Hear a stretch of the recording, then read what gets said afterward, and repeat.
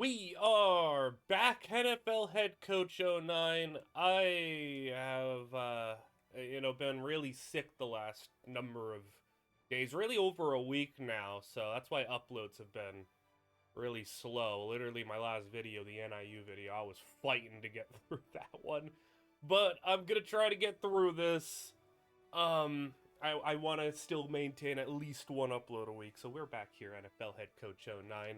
Feeling a little bit better to do a live commentary. So, a lot happened last episode, and I'll just quickly run through. Vince Young and everybody else had a little bit of a potential jump because of the coachability that I bought. It was a lot of points, but it looks to be worth it. And after coming off back-to-back AFC Championship losses to specifically the Indianapolis Colts, the Colts last season had a historic defense that was able to be a headache to deal with. They were the only team to beat us last season. Vince Young somehow won MVP. That makes things all the more complicated. But Bo Jackson had a little bit of a disappointing season for his standards when we're looking at a generational running back, and the fact that he got hurt a couple of times, got knocked out of even, some playoff action. And to supplement that a little bit, somebody went unsigned throughout free agency. That is Reggie Bush. So we're bringing him in as a backup running back to try to put together maybe the greatest backfield ever. Wide receiver, we say goodbye to Quentin Surency, but we spend a pick on Torrey Edwards, 96 potential, and he looks to be absolutely unbelievable. Tight end stays the same. We lose Dimitri Cannon to restricted free agency. We recoup a second round pick. We go into the first round and draft Benji Cato, who I think is going to be better. He's already basically the same overall as Dimitri Cannon day one, and he's got 94 potential, and he's cheaper as well. Logan Mankins, Richard Emanuel, John Onken, all here on the interior, an elite interior line. The only thing that's got to be concerning is Richard Emanuel in his first 3 years has sustained 2 season-ending injuries, so we gotta hope that doesn't take him out again. Right tackle, David Stewart, still sticking around, one of the original guys here. But, yeah, I think at this point, he's kind of maybe, I know 92 overall, and he looks really good and everything, but he's maybe our worst offensive lineman, which is pretty crazy. D-line, Tamba Hali, still sticking around. And we lose James Harrison via trade, but we go and try to supplement him with a bunch of just pieces, a couple of veterans here, and then a number of rookies here. A guy last year we drafted, Eric Lacy. We're going to be starting Cedric Darcy, actually, because I think his potential, even though it says 86, it's more just a schematic thing. He's got some really good abilities. I think he could be special for us. B.B. Clayton, Jerry Carrier on the interior, Freddie Bates at outside linebacker. We go into the draft after letting Keith Bullock go to the Bills, who is a contending team. We got somehow offered a first-round pick for Keith Bullock, and it was too good to pass up. We go into the first round, though, and select Mario Martinez to be the replacement up the middle. D'Amico Ryans kicks the outside linebacker so we can have less pass coverage responsibilities.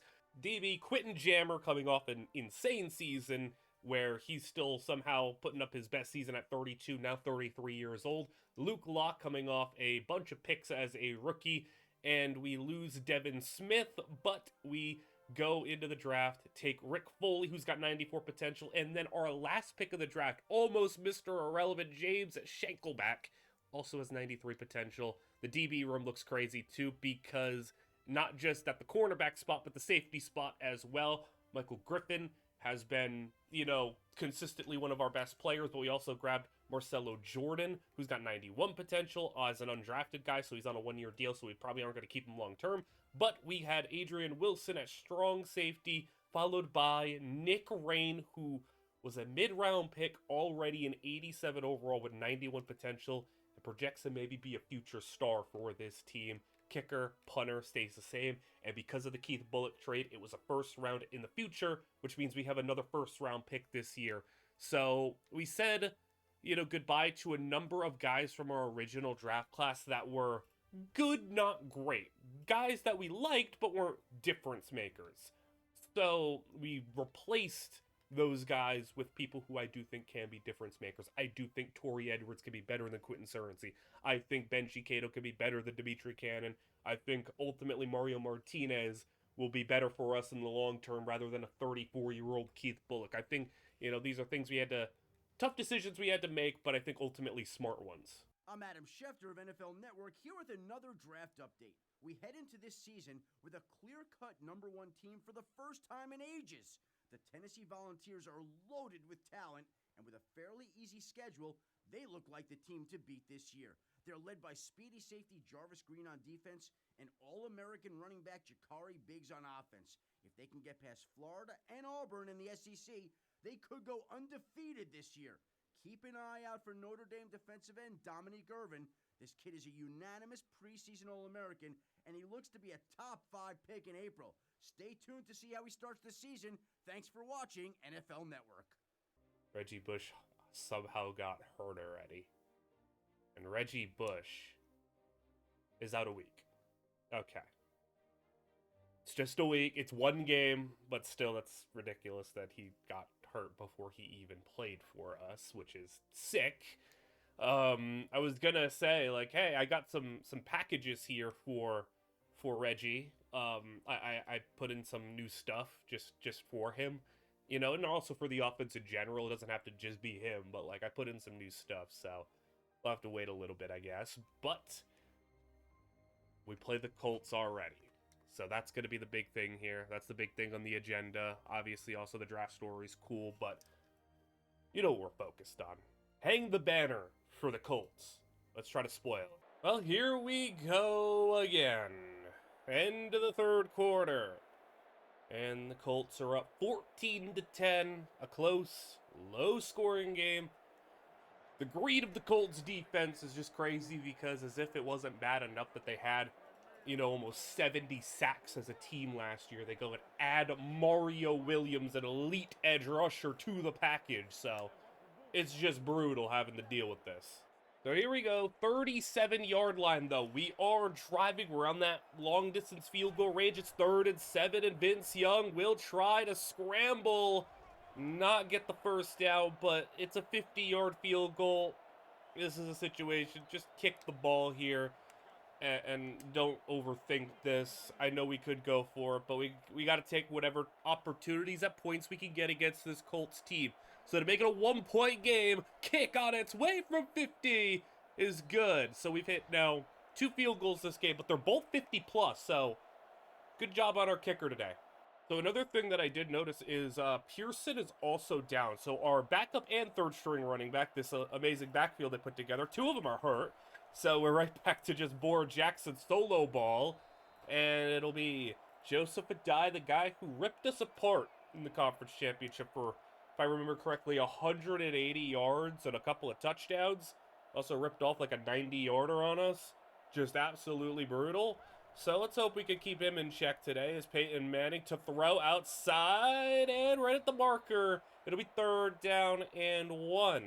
The Colts haven't drastically changed year to year. It's still Reggie Wayne, it's still Joseph Adai, it's still Peyton Manning, Anthony Gonzalez as well. So they haven't needed to change, obviously. They've been a perennial Super Bowl contender as Joseph Adai. Got 12 on the play.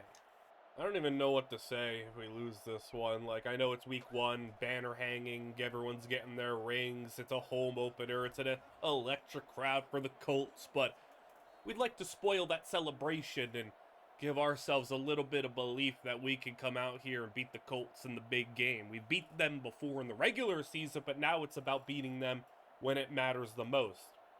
Maybe we could just say, like, hey, it is what it is here, and be good for the playoffs, try to, save our best for the playoffs. But I just want to beat this team anytime we get the opportunity. This has turned into a full-scale rivalry. And now the Colts in enemy territory. 6 minutes to play in the 4th. Manning to the air. We send the linebacker up the middle, and they'll get it out short. Caught, and it'll be 6.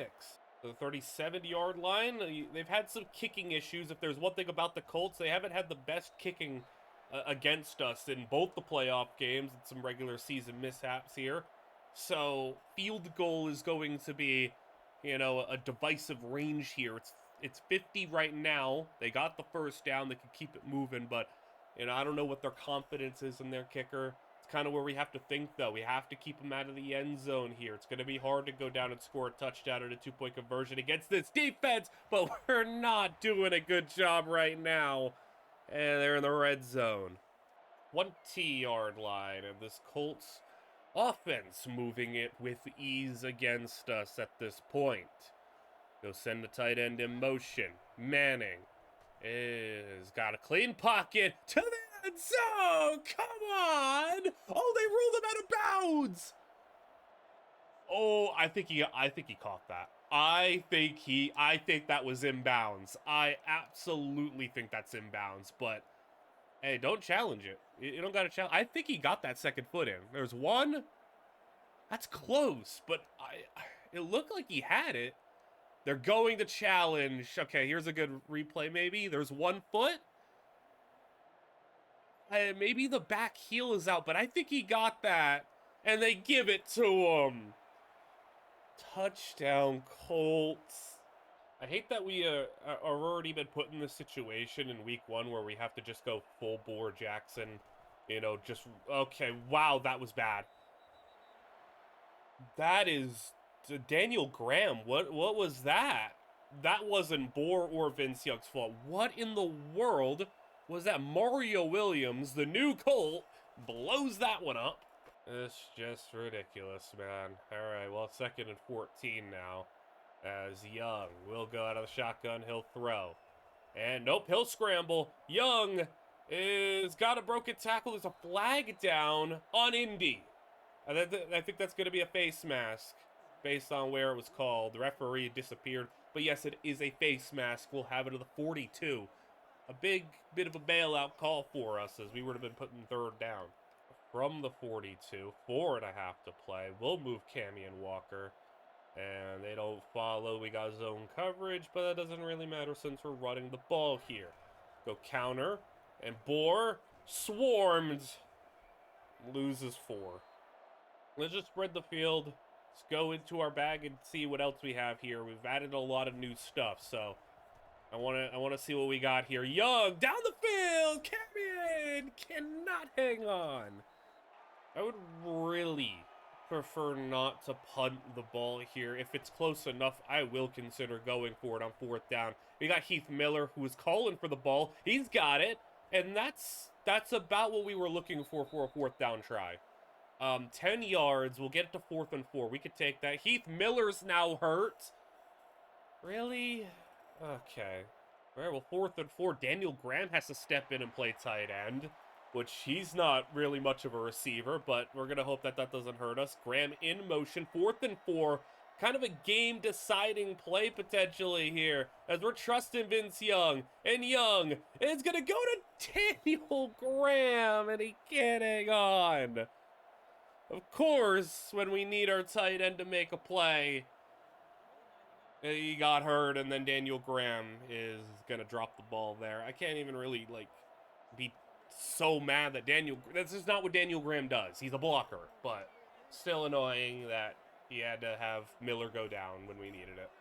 1st down for the Colts at our 48-yard line as we go up the middle. A die hit and knock down Mario Martinez. The injury, Heath Miller out for the game. We'll see if it's a long-term injury. But it's nice at least to see Mario Martinez making a play. And we'll see what else he's able to do this season. Can he prove me right in the decisions that I made to make him kind of the guy right up the middle? As Manning to the air, spreads the field, got pressure in. Martinez out there in coverage, and he wraps him up, gain of 3. 3rd down and 7. You stop them here. You give us a chance because they're not going to be kicking no 58-yard field goal. But we need the stop. We got the pressure. They got a man. Tackle him. We do get him down. 4th and 3. Reggie Wayne couldn't get the 1st. We just cracked the code that is this Colts defense. And let's go Bohr. Jackson got 9. All right, well, after that, 2nd down and inches, we have Bohr again on the carry. Bohr, you just see the shed block there. I mean, my goodness, man. I think it was Robert Mathis. I mean, what do you do there? David Stewart can't hold on to him, and even though Bohr shed 1 tackle, Robert Mathis being there, Brutal. 3rd down and 3. I'm actually going to just triple down, go to the ground again, try to get this, and we do. What? 4th and inches? Are you serious? They call it 4th and inches. Do I challenge that? They're not even going to let me. Okay. I mean, obviously I'm going to go for it, but, like, really? That's not a 1st down? Like, dude, look at that. It's right on the line. If we don't get this, this is some nonsense. Come on, there you go, Young. Right up the middle, and he's got the 1st. He cut for some reason. He could have just read straight, maybe got even more, but we'll go to the 2-minute warning. All right, well, we took a little bit of time to go and only get 14 yards, but, you know, we're not in a rush still. I feel like we could take our time as much as we need, as Hendrickson's got the 1st down. Hendrickson got 13. We're not hurry up offensing. I can still call the plays while we have the time here. A minute 43 to go. 53 yards away from the end zone as Young in the shotgun. He's got space if he wants to take it. He'll go outside. Boer-Jackson out of the backfield. Come on. Boer fumbles it. Why can't we catch a break against this Colts team right now? Like, Boer fumbling. Why is this an issue? I once again did another upgrade for carrying. And he fumbled again. Addae on the run. And look at Joseph Addae, man. We have all of our timeouts, but I mean, if Addae is going to run like that, I know that was only 3, but you could get close to breaking one off. It's just frustrating, man. 2nd and 7. Hand off Addae again. And Joseph Addae, 1st down. Game over. That's ridiculous, man. I guess it would have helped to have our other 2 running backs in there, but, you know, when we rely upon Boer-Jackson to be the guy, we want him to not fumble the ball away. Vince Young he's an okay game. I mean, you got to scale it for the Colts defense. He didn't turn the ball over. And it wasn't his fault that we lost. I mean, Boer is the one who fumbled it in the end. Vince also ran it better than Boer, only 2.7 a carry. Like, Boer, you need to lock in here. Like, you need to be the generational running back that you were, you know, in college and in year 1 for us. He can't be fumbling like this. He needs to lock in right now because, hey, we can't be doing this. We cannot be doing 2.7 a carry. We cannot be doing a fumble. We can't be doing 6 fumbles last year. He needs to figure it out. So I am pretty confident we don't need to hop into this one. The Packers finally just scored a touchdown here, but it is 35-10 on Green Bay, and Vince Young has put up a near perfect passer rating, and things have gotten a little bit better. Reggie Bush made his debut. Pearson is back, so we have the full backfield. But we're just going to get through this one. Not really going to hop in up 25 with the ball. And it looks like we might put up more points. We're close. 5-yard line. Packers are burning time. That's okay. We got a field goal there. So 38-10 was a pretty uneventful 4th quarter, but understandable. We just kind of ran the ball a decent amount. I mean, it's great to obviously beat up on a team, but does it feel maybe a little hollow because we still lost to the Colts? I don't know.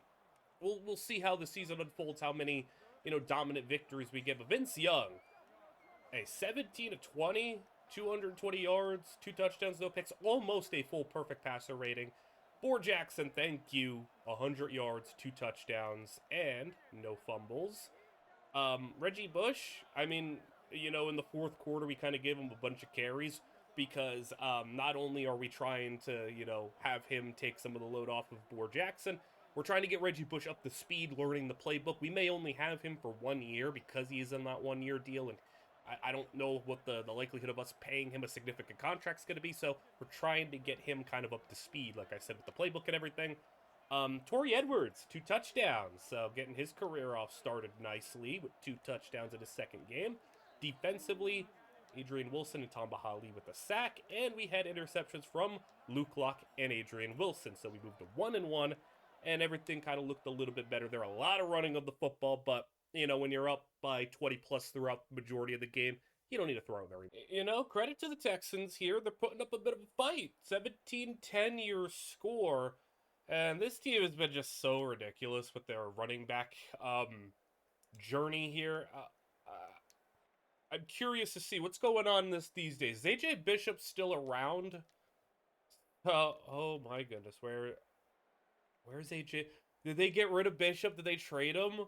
So they drafted Joker Jones last year in the first round after drafting AJ Bishop the year before. They started Joker Jones.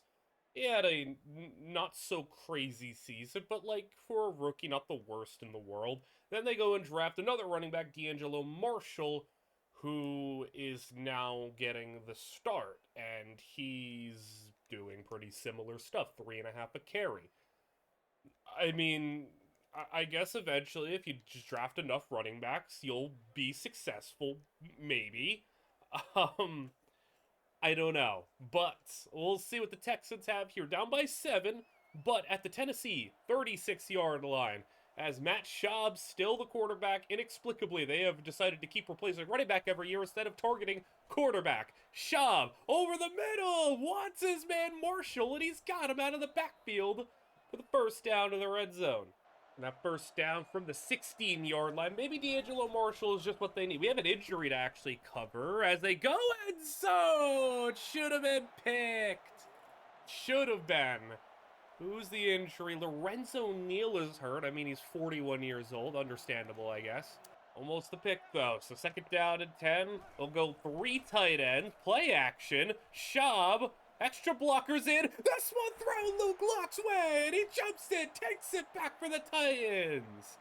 Luke Locke-Sim gets a lot of picks, but we don't get to see him catch many on the field last year. But we get to see one now. Luke Locke getting the pick that Quentin Jammer should have had the previous play.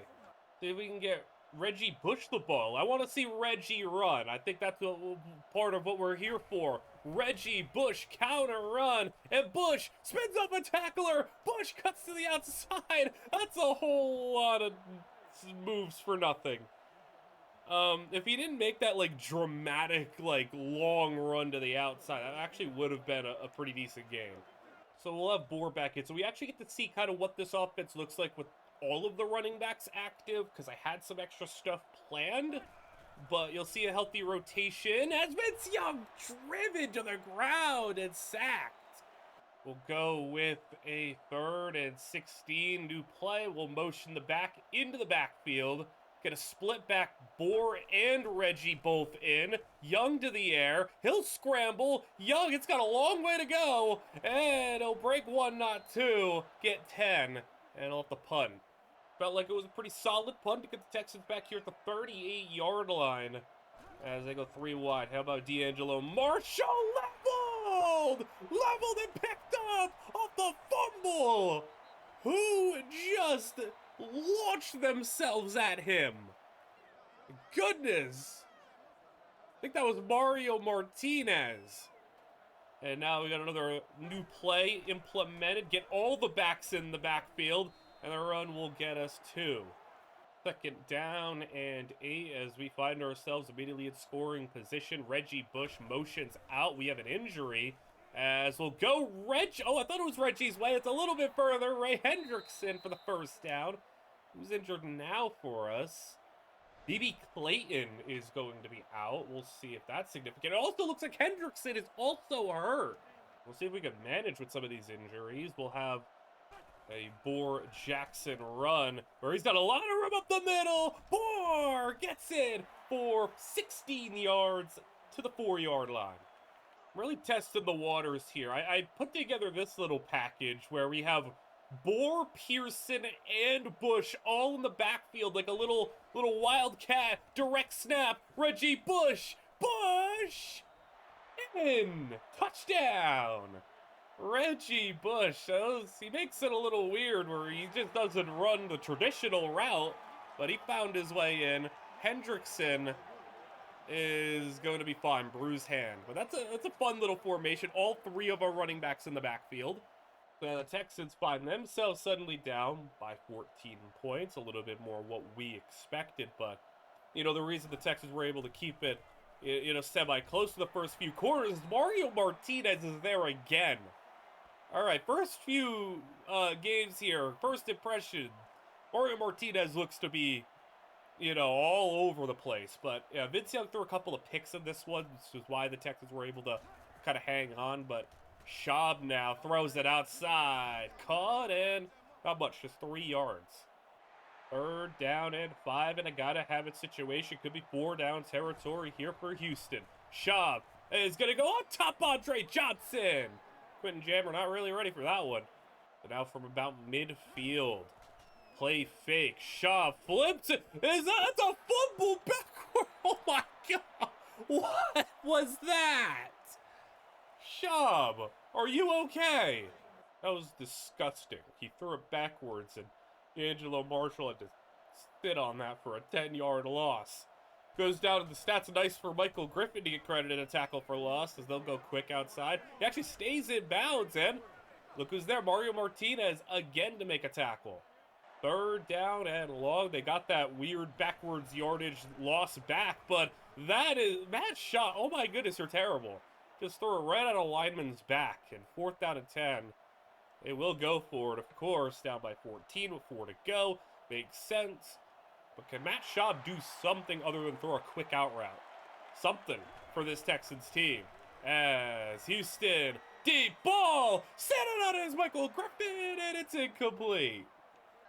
We go 2 tight ends. Let's Boer run it, counter left, and slips through, breaks a tackle. Oh, come on! He had that. That should have been a touchdown if Heath Miller would have just blocked him. We'll take the big gain, but Heath Miller just sold a touchdown. How about each back get a carry here? Boer first, Pearson second. Let's go Reggie Bush now. The box looks really empty. Can he find his way inside? Bush does! Slips through! Reggie Bush! Double-digit yards, and maybe Reggie Bush can have himself a little bit of a revival as a runner, because with New Orleans, he could not average 4 yards a carry to save his life. Maybe he just needs a better situation, and maybe we are that. Should be last play before the 2-minute warning. This game's pretty much in hand, barring something ridiculous happening. As Boer breaks a tackle, and Jackson will have 4. 3rd down and 2 on the verge of, maybe putting this one away. Boer Jackson will be back to take the carry, and Jackson will find that 1st down. And the Texans will have to burn another timeout. This one basically over now. It ends 24-10, and the rushing stats look special. Young, not a good game from him. The 2 interceptions kind of kept the Texans around the first half, but other than that, it's whatever. It's the rushing stats, though, that are really fun. My goodness, man. 21 carries, 114 yards, and a touchdown for Boer. 5.4 a carry. Reggie Bush, 11 carries, 67 yards, 6 yards a carry with a touchdown. Pearson, 8 carries, 40 yards, 5 a carry. 3 running backs combining for roughly 40 carries and about 200 plus yards, all on 5+ a carry. That is absurd. That is the special backfield that I felt like we could have. Camion Walker has himself a fine day. The passing game definitely taking more of a back seat. Luke Locke, 2 interceptions in the game, and the sack also from the defense getting in there. But man, I said, hey, Boer, lock in 2 straight 100-yard games for him, and that's more what we want to see. No fumbles, no struggling. We'll come back around and hope when we eventually do play the Colts again, we can, get back on track here. Reggie Bush seemingly helping a lot here, giving us another dimension. But the schedule ain't easy, I will say, because we do have to face the Chargers up next. The Chargers are a great team. We have to face Keith Bulluck and the one of the top seed teams in the AFC and the Bills once more. You can see kind of how the division is played out, because we got to play the Jets, we got to play the Dolphins, meaning we probably play the Patriots as well.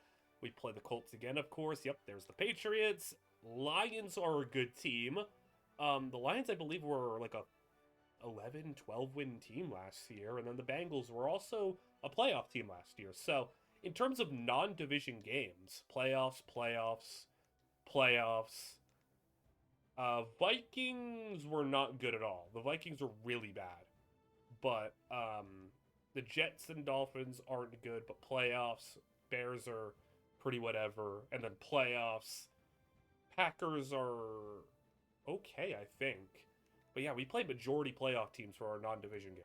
It was literally the last play of the third quarter, but the Chargers did score a touchdown, and we'll be receiving a kickoff here. So 21-17. The Chargers, I do respect them a lot. LaDainian Tomlinson was nuts last season, and it wasn't until, I believe, if I'm remembering correctly, that they ran into the buzzsaw defense that was the Colts.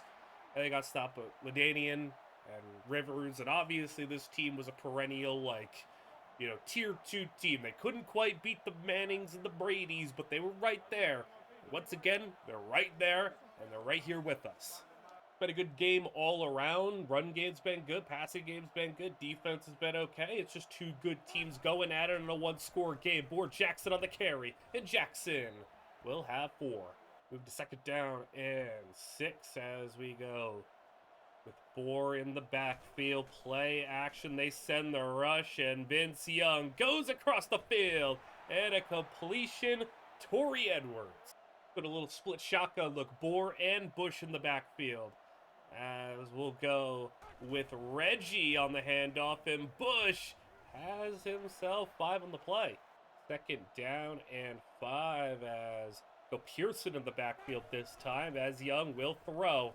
And Young got Heath Miller open, can't bring it in. The defender actually came in maybe if the ball was thrown with a bit more anticipation. Overall, doesn't matter though, because it's a holding on our O-line. I am scared to try this play, but might as well give it a try.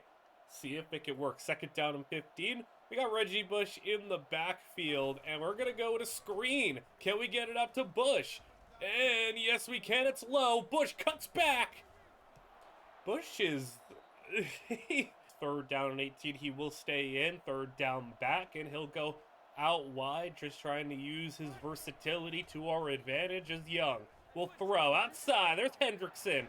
And not going to get the first down. 4th and 7. Just too far away for us to want to go for it here. A spectacular 21-yard punt where Phillip Rivers, LaDainian Tomlinson, and the offense take over. Will LT propel them to victory as they go play action. Offense back for Rivers. Got a first down. Back with another 2-wide look as they go Tomlinson on the ground. Tomlinson, can he get outside? No, he cannot. As the defense swarms to him. LaDainian at this point in his career not as fast as he used to be.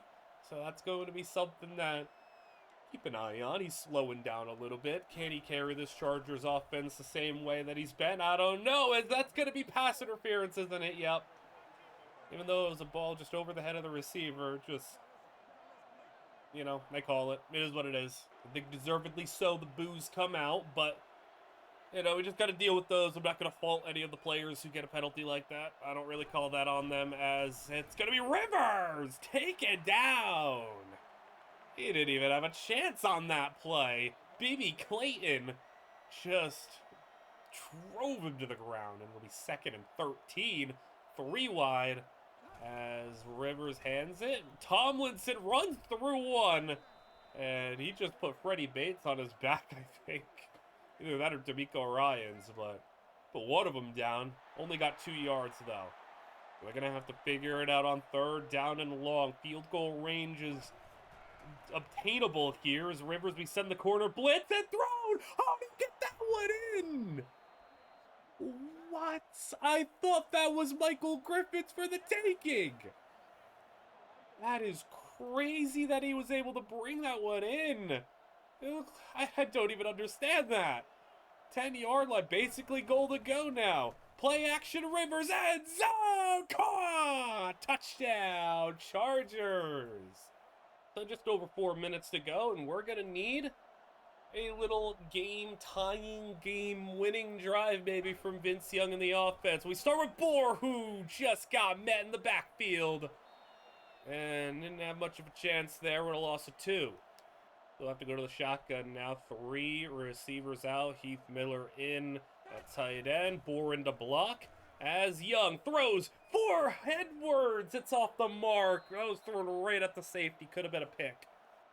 Be a pretty ugly 3 and out here, but Third down and 12. We'll have to go to the air once again as we have Boren blocking. 6 men in the protection. Throw outside. Hendrickson can't bring it in. That was right there. You got to bring that one in. Got a punt. That's just really unfortunate. Hendrickson had it. But still plenty of time, and I trust the defense here as hopefully a better punt. Yep, much better punt. But he doesn't shank them out of bounds. It's a muff punt! Oh my goodness, we got the ball! Oh my goodness! Are you kidding me? I've like never seen a muff punt in this game. James Schenkelback, the 7th round corner, scoops it up. Dude, I don't think I've ever seen a muff punt in this game.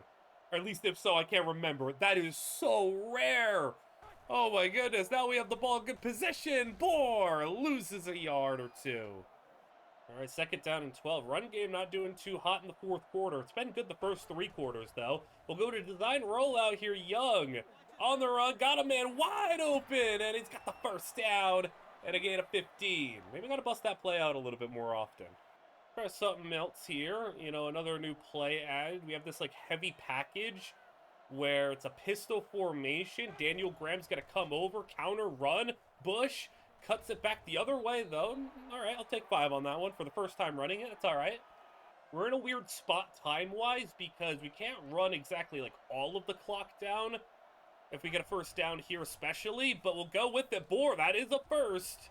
At least I think so, yeah. So we can take it to the 2-minute warning. It's going to be 1st and goal. So presumably Chargers, if they get a stop, will use timeout. So, you know, try to force the tie game, give themselves time. So we can't really run out the whole clock here, but we'll see what we can get down. I will still run the ball at least one time to get us maybe a little closer and see if we can run it down to 1:20. Bohr, stiff arm. All right, just 2 yards. And we have to burn a timeout. Somebody's hurt? Well, no one's down. I guess somebody got... I didn't use that timeout. Okay, well, that's rough. I guess somebody got hurt. All right, I've done this a couple of times last season where I put Bohr in at the direct snap back. I'm going to put Reggie and Bohr next to each other and direct snap it to Reggie, motion Bohr out. Now let's see what Bush has. As Bush on the carry, Reggie Bush, touchdown. Liking what I'm seeing from Reggie Bush. And he strikes the Heisman pose as well. Reggie Bush with the Heisman pose. So 28-24, Rivers has a 2-minute drill on this defense to try to score a touchdown. It'll go quickly, and what a hit from Wilson, but he hangs on. And it'll be just shy of the first down, gain of 10. What a catch, though. Impressive to hang on to that one. Rivers back in that split shotgun. He'll throw. We'll send pressure. Rivers down the middle, and brought it again. He hung on. Both receivers now bringing in a tough pass. Rivers, impressive to hang on there in the face of pressure. They got that extra blocker in. This time, they have more pressure set in. Henry outside, got the catch, and it'll be 7 more. So we keep sending the pressure, but they keep sending at least one, and sometimes both of their backs in the block have 6, you know, maybe a 7th guy in there blocking. They have 7 again blocking, and that one, Mario Martinez, jars loose. But yeah, they're doing a good job picking up the pressure, preparing in Rivers, even though there's only like 3 routes going at any given time. Been working for them. 3rd down and 3, though, from the 37. Can't settle for a field goal. Got all their timeouts, 1:10 to play. Rivers down the middle. Caught. Leveled by Michael Griffin, but he hangs on again. The hands on this team are just incredible as we're down to 60 seconds. A 20-yard line. Rivers is going outside. Locke is there, but he hangs on for 5 more. They can't drop anything. The coverage is tight. The hits are hard. They're just catching it. 50 seconds to go. 13-yard line. Rivers, we send Griffin on the blitz. Outside. Come on. Locke gets ran through. He's in. Touchdown Chargers. Wow. It's one heck of a drive. No mistakes made, and they score 40 seconds. Well, now we have to go and see if we can score 43 seconds to play. We will have a return here, as it'll be Reggie Bush on the return. Bush spins off a tackler, and Reggie, all right, to 33, that's pretty good. So, looking at 25 to 30 yards maybe for a long field goal. Not a bad distance to need. We are down a timeout due to the Lorenzo Neal injury. We'll go with a tight formation here. Motion Heath Miller into the backfield. Snap it. Young has over the middle open. There you go. Got the completion. Camion Walker will burn our second timeout. And now in Charger territory. We're looking at 10 yards for a long kick. 15 maybe. I feel a little bit more comfortable. All right, with a bunch package to the right, we have isolated Edwards on the left. Bohr in, they go with the throw. And open, wide open Heath Miller! And to that first down and a lot more marker. We are in field goal range. I'm going to have 25 seconds to go. I'm going to call it quick. I'm going to just see if we can throw one up, take our shot, hold on to the timeout for when we need to make the kick. We're in field goal range now. It's just about seeing if we can go for the win or get closer. Young, 15 seconds to play. Throws it Walker's way. Oh my goodness, he got upended. Still not an easy kick from here, but what I think I'll do is I'll send one more pass, see if we can get something. If not, we'll just try to focus on the field goal here. But we'll give ourselves one more chance. Just don't throw a pick. Don't take a sack. And they send the pressure, and we go to Hendrickson. There we go. Okay, that'll be the field goal there. As we will burn the timeout. 3 seconds. We take it, and we should be all good to go. Relatively short kick here. Gonna be from 32 yards to send it to overtime. They will ice us. Did a good job in just, under 40 seconds getting it all the way down to the Charger red zone. Yeah, I mean, I can't really ask for much more from the offense on that drive. We just got to make the kick here to send it to overtime. As the kick is good. We're going to overtime, 31-31. Fun game against the Chargers. And we'll see sudden death, obviously. Who gets it first? Who will get their try to win this one? Chargers make the call. It is going to be our ball. Let's go and win this game. Quiet fourth quarter from Bohr for the most part, but see if we can get him going here at overtime. He typically plays pretty well in overtime. In the games, and everybody's getting a lot.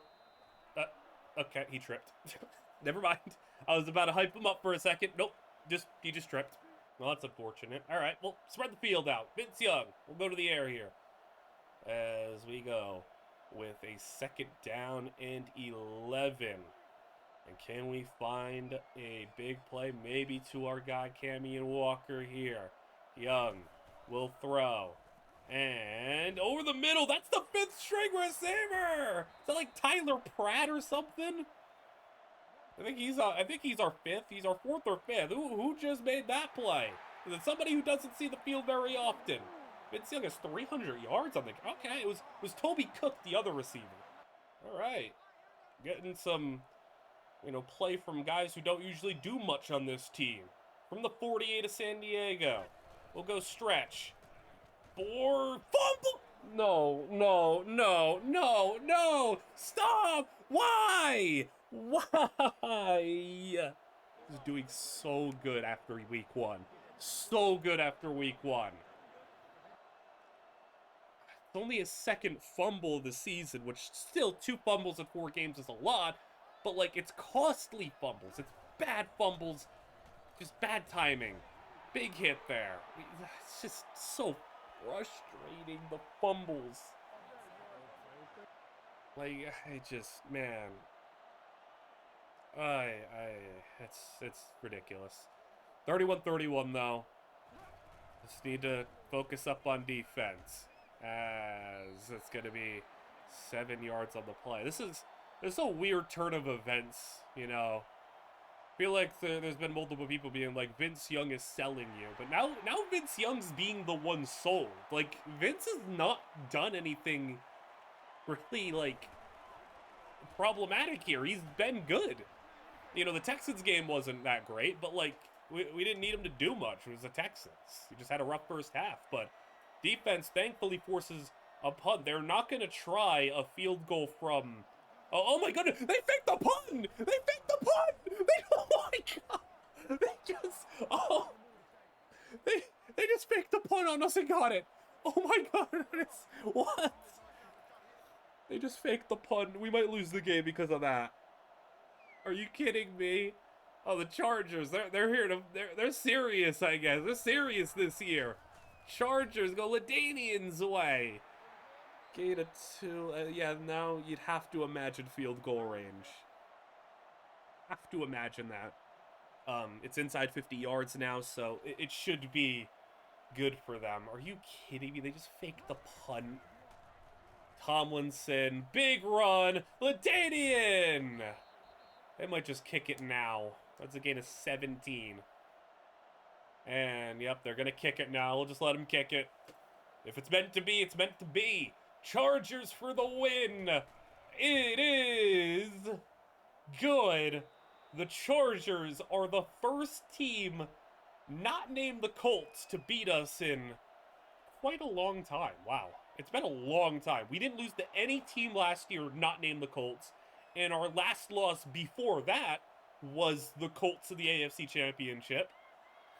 And then, so it was like the regular season, not last year, but the year before. But you see, Vince Young, heck of a game. 300 yards on about 10 yards an attempt. 3 touchdowns, no picks. Vince Young was spectacular. Boar Jackson really ran out of steam in the fourth quarter. I mean, the Chargers did a good job, though. It's not even really, like, it's not the yards that was the issue. It's just he fumbled. The fumble was the issue. Like, that's the problem here. Reggie Bush also fumbled during... Okay, well, that's just great. Reggie also fumbled at some point. Camion Walker, hey, welcome to the season, Camion. How about a big day from him? 191 yards and 2 touchdowns. Carrier and Clayton with the sack. Martinez got a pick. Adrian Wilson as well.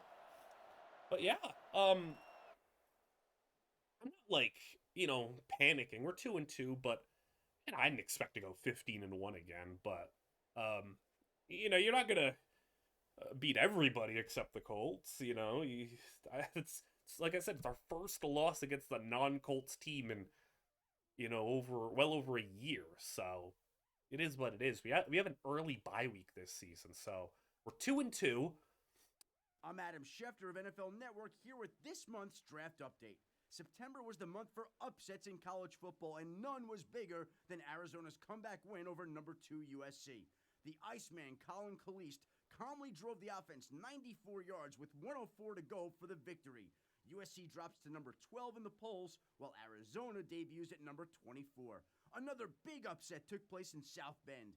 Rodney Morris and UNLV beat Notre Dame at home 27-14 in a win nobody saw coming. Dominique Irvin, the preseason All-American for the Irish, was non-existent again, failing to record even a tackle in the loss. Has there been a more disappointing player in college football this year? I can't think of one. Now hold up, did someone say the Iceman? The Iceman? I happen to be wearing a Caleb shirt right now. We got ourselves an Iceman at quarterback. Oh, that's cool. So we got Caleb before Caleb in a way. We're also at that point of the season where contracts are going to be discussed. So Quentin Jammer's 33. See, it's going to be a no right now. I would give him maybe a 1-year extension if he wanted, but he wants a 2-year extension, 3 years total, and the price has gone up, understandably, because he had a really nice year last year, but I think this is one we kind of sit on, and we also have guys kind of waiting in the wings now that we're pretty excited about. I don't think it's going to be something where we prioritize paying a 34, 35-year-old corner, you know, for the next few years. Punter, though, I'm satisfied with our punting situation, so yeah, we'll take a contract extension, punter. like I said, pretty satisfied with what we got there. And it was a goal to re-sign him. Jerry Carrier, I get yeah, I get scared with defensive tackles. What's our contract situation? So that's counting for this year too. We have $3 million, so he's asking for a pretty sizable amount right now. That means. All right, guys, this has been a weird game. We're losing to the Bears right now to go into the fourth quarter, and I feel like we just haven't had the ball. Like, oh my goodness. Dude, look at the time of possession.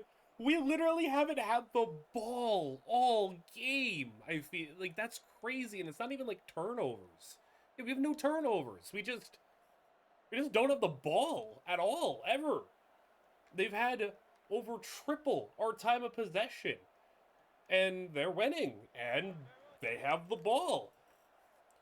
So, credit to the Bears for playing a really interesting game of keep away here, where we just haven't been able to do much of anything, but we get a tackle there that's going to go down, I believe, as a sack for Tamba Hali.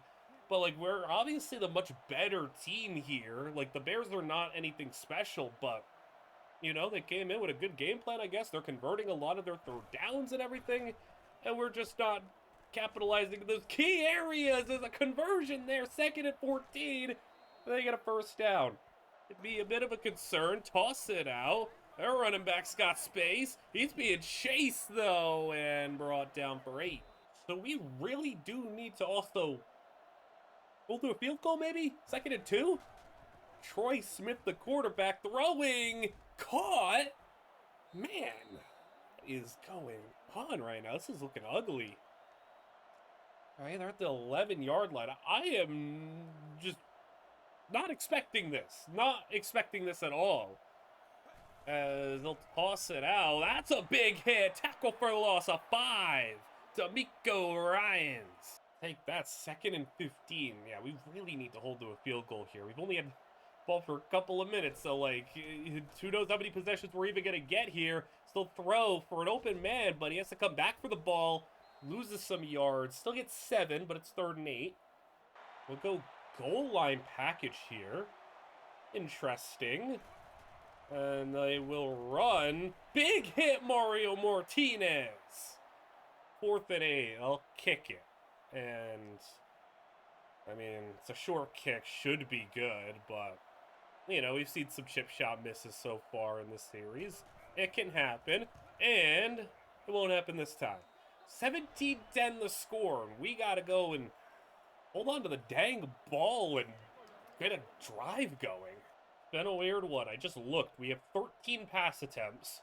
We have 10 rush attempts. All of them bore. We haven't even gotten to use any of our other running backs because we've only ran the ball 10 times. Bohr still has mostly fresh legs right now. It's carry number 11, and he got 5. Young in his game so far, not a good one, but just 13 pass attempts, just hasn't really got a chance to get any sort of rhythm going. Throws it down the middle. Hendrickson hit, incomplete. Penalty Chicago, though. Are they going to call it early, maybe? No, they call face mask. All right. I don't know where he grabbed a face mask. We'll take a phantom penalty, though. We're talking about fresh legs. Reggie Bush literally hasn't carried the ball yet. He's just returned kicks, so let's let him carry it here and see what Bush has. First carry of the game. Loses 2. All right, we'll spread the field this time. And go 2nd and 12. Got all those receivers in once more. As Young will throw. Walker's way. It's jumped and picked. That's bad. All right, yeah. That's all on Young. Can't be doing that. What is going on? This is off of a bye week, too. This is bad. This is really ugly. All right, defense still, like, it's a 1-score game, but, man, this has been rough. Another toss play, and tackled for a loss. Freddie Bates loses 3. 2nd and 13. I mean, they can keep running tosses. They haven't really worked much. Troy Smith to the air, though. Man coverage across the board. Got it incomplete. Nice job, D'Amico, in coverage. quick 3-and-out would be nice, and they are going goal line again. It seems like this Bears team just has, like, the most conservative play calling ever, but it's working, I guess, and they're winning the 4th down, and they just are playing to run clock and make it as short of a game as possible. I don't even know where we gotta go. Like, the run game's been good. We just haven't ran it much, so, like, we'll just stick with Bohr now, and Bohr, it's just a miss. Man, this has been a weird, frustrating game. Somebody's got to wake up, though. Like, we got to pick it up here. 4 minutes to go. We don't got money. At a full start. Oh, my goodness, man. What is happening? What are you guys doing? 2nd and 16. And we'll have to throw the ball. So we're behind the sticks again. Young to the air. He's moving right, avoids the pressure, finds Torrey Edwards for 11. We'll take it. I'd say with the lack of possessions we've gotten, it is 4-down territory, and I'm going to call it as such. And, oh, never mind. And once again, the goal line package. Like, they're just not even trying to do anything. They're literally just, this is an embarrassing one. They're not even trying on offense. Like, there they go, rounding the clock down. We're gonna like final play before the 2-minute warning, unless it's a pass and it's an incompletion, which it won't be. We'll run, not much. We'll head to the 2-minute warning. 3rd down and 12, 2-minute warning. And the Bears will run it again, and they will get basically nothing. 3 plays, and they got a net 0 yards and just ran the clock. A really good field position. Can we capitalize on it? Can we do something? We'll go to the air here. Play action. Young rolls, throws. Heath Miller can't bring it in. Come on. Heath Miller is the most non-sure-handed tight end ever, I feel like. My goodness, man. 2nd down and 10. Young to throw it. And goes outside, Camion Walker. Walker will take it for 8. 3rd down and 2. We're going to go with Bohr and Bush in the backfield here. Reggie deep back. Bohr fullback. Straight dive to Bohr. Slips a tackle. He's got the first in a very unconventional way. 1:20 to go. I'm pretty contentious not having to go hurry up right now as we go outside. We got Edwards. Edwards, that's in. 1st down, 24 yards. The 14. Please, I beg of you to give me a good run here. And please don't fumble, Bohr. We'll go with the counter. And Bohr outside. He just, that's not good. All right, we're going to throw it here. Vince Young. You got another clutch drive, finishing off with a touchdown in you. You got another one. Young tries to run the pressure, sacked. Well, now it's 3rd and 19, and we're basically set up in a trying to make it a manageable 4th down situation here. Young, can we do it? Young, outside Edwards, please! Feet in! 4th and 1! Edwards, thank you for getting that along the sidelines. Well, this is what we have here. Bohr is in under center, running the Vince Young play. We're going to run it with Bohr. Bohr Jackson, come on. He's down to the 1. We got the 1st down. It was just 28 seconds to play. You know, we can just go Bohr, 20 seconds to go. We have 1 timeout. We can still afford to run it. Wait, they used my timeout for me. I didn't use that. Who called the timeout? I didn't use that. Somebody called my... Which one of my coordinators is getting fired right now? Who just called that timeout? Who just did that? Who did that? I didn't call it. Oh my goodness, man. You're not... Please get in. 20 seconds. Bohr. Carry. Touchdown.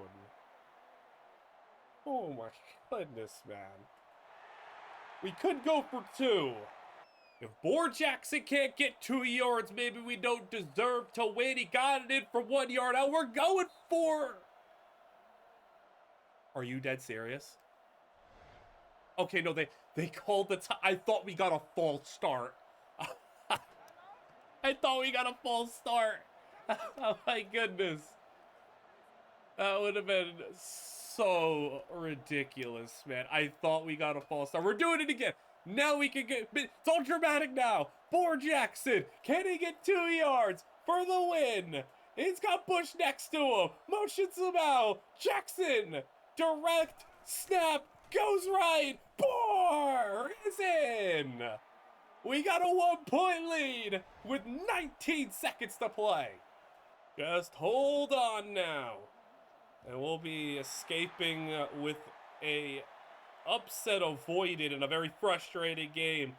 But can we make the tackle on the kickoff, please? All right. They'll have 14 seconds, so they'll have maybe like 2 good plays to get themselves in field goal range. They gotta go probably like 40 yards, maybe 20, 23, 33. Yes, I'd say 35, 40 yards is what they gotta do. I don't know how aggressive they would be to kick a long kick if it came to that, but I don't love the look that we're running here. Schwartz, don't let me down. As, okay! Sacked! Tambahali! They didn't let me down on that one. We set the all-out pressure in. Tambahali got it done. Come on, guys! Finish it off! Martinez is on the blitz! Oh my goodness! No! No!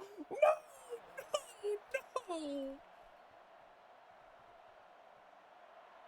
Are you kidding me? Why? Why?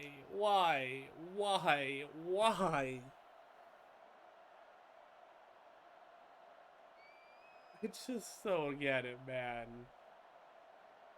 Why? I thought we left the choking on the defense in the past. I thought we left it there.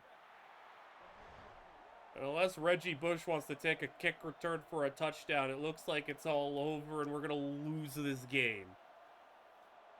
On some nonsense.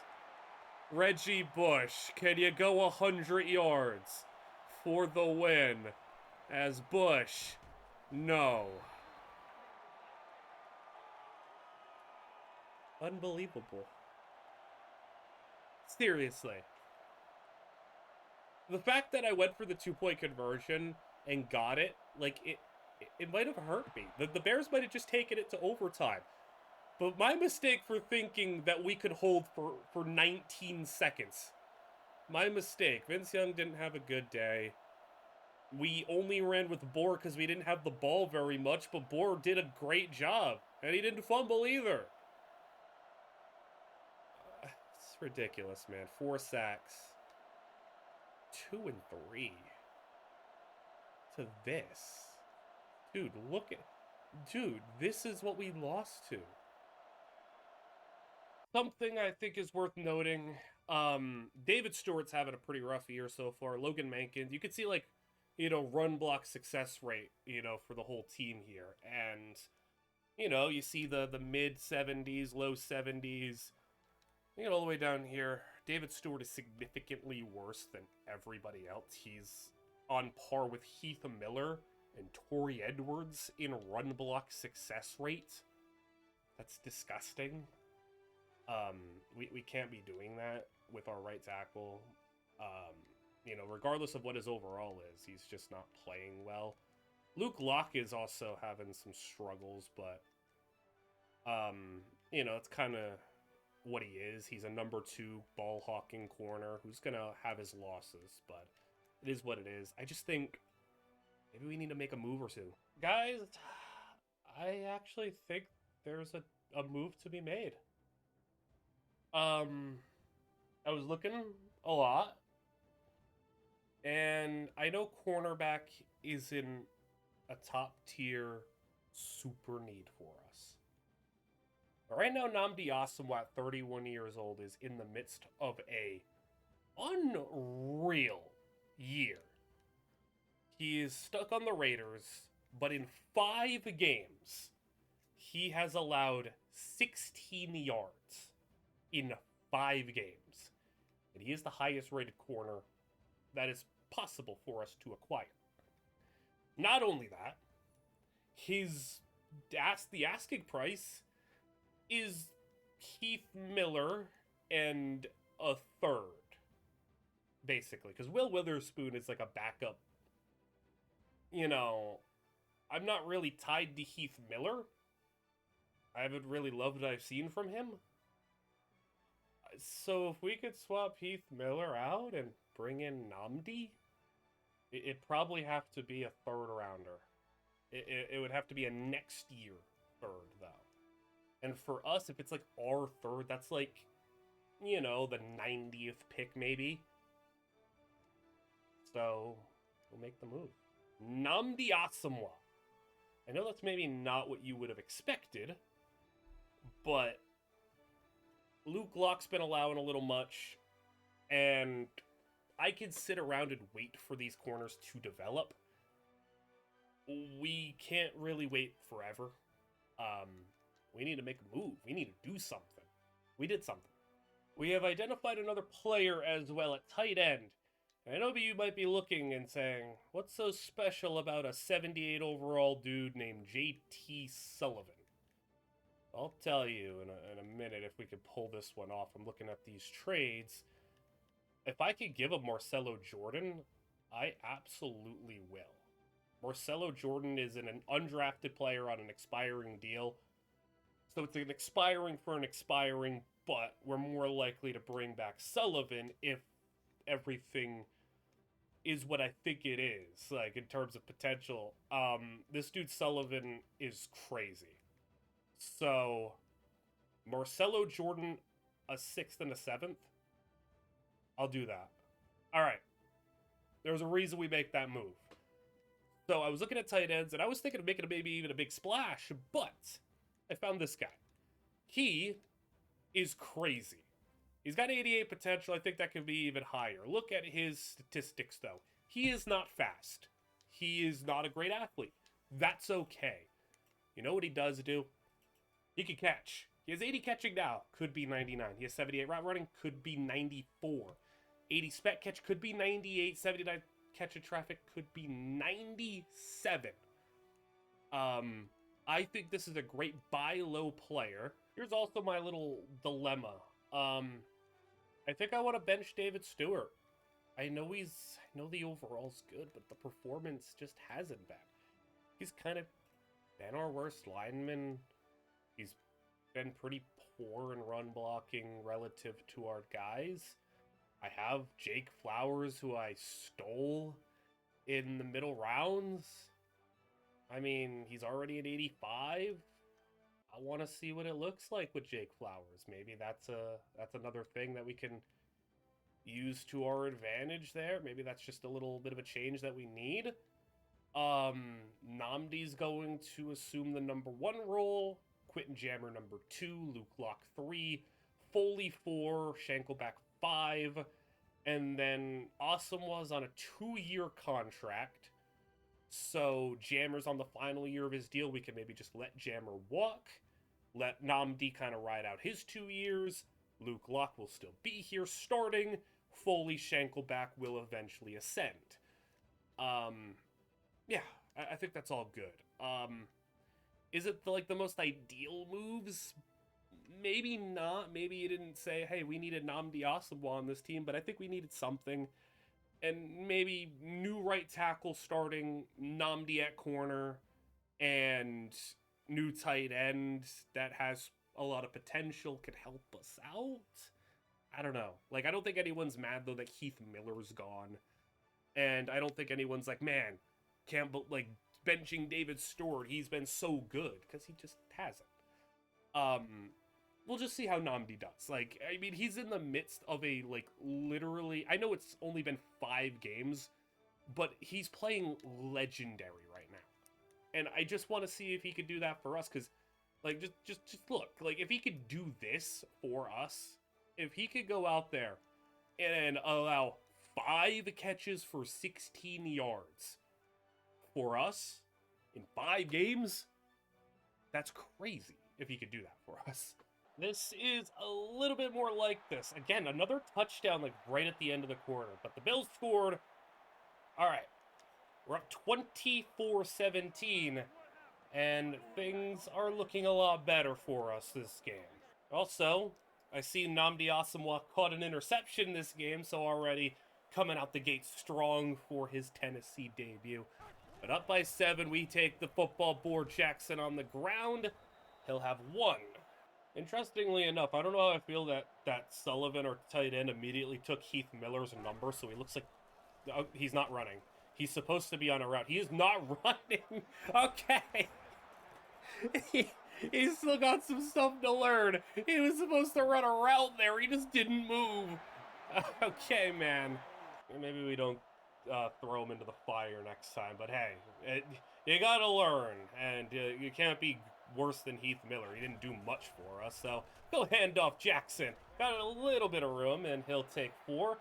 But this is also big. Bills are a contending team. And Keith Bulluck, a former, lifelong Titan here, making the tackle on that last play as well.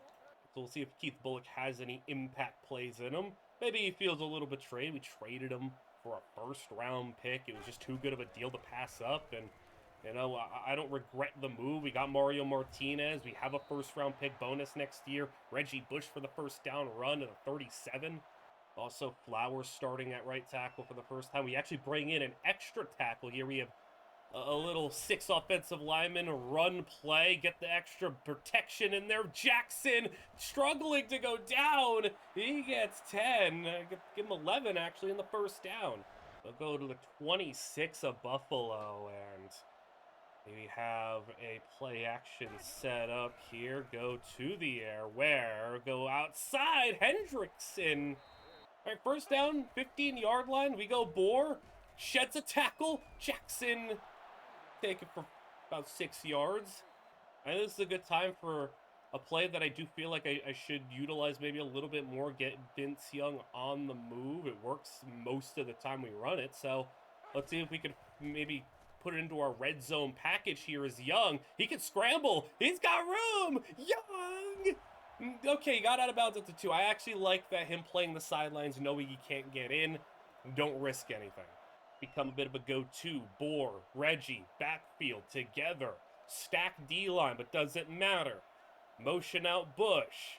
And Bohr all alone. You know what's coming, but can you stop it? Jackson, carry. Jackson, touchdown. Titans.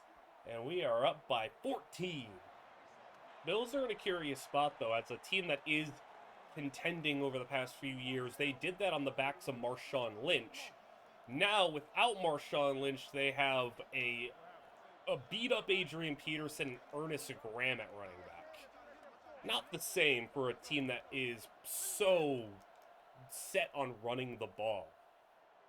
Adrian Peterson, if it was like the Adrian Peterson we knew, the legendary AP, maybe it would be different, but this is an Adrian Peterson who's sustained like 4 season-ending injuries in a row, I think, or something crazy like that, or at least missed significant portions. His leg is cooked. That's why he's a backup running back. Ernest Graham, meanwhile, loses 4 yards. Tamba Hali with the tackle. And, at the trades, the biggest thing I was looking for, like, Nnamdi kind of popped up as like a happenstance thing. I was looking for a dominant, pass rusher to go opposite Hali, as that pass broke it up. I was just looking for we haven't had a game-wrecking D lineman. We've had Vanden Bosch, we've had James Harrison, we've had, Tamba Hali, really good players, but we've not had like an elite top-of-the-line 12-sack guy. We haven't had that. And I was looking for it. Predictably, they're pretty pricey. Only like a few even allowed us to talk trades with them, as that passed Lee Evans, and he just flat out dropped that. That is gross from Lee Evans, I believe, and the punt. But like I was saying, there just wasn't many options for us unless we won. There was one option, and it would have involved us giving up 2 first-round picks, and I wasn't going to do that. It wasn't really worth. But yeah, there just wasn't many options for us, which is why I decided to double down on secondary as Reggie Bush. Solid return past midfield. I think it would have been one thing if we just traded for like a fine corner, The only way I would have made a trade is if it was for somebody special, and Nnamdi Asomugha is special, having a special year. So I just found that that was a worthwhile move as we go play action here, and that's going to be a wide open man, Tor Edwards! And Edwards goes for 27. And maybe, on offense, benching David Stewart was just something we needed to help us out, as, rough as it is. I had him on the trade block just to see what offers.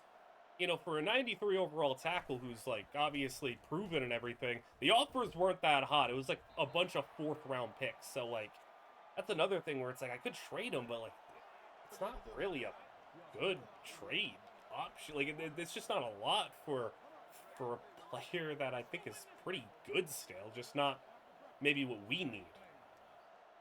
There's every chance that David Stewart's going to succeed on another team. He just doesn't really fit us as much, but I've kept him around because he's such a cornerstone, foundational piece to the start of this franchise. But maybe we just don't need him anymore. As Young to the end zone!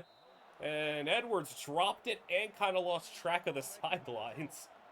3rd down and 5 from the Buffalo 16. Running something also new. We got a little 2 tight ends, but 3 receivers right. Young, he's just going to scramble. And Young, first down to the 10. Make it basically goal to go. Reggie checks in here as from the 10. We'll go Reggie. On the handoff, Bush, nothing, and a penalty on Tennessee. So that's going to be a hold. I never doubted that Keith Bulluck was going to play at a high level. It was more just a financial and age situation, and so far Mario Martinez has played up to the billing that I have put upon him as a new play added to the playbook here, and we might need to work on that one a little bit, but I'm trying to do more with expanding, and we'll lose a yard there, but it's all right. I feel like once a year we test this out to see if it works. Reggie Bush is in. Toss play, anybody? Will it work? No. Man. There's our one toss play a year, and it doesn't work. We're not sweating it, though. 3rd and 23. Basically, we have to score a touchdown here. We'll just run it, and we could be content taking a field goal if we need. Bohr, though, will take a solid, nice 12 yards, but Bills will burn a timeout. It's going to be, with the field goal, a 17-point game. So if we make the field goal, we'll just kind of quick sim our way out of here and be on to a big win. A nice get-right game for us, too, as the kick is good, and we'll take it home. So this is a big win for us. I think we really needed that. Get to 3-3. I'm not, chasing 15-1, 14-2, 13-3. I don't care if we go 16-0 or 10-6. I just want to get into the playoffs and beat the Colts. That's all that matters. That's the objective here. Michael Griffin catches an interception at the very end, too, so that's nice. And we'll go punt it away and do whatever. Game over, though, 34-17. And Vince Young did not play a good one. 2 picks. Other than the picks, though, he was efficient. And we let Bohr Jackson finish off the drive quite a bit because he had 3 touchdowns. Vince Young also ran for a touchdown. So Bohr has played a lot better since week 1. And 2 fumbles on his, season still isn't great, but it's looking a little bit better if he can string together a couple more games. Interestingly, Reggie Bush, 7 catches. So whatever it is we were doing in Sim this time around, we really utilized him in the pass game, which I'm not hating because it's Reggie Bush. That's fine. He adds that dimension. Mario Martinez, Tamba Hali with sacks, Michael Griffin 2 picks, and Nnamdi Asomugha got a pick, a pass breakup, and allowed 1 catch for 7 yards. We're at the end of the 3rd quarter here against this odd Jets team that, despite being 4-3, they have a -point differential of like 50-60. So, they're a bit of a fake team, but the score has indicated that up until this point. 35-10 your score, and I think we don't really need to do too much here. We'll kind of, situate things, let Bohr kind of rest up a bit. Just kind of let everything play out. We're up 25 with the ball in Jets territory, so we'll catch you at the end of the game. Wasn't an eventful fourth quarter either. I mean, Vince Young had a fine game. It was 38-10 your final, 21-31 touchdown and a pick. Rushing though, Bohr Jackson, and we gave him a lot of touches today. I don't even particularly know why. We were just feeling it. But Bohr goes for 161 and 3 touchdowns, and the other two backs fumbled. Bush fumbled and had a poor game. Pearson fumbled but had a good game otherwise. When we got into the fourth quarter, I just let Pearson grind out the garbage time carries. But man, we gave Bohr the ball a lot for some reason. I guess. Walker goes for 90 yards. Pick Luke Luck and Foley got a pick. And Tamahali, Jerry Carrier with a sack. So, you know, Pearson, Foley, some other backups, younger guys got involved there. Cool. You know, the Jets, they were 4-3, but like I said, they were a fake 4-3. We have another easy game upcoming as well, I believe. I think this is the Dolphins game up next, if I remembered correctly. Yeah, the Dolphins are up next. The Dolphins and the Bengals are the two worst teams that we play the rest of the way. And the Vikings are pretty bad as well. But then it's Colts. Obviously, we know the Colts are great. Jaguars are really good this year. They were 5-2 last time I checked. Patriots are great. They're like 4-2, 5-2. Jaguars, again, we're not going to need to hop into this game. 35-3 is your score. Now, the Dolphins were one of the worst teams that we play on our schedule, but my goodness, we are absolutely dominating them right now. So we'll kind of get through the end of this one, get into bigger matchups. We still have a lot of division games left against some, you know, teams like the Jaguars who are doing great stuff. And you know, those are the games they're going to be worried about. Jaguars, Colts again, Patriots again after last year. So we'll see what we do in those ones. So game ends. Reggie Bush kind of gives us a couple of carries at the end. But man, when you see the stats here, Vince Young, unreal. 22-25, as efficient as it gets, 3 touchdowns. But the rushing, Bohr Jackson, I think we're starting to see the generational guy. 227 yards on 27 carries. He had an 87-yard touchdown. But I mean, even if you take away the 87-yard touchdown, he still had a great game. Reggie Bush also ran for 56 yards, kind of, like I said, carried out the fourth quarter stuff. Cammy and Walker, 181 and 2 touchdowns. I mean, what a trio there. Like, look at the stats of that trio. Edwards also 77 yards and a touchdown, which is great on him. 4 sacks. Darcy Ryans, Clayton, and Lacey. No picks, but an unbelievable game and a career day for Bohr Jackson. Like I said, he's starting to look like that special generational running back.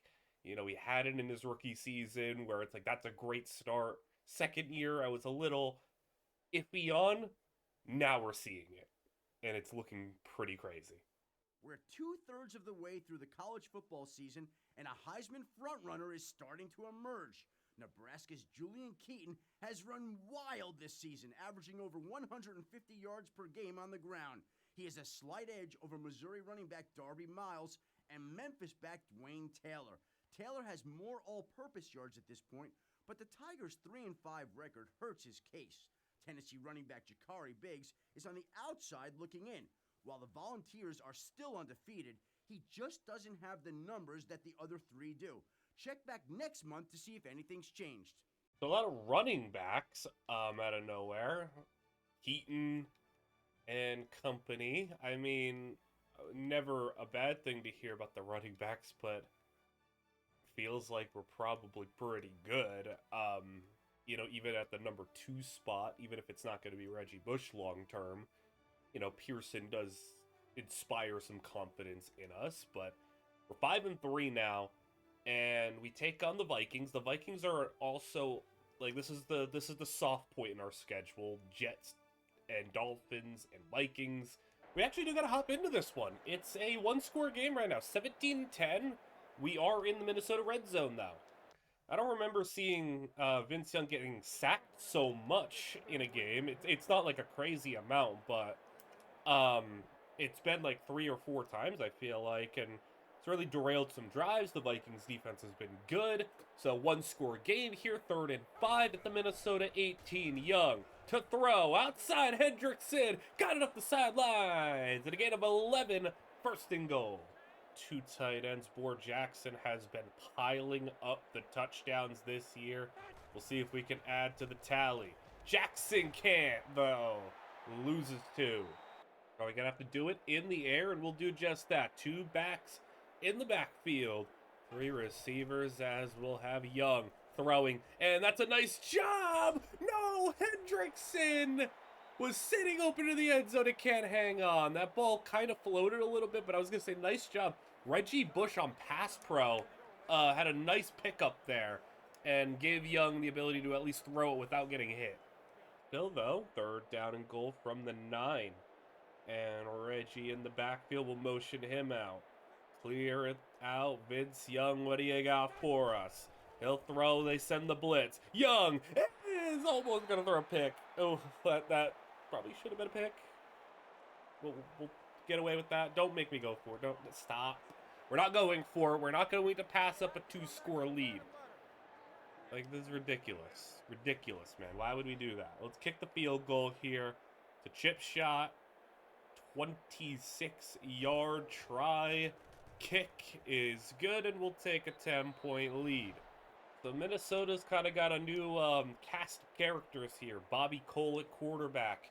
And also, if you remember that really awesome running back, Leonard Taylor, he's in the backfield. So it's a pretty fun, young offense here as Cole throws, caught.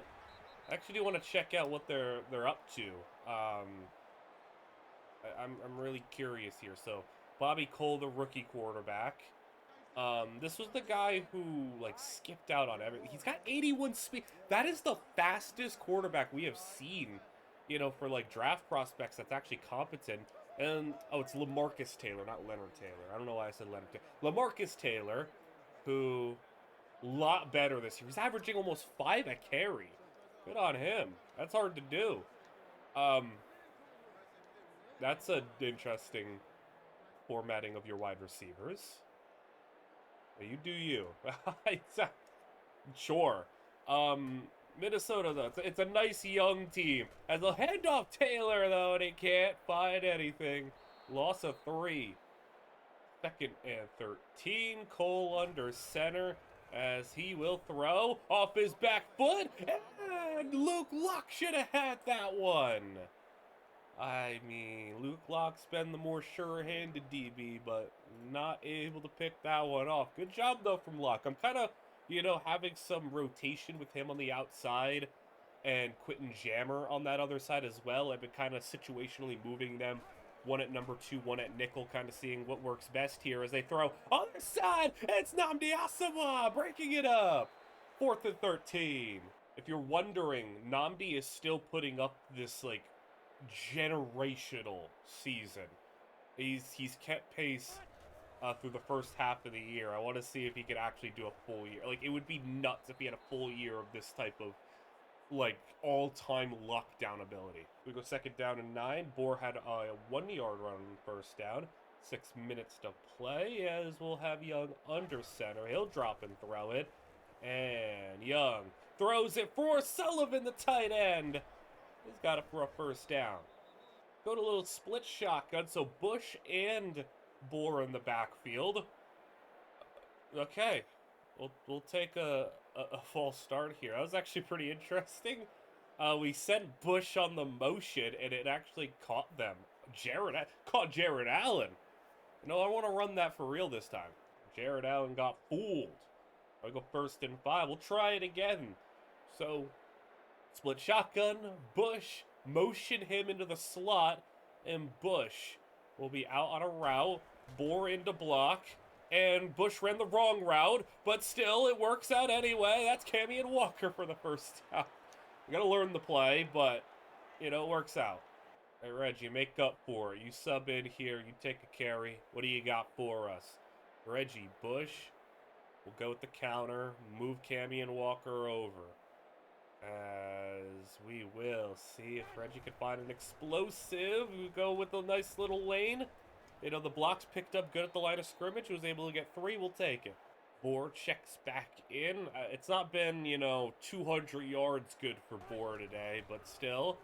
See what he can do, and he loses 4. That's just what happens when you run into, a guy like Kevin Williams. We go 3rd down and 11, so we're not in field goal range. We maybe could without getting a first down.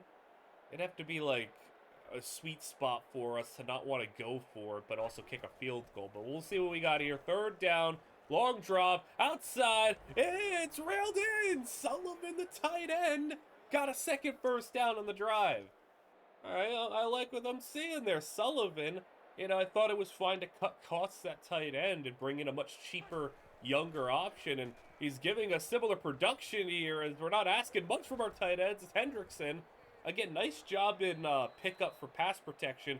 Give Vince Young the time to get that throw off. Hendrickson breaks the tackle. He gets 8. Just kind of feels like things are flowing pretty well right now.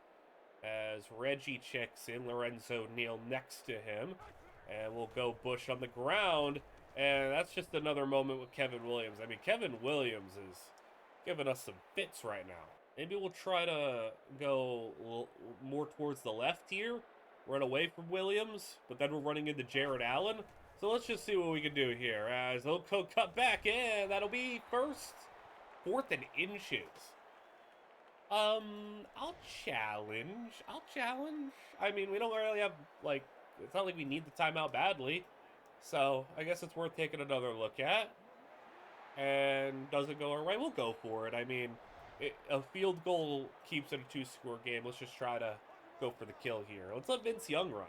Vince Young's rushing production has gone way down just because we haven't asked him to run the ball that much. We just haven't needed to. We have Reggie Bush now. We have, Bohr having an incredible season. So Reggie has taken up some of that that production there as Vince Young gets the first down. We're just letting Vince Young focus on throwing the ball. I doubt he's going to have maybe as much MVP hype, because the overall statistics will be probably down, but we'll be fine as Bohr on the stretch. And there you go. That's a nice one. Take 8. We can take it to the 2-minute warning. Unless there's a timeout. There looks to be an injury timeout. Never mind. And I don't want Mr. Pearson over here to get lost in the shuffle too much. I still like to rotate him in. He is a talented back. We'll go up the middle. Pearson is going to get the first down. And now we should go to the 2-minute warning. No injury timeout this time. Minnesota used the timeout. If we hit the end zone here, we'll just kind of, get out of here, sim the rest of it as Young, design rollout. It's going to find the end zone. Hanging on. Touchdown. And that will do it. Okay, I like, mixing that play into the rotation a bit. I think that was Hendrickson. So, 17-point lead. We'll just kind of let things ride out here. Cole got sacked. Turnover on downs. And we can kneel it out. And game over. So the Vikings kept it close until the 4th quarter. We were able to pull away. Young, 2 touchdowns, 220 yards. Pretty rough in the completion percentage department. Yeah, like I said, 4 sacks. So the Vikings defense actually did a pretty good job of getting to Young. And Bohr didn't have a great game for his standards this year. Bush didn't either.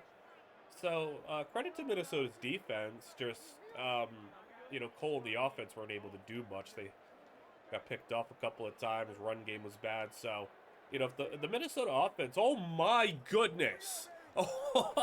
Oh my, how many sacks? Holly with 4, Carrier with 2, Sparks, Lacey, Darcy, Ryans, Clayton. What? 11 sacks? And Griffin and Wilson with the picks. Oh my goodness, man. 11 sacks? Are you kidding me? Who have catches? Was it Nnamdi? Oh, Nnamdi, that's like his worst game. He allowed 2 catches for 18 yards. That actually is his worst game of the season. All right. Not been a good game from Vince Young, but It's the Colts defense. We are winning. Start of the fourth quarter. 14-13. The roles are a little reversed this year. As last year, we were handed our first loss by the Colts. We were undefeated. Colts were the only team to beat us. Right now, the Colts are 9-0, and we could hand them their first loss as Reggie Bush takes the handoff, and we'll be at the Colts' 41-yard line on 2nd down and 4. So maybe kind of the roles being reversed here, and it's going to be like this full circle thing where, you know, we got handed our first loss, then we hand them their first loss. If the trend continues as such and that is how things roll, then maybe we'll be the ones going to the Super Bowl this year, but we can't get ahead of ourselves. There's another issue here. The Colts are undefeated, but there are also, after the Colts, 7 teams exactly at 6-3. We're 6-3, and we're like tied for the 5 seed because we're not winning the division, but we're also like tied for the second best record, but we're also potentially even out of the playoffs. It's a stacked AFC this year. So every win does matter more so, even if we can't capture the division, you know, being 3 games out right now. But we'll go handoff Jackson, who tries to cut it back the middle, and I don't love that. We'll take it for 1 yard, though. It's been what you've grown accustomed to, you know, games under 20 points, Manning's thrown picks, Young's thrown picks, and it's just a matter of who can make the big plays in the big moments. And Vince Young scrambling. Young got the first down, and more. Young goes for 16. We're in the red zone. We look at the bars there for the Colts. Max overall, max coach, max knowledge. They're literally just this juggernaut team. And Bohr gets a yard. 2nd down, 9 yards to go, and we can find the end zone here. Go over 20 on the Colts. That'd be big, as we'll have the design rollout. Fly to the end zone! No! Camion Walker got a hand on it. Couldn't bring it in. That was just a full jump ball for Walker. You know what? I'll be fine with that. It's a Camion Walker jump ball. 3rd down and 9, though. And the difference between the field goal and the touchdown here, as big as it gets. As we'll move a Sullivan in motion to the left side. Young to the air. And Young gonna just try to run. You know, he got chased. I'd rather him do that than, you know, throw into coverage. We'll just take the field goal and hope our defense can do their job here. It'll be a 33-yard try kick on its way, and it is good. We're up 17-13. Indy will have it. 1st and 10. Let's just please stop Joseph Addai on the ground, but they'll go play action. Throw it in. That was right there. Okay, caught it for 9. I felt like we had a chance at that ball. We've just had such issues stopping Manning's, you know, conversions. We'll get him behind the stick sometimes, and then he'll pull off a conversion. And then when it's not that happening, it's Joseph Addai on a stretch.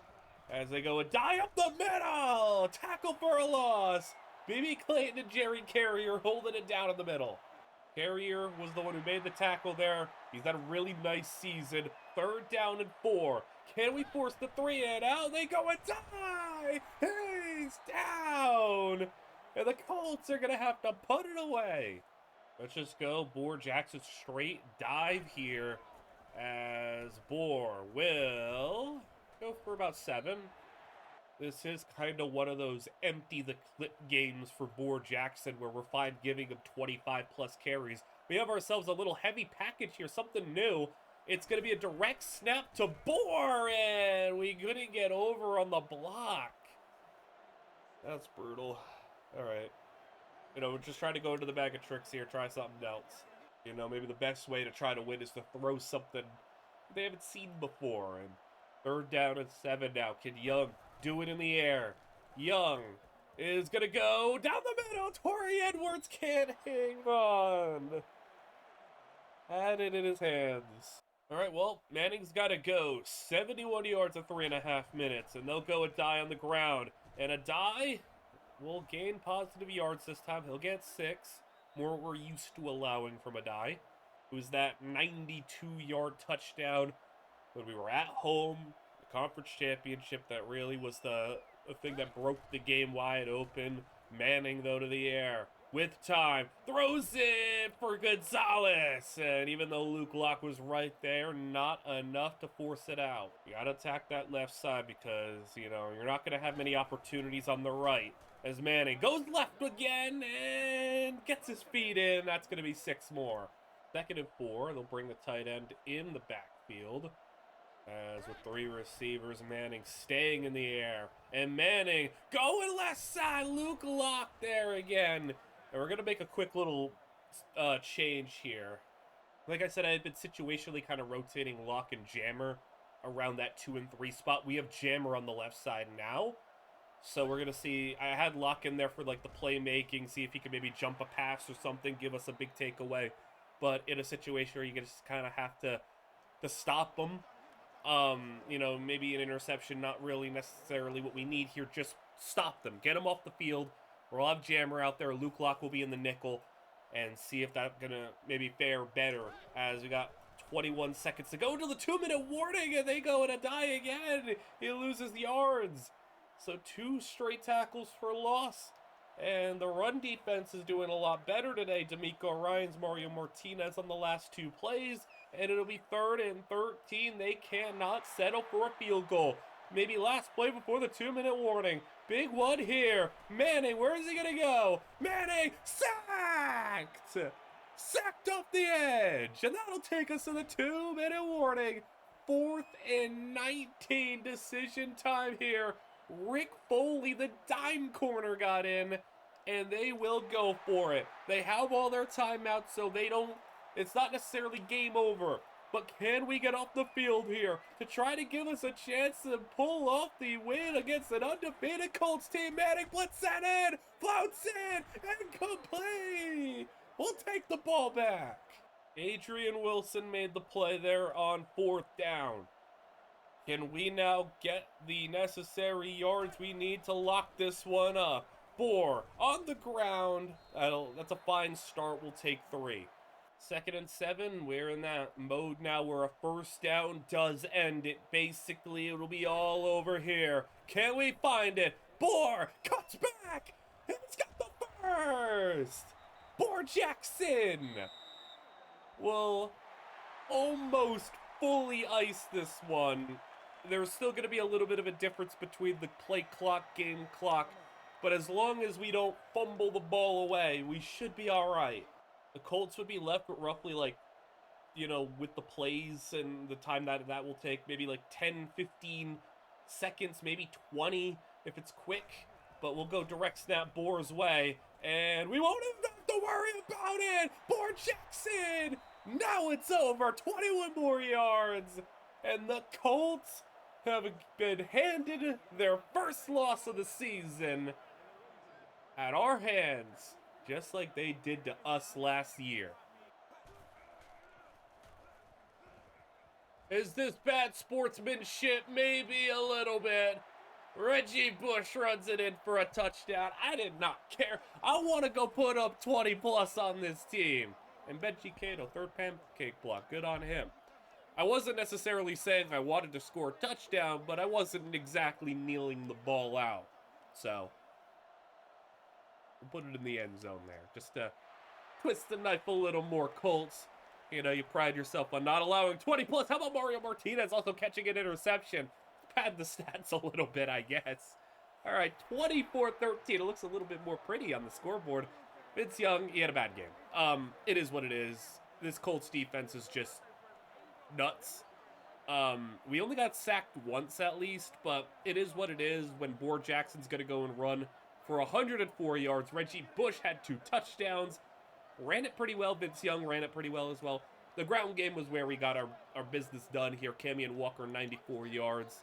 Sack, Foley was the only sack. Picks, Nnamdi, Wilson, Martinez.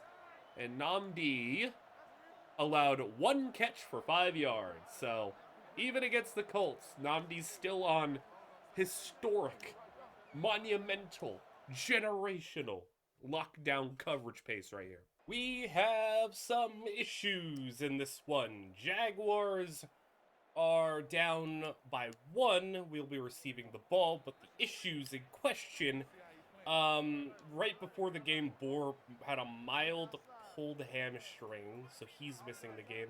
And Pearson also got hurt. It has been all Reggie Bush today, and Bush has played well, but when we go from 3 running backs to 1, it doesn't really give us a whole lot of opportunity to do other things that we like to do. So Vince Young's had to be put in some more rough situations. Look at the kick return. That's pretty nice. But we've been put in some rougher spots. Young's thrown a pair of interceptions. You know, it's been rough. But Torrey Edwards with a nice return.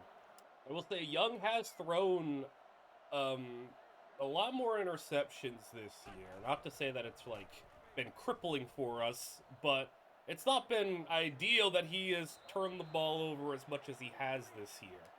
Still, though, he's played some really good games, had some really nice moments. He's, you know, piloted the ship adequately, but we gotta win this one. If we're gonna have a chance to win the division, and the difference between winning that division, it's almost a pick. The difference between winning the division and you know, having that 1 seed, which it would be, and going through the wild card is just a massive thing. Like, we maybe even need to win out to go and have a chance at the division. So, Young, what do you got for us here? 3rd down and 10 as he will throw. We go 3 straight times to the air. Young swings it out of the flats, and that's just going to be caught, but a loss. Not a good possession there.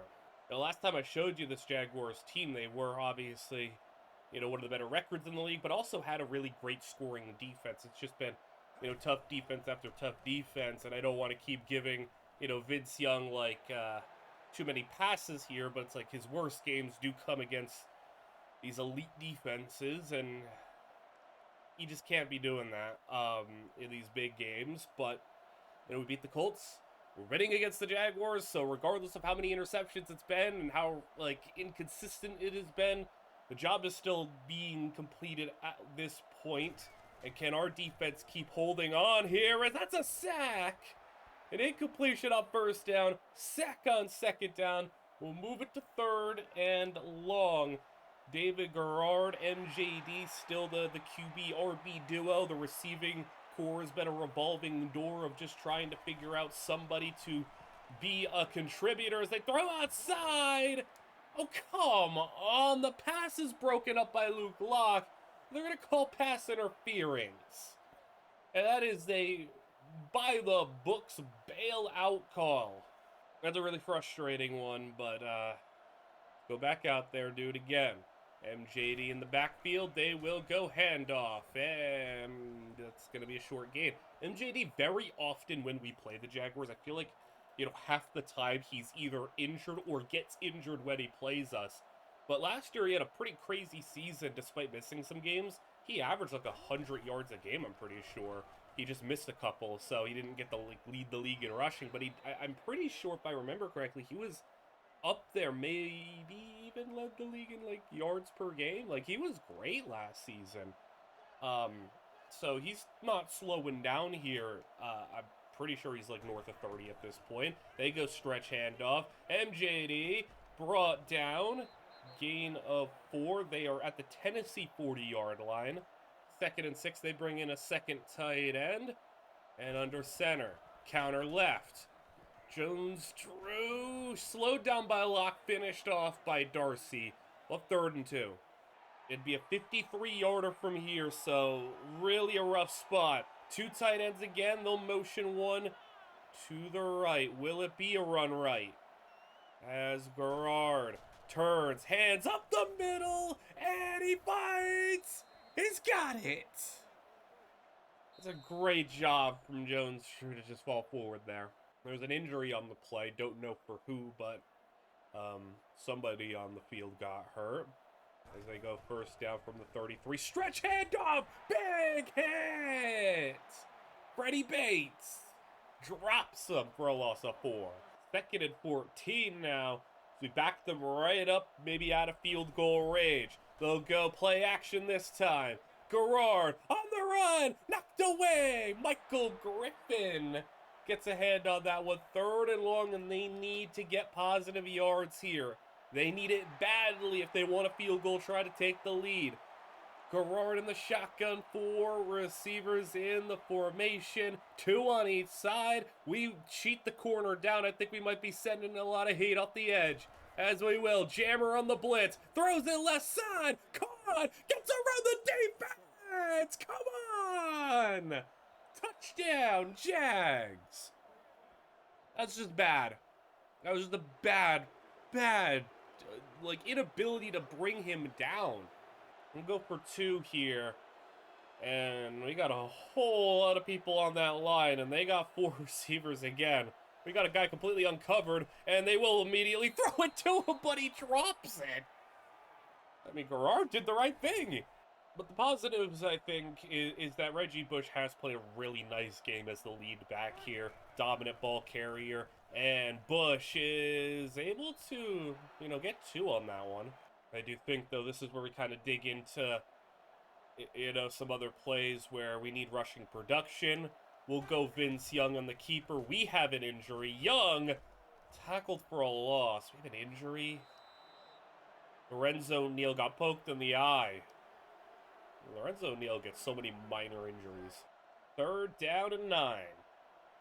We find ourselves a 1st down this time around. Not go 3 and out again. Come on, Young. He'll throw. Floating that one for Sullivan. They're going to give pass interference. All right, well, we'll take it. That's a 1-for-1 there for what happened last drive, even though that one last drive was absolutely brutal because, they may not have even scored a touchdown if it wasn't for it. But we'll take it. Our little 3rd down bailout. We'll go Bush in the backfield here. We got Daniel Graham lined up at fullback now temporarily. Graham should be okay there as Bush goes down. I didn't like the lane he picked there. 4:30 to play. 3 receivers. They go play action. And Young with time. Young goes outside. Caught. Came back for the ball. Gets 5. We'll have it 3rd and 3. Definitely 4-down territory if we, are able to at least gain a yard here. I know where I want to go. Vince Young on the keeper. Let's go for it. 3rd down and 3. Young is slipping a tackle, and a huge slip tackle that gets him the 1st down. Gain of 8. All right, we got split shotgun now. We only have one other running back on the roster, Buckley, a 4th stringer, as Bush tries to cut to the outside. There's nothing going there. We're slowly moving the ball, still in our own territory after, 2 minutes here as Young got a man down the field. He tries it. I mean, Walker did drop it, but he did have the drag underneath wide. But also at the same time, Cammy and Walker did just have a rare flat-out drop. 4-down territory only really applies if we're able to get ourselves 7-8 yards, I'd say. I don't think I'd go for it beyond that because there's still 3.5 to go with all of our timeouts. We move Sullivan as Young. He could run, but he finds Walker. There you go, Cammy and Walker right back to him. And he hangs on this time. Closing it on the 3-minute mark as we'll go with the run. Bush, just a flat-out miss block. Young bails us out, though. Bush fumbled the ball. That is brutal. A missed block. Just awful. Yeah, John Onken, that was bad. He just missed and then lets Bush get the lid up. Bush fumbles the ball, but Vince Young thankfully was on the spot there. Could have just lost the game there potentially, so we'll have to go 2nd and 12. Young will throw. And with time, he's got an option down the field. There you go, Reggie Bush. I thought he could maybe go down the middle there, but hey, Reggie Bush has some of the best hands of any running back in the league, and we'll take that 1st down. We've taken up now almost 3 minutes on this drive. At the Jacksonville 28 counter. Can he get around? No, he would have got by there. I think he was gone. Instead, he loses a yard. It's top 5, top 3 Jacksonville defense, making it difficult for us. 2nd and 11. We're going to roll. Young has got the ability to fire one outside. Caught! And Torrey Edwards. 17 yards. We'll take it to the 2-minute warning. I think he got out of bounds, though. Yeah, he got out of bounds. All right. One more play, maybe. Young has 300 yards passing, so, you know, we've asked Young to do more. He has delivered in the yards department. Bush is still good enough on stamina, 79. You know, this is the most carries he's probably going to get all season, but it is what it is. He's got to be leaned on here. Bush, now we'll take it to the 2-minute warning, no gain. 12 yards away from the end zone. A lot of plays on this drive. It has been just slowly but surely, but Young, can he find it here? Young's going to try to run. He'll get positive yards. No, he gets no gain. All right. I felt like maybe he had a chance to Sullivan. 3rd down and 10. Obviously, we'd go for it here. So what do we got? Young. Under center. We'll go play action. Young will throw. And somebody's got him! Hendrickson with a one-handed grab. Touchdown. Titans. And we take a 1-point lead. Vince Young, once again, when you need him most, there he is. We go to the 2-point conversion to try to make it a field goal game. Give ourselves a huge cushion here. As Young, direct keeper, and he slides his way in. Touchdown, and the 2. We'll take a 3-point lead in the defense. In a spot where we've been before, where it's just frustrating how unclutch we are on defense for as clutch as Vince Young will be on offense. It's really weird, but a minute 25. Let's not have a repeat of what happened against, like, the Bears, even though they have a lot more time this time around. Just get this win. It'd be a big one. We'll see what the Colts have going on if they finally lose another game. Can we get the job done here? Play action, Garrard. Down the middle! Michael Griffin was there. Could have picked it, but we got the incompletion. And the only, you know, I don't even want to say liability, but the only problem could be Luke Locke being somebody who does allow a little bit, you know, in terms of completions on him. Just hope he's able to lock in, maybe, as they'll throw Asamoah's away. And that'll be incomplete. I think actually, that was Freddie Bates out there. What was going on there? I wasn't paying attention pre-snap. I was 3rd down and 10. They got 4 receivers again.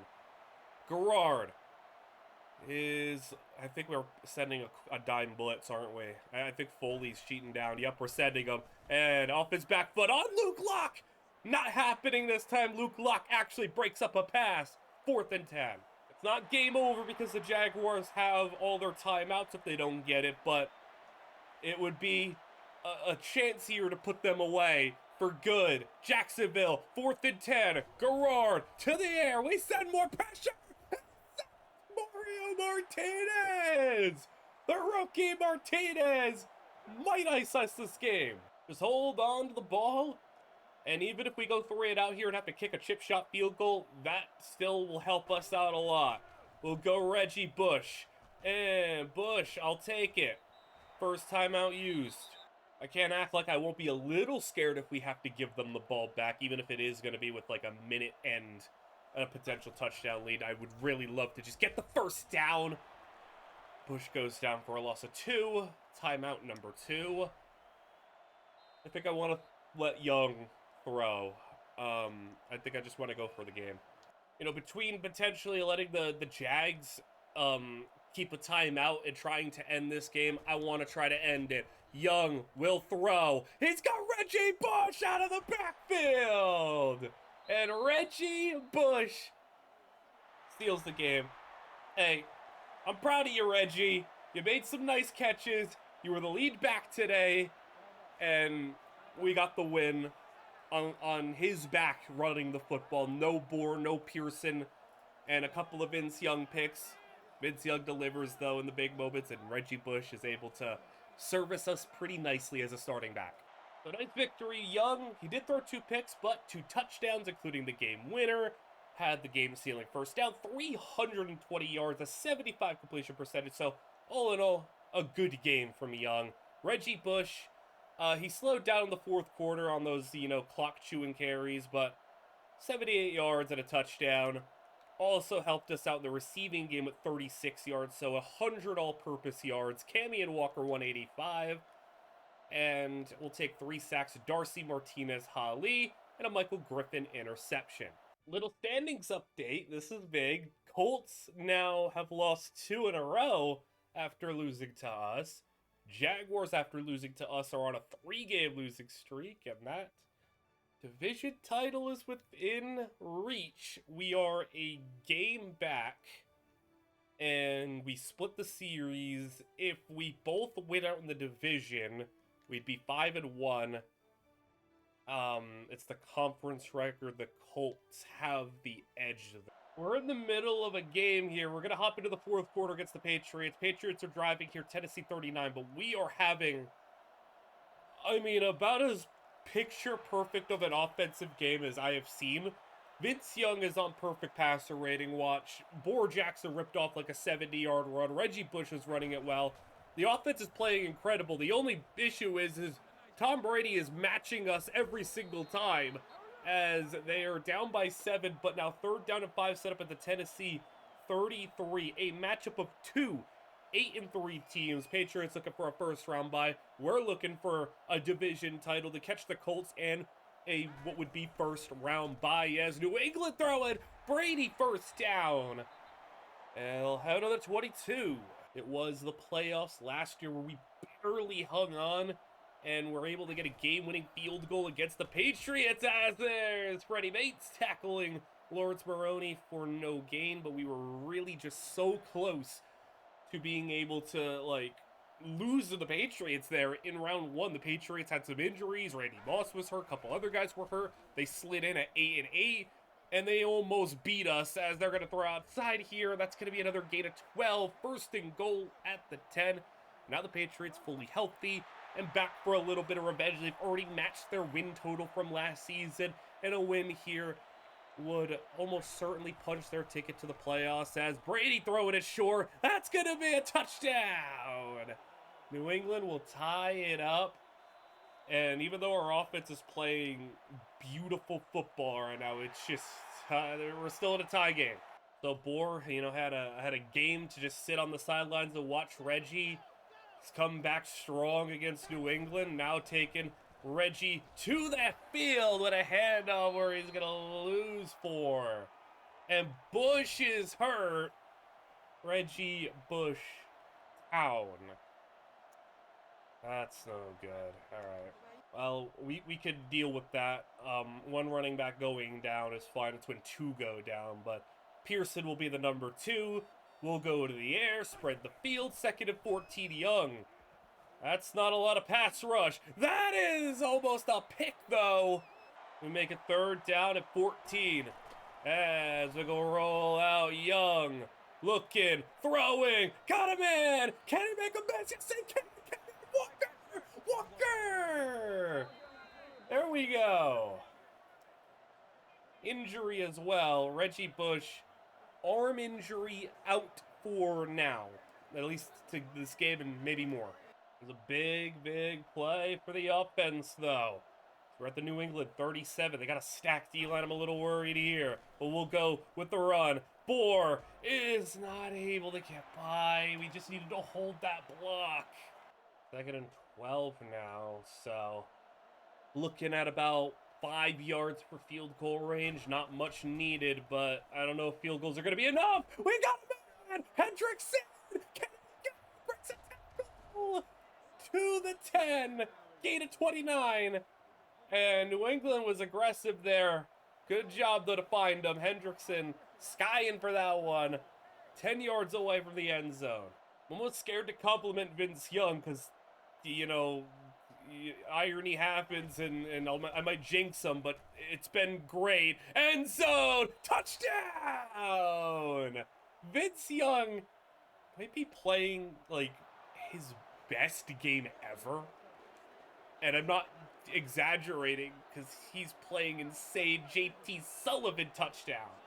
I'm really hyping it up because, he's doing this against the Patriots defense.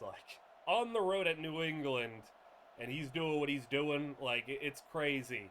Brady, though, spreads the field. He'll throw. And short. Moss! Oh, my goodness! What a hit! Just flattened Randy Moss. Yeah, Randy Moss torched us last year. Had that crazy touchdown. But not this year. He gets leveled. Asamoah out there. Welker in motion. Brady, screen set up, sacked! And Brady down for a loss of 12. Cedric Darcy with the sack. 3rd and 22 from the 8. And can he find a long conversion here? Will it be Moss? Will it be Welker? Brady in the air. We send the pressure. Almost the safety, but he steps up.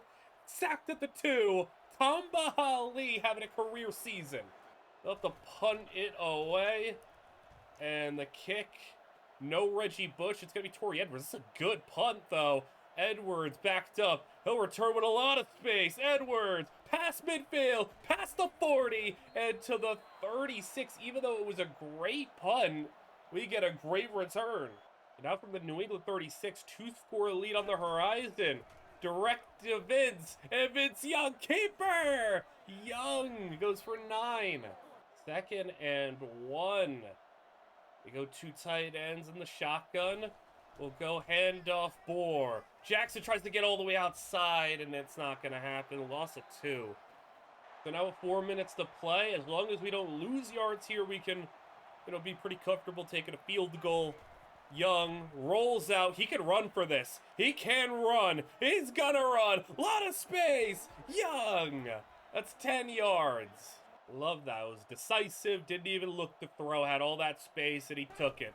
We'll go Bohr on the handoff. He's got some space here. Bohr makes a cut. Jackson for 9.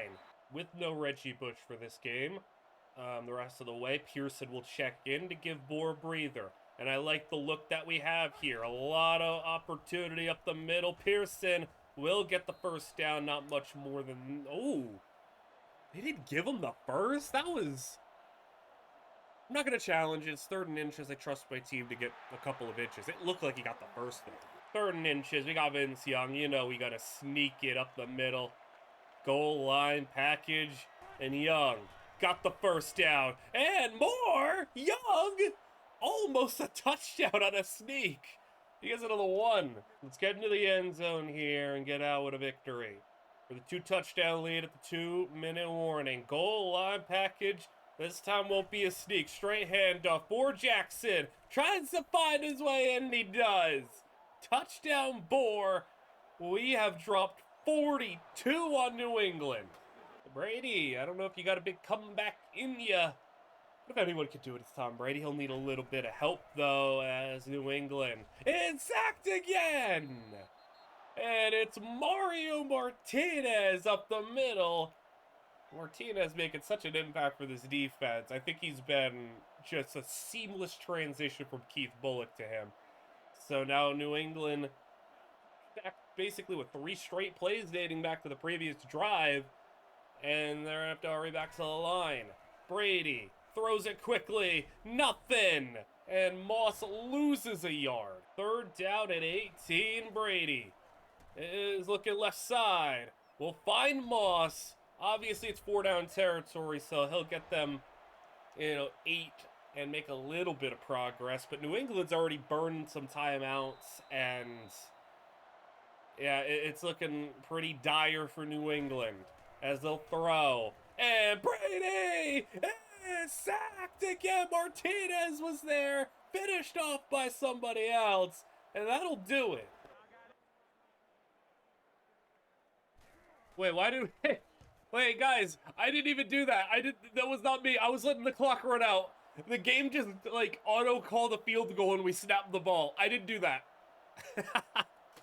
Why did it do that? And we just ran up the score and I didn't even ask to do it. All right. Well, we won by even more. Good practice for a kicker, I guess. Vince Young, look at this. 3 touchdowns, 0 picks, 220 yards. 16 of 18. Less incompletions than touchdowns. That's crazy. Boar Jackson, 138 and 3 touchdowns. And Reggie Bush also averaged 4 a carry. Vince Young was fine on the ground as well. Receiving, Walker, 92 yards on a touchdown. Edwards, 75 yards on a touchdown. Sullivan had the touchdown grab. Sacks, Foley, Martinez, Dorsey, Hali, and a pick by Mario Martinez as well. Just awesome, awesome stuff. Oh, hold up. We have potential catch allowed? Did Nnamdi allow stuff? 4 catches allowed? Oh my goodness, Nnamdi just had his worst game. He allowed 50 yards. I mean, like, that's still against Randy Moss. Like, Randy Moss and Wes Welker. Oh no, you allowed 50 yards. But, yeah, he got, by his standards, he got torched.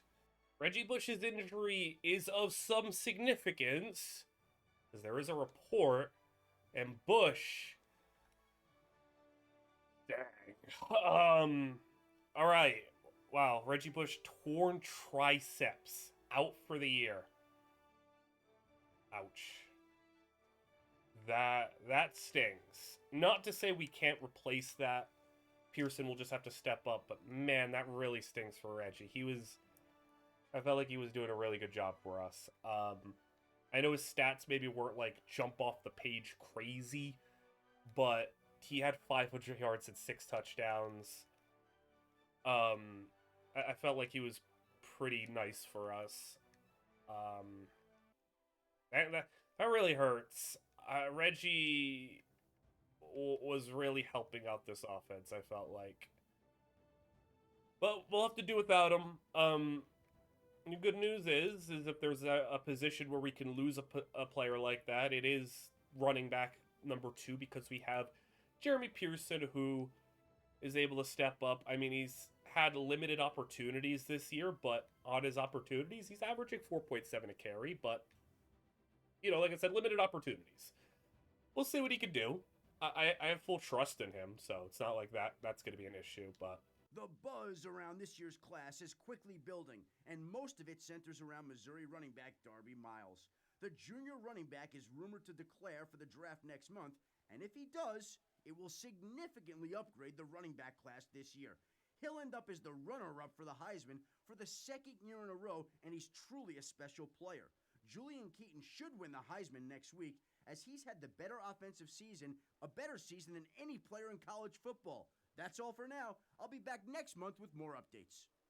Very much a running back class, which, you know, doesn't really serve our needs here, but if you want to know what I've been looking at D-line, just because Jerry Carrier contract expiring, and we have that other end spot. Cedric Darcy I like, but we'll see if he ends up becoming, you know, what I hope he can become. If not, we'll look elsewhere, but, you know, paying Jerry Carrier might be a little difficult. Tight end, of course, because of the expiring contract of Sullivan, and the fact that we obviously got rid of Heath Miller, so maybe trying to get a cheap option over here. That's been mainly what we're looking at, but not a whole lot to really report on in that regard. Guys, a lot just... there's a couple of things. Luke Locke is hurt randomly. And the injury for Luke Locke is that's a bad one. Strained hamstring out 3 to 4 weeks. That's not the only thing here. Okay, guys, this is big. So Luke Locke's gonna miss the rest of the regular season most likely. Can I find it? I seen it pop up at the bottom. I'm gonna try to find it. I think I can find it here. Peyton Manning is retired. He has announced his retirement at the end of the season. We could be free. We could be free, guys. This is it. This is the last ride of Peyton Manning. He has announced his retirement, and now things have gotten a lot more dire for the Colts to try to capitalize and win a second ring so Peyton Manning can ride off into the sunset.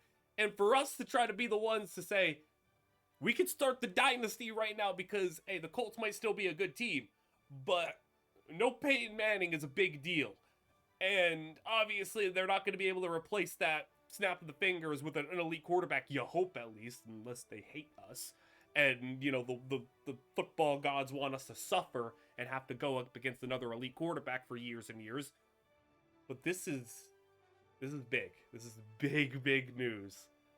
So Peyton Manning, ooh, let's be the ones to send him home for good.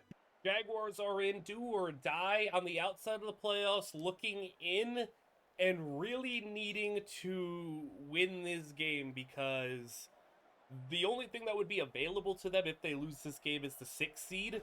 And if they beat us, they could maybe try to close the gap between us and obviously some of the other teams. But obviously, massive game for the Jaguars. Also, we're still a game back trying to catch the Colts. Still pretty big game for us as well, as we're trying to, you know, find our playoff position here. It's 23-14. Jaguars are down, but they have the ball to start this 4th quarter. And it's been a nice performance all around, I feel like. We have an injury to take care of. Mario Martinez! Sack! Martinez has been a pretty nice blitzer for us. Lorenzo Neal's hurt again. Of course he is. He always gets hurt. 3rd and 15, and the Jags spreading the field. And MJD's had a pretty nice game, but you're down on the scoreboard by 9. You got to throw it here as he's sacked again. It's Mario Martinez again. Bohr has had a nice game, a pair of touchdowns. I mean, Bohr is racking up touchdowns to such a high level. I mean, he's going to run away with the league lead in that, most likely, as Jackson's going to run it for 6. We also have given Pearson a little bit of touches here, you know, trying to get him into form ahead of the playoffs. It's going to be important now that he's going to play a much bigger role on this team. False start on the offense. Yeah, now that Pearson is going to be kind of thrust into this opportunity where he's going to be right where he was last season. I thought he was fine for a rookie. Thought there were some things that could be better. I want to see what he's able to do this time. As look at that low ball. Has to go to the ground. Also, we're in the rain. That's a pretty nice catch. You know, Sullivan hasn't done a whole lot in terms of, you know, production because a tight end doesn't do much for us. But I feel like he hasn't made a lot of mistakes. And I'm pretty satisfied with that as Bohr not able to shed one to the outside there of a yard. But, like, dare I say, Sullivan, I think, has been at least just as good as Heath Miller for, you know, a 10th of the price. So, if the opportunity comes to give him a fair contract offer, I wouldn't mind. I think we could still look at the draft for options, but he's been, you know, serviceable as the first down for Torrey Edwards. We're able to score a touchdown here. You know, maybe we could go for 2 to make it a 3-score game. Put this one out of reach and put the Jaguars in a spot where they might need to win out to make the playoffs. As Bohr, no gain. And after this one, we still play a really tough Lions team who's in the playoff hunt in the NFC. But other than that, it's the Texans and then a really bad Bengals team. So, you know, the season does kind of come down a little bit afterwards. So, you know, I'm not sweating the Bengals in the final game of the season. That's probably going to be a skip. But other than that, you know, like, we get by this. The Lions, obviously, like I said, will be a little bit of an issue. But Texans, we've had a good history against the Texans and should be able to beat the Bengals, who are just going to be playing for draft position. So, you know, it's just a matter of if the Colts stumble and we do what we're supposed to do here. As Young throws, Walker, not quite a first down, 4th and 1. A difference between a 12-point and a 9-point game would obviously be 2 touchdowns rather than a touchdown to field goal. I'm going to go for it. It's 4th and 1. Not only that, let's let Vince Young run the ball. And from the Jags 19, can Young find the first? He goes inside, cuts it up inside, rather than that play usually you go all the way out, but he gets the first. We keep it moving. We're under 5 minutes to play. Jacksonville needs a big play. Something here is Young. End zone! Torrey Edwards! Touchdown! Titans! We're going to go for 2. If we hit this, I think we can kind of get out of here because it'd be a 3-score game. If not, Jags still have a chance, 2 scores. Young, direct keeper. Young in 17-point game with under 5 minutes to go. So I think we can kind of be out of here with a nice win. Oh my goodness, they fumbled it on the kickoff. They fumbled the kickoff and we recover, so yeah, it's really about to be it's really over. Pearson, Bohr, and will it be 2-minute warning? No gain. Touchdown, Bohr. A lot of carries there, but we'll have another hat trick of touchdowns for Bohr Jackson, and we'll win it 38-14. So Jags, pretty rough one. They're still handing it. They're still giving it to Bohr.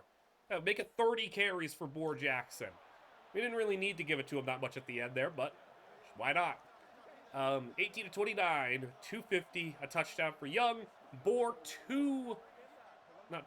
123 yards and 3 touchdowns on 30 carries. Pearson, fine game, about 4 yards a carry, and a touchdown for him. Edwards had that awesome touchdown grab, and Camion Walker for 140. 3 sacks for Mario Martinez, and a sack for Tamba Hali. Tamba Hali having a great season. And guys, the Colts have lost.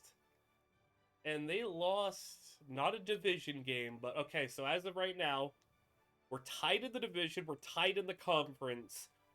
Whatever the tiebreaker is, we currently have it. So as long as we beat the Texans to stay with only 1 loss in the division, and we are able to keep the conference record knotted up as well, we should be able to steal this first round bye from the Colts. That's really big. We were able to close that gap. The Ravens have already won their division. I don't feel like we need to hop into this game. We're up 21-3 against the Texans. It is pretty comfortably in hand. I'll see what this drive kind of ends up being for us. If we score here, then we can kind of get out. Looks like we're gonna get a field goal. Yeah, so I guess we'll see if the Texans score a touchdown here. We maybe can hop in. But yeah, the Texans have been able to do just nothing. Just absolutely nothing against us. And yeah, turnover on downs, we'll be out of here. Vince Young is like absolutely just on fire right now. Like, my goodness. We'll kneel it out. We scored another touchdown, so 31-3 Young.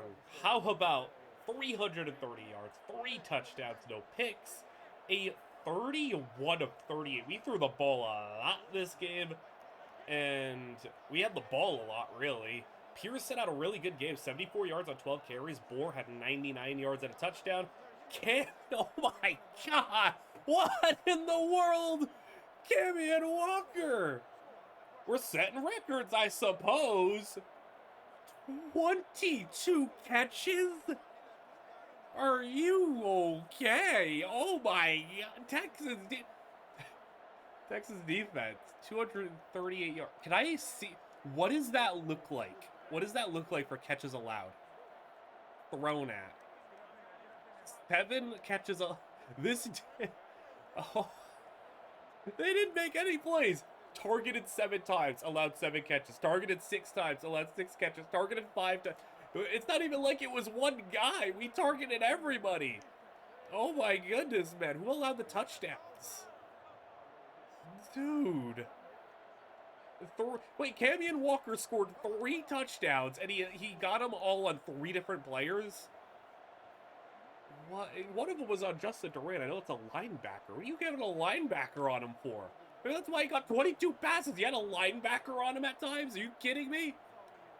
Oh my goodness. Carrier, Hali with sacks. Asamoah, Jammer, Griffin with the picks. Update on Nnamdi. 2 catches allowed on 5 targets, 17 yards and a pick. The only hurdle in our way is we play the Bengals to close the season, who are bad. And this next game, we play the already locked up their division and not able to get a first round bye Lions. That's interesting. So Lions aren't really playing for anything, because the Buccaneers already got a first round bye, it looks like, and either the Cowboys or Giants will get the other one. The Lions already won their division, so I guess they're not really playing for much. That could be like a sneaky easy one. Not like easy, but like, you know, Lions aren't going to be maybe as serious in it, but we're doing good stuff right now. Bills are pulling away. It looks like they're probably going to win the division unless the Patriots win their final two and the Bills lose their final two. Ravens, like I said, locked up the division last week, and Chargers, Jags, 2 games out with 2 left. So it looks like, in all likelihood, this will be your 6 for the playoffs. You know, I take back my words. I think I said, I was like, well, the Lions aren't really playing for anything.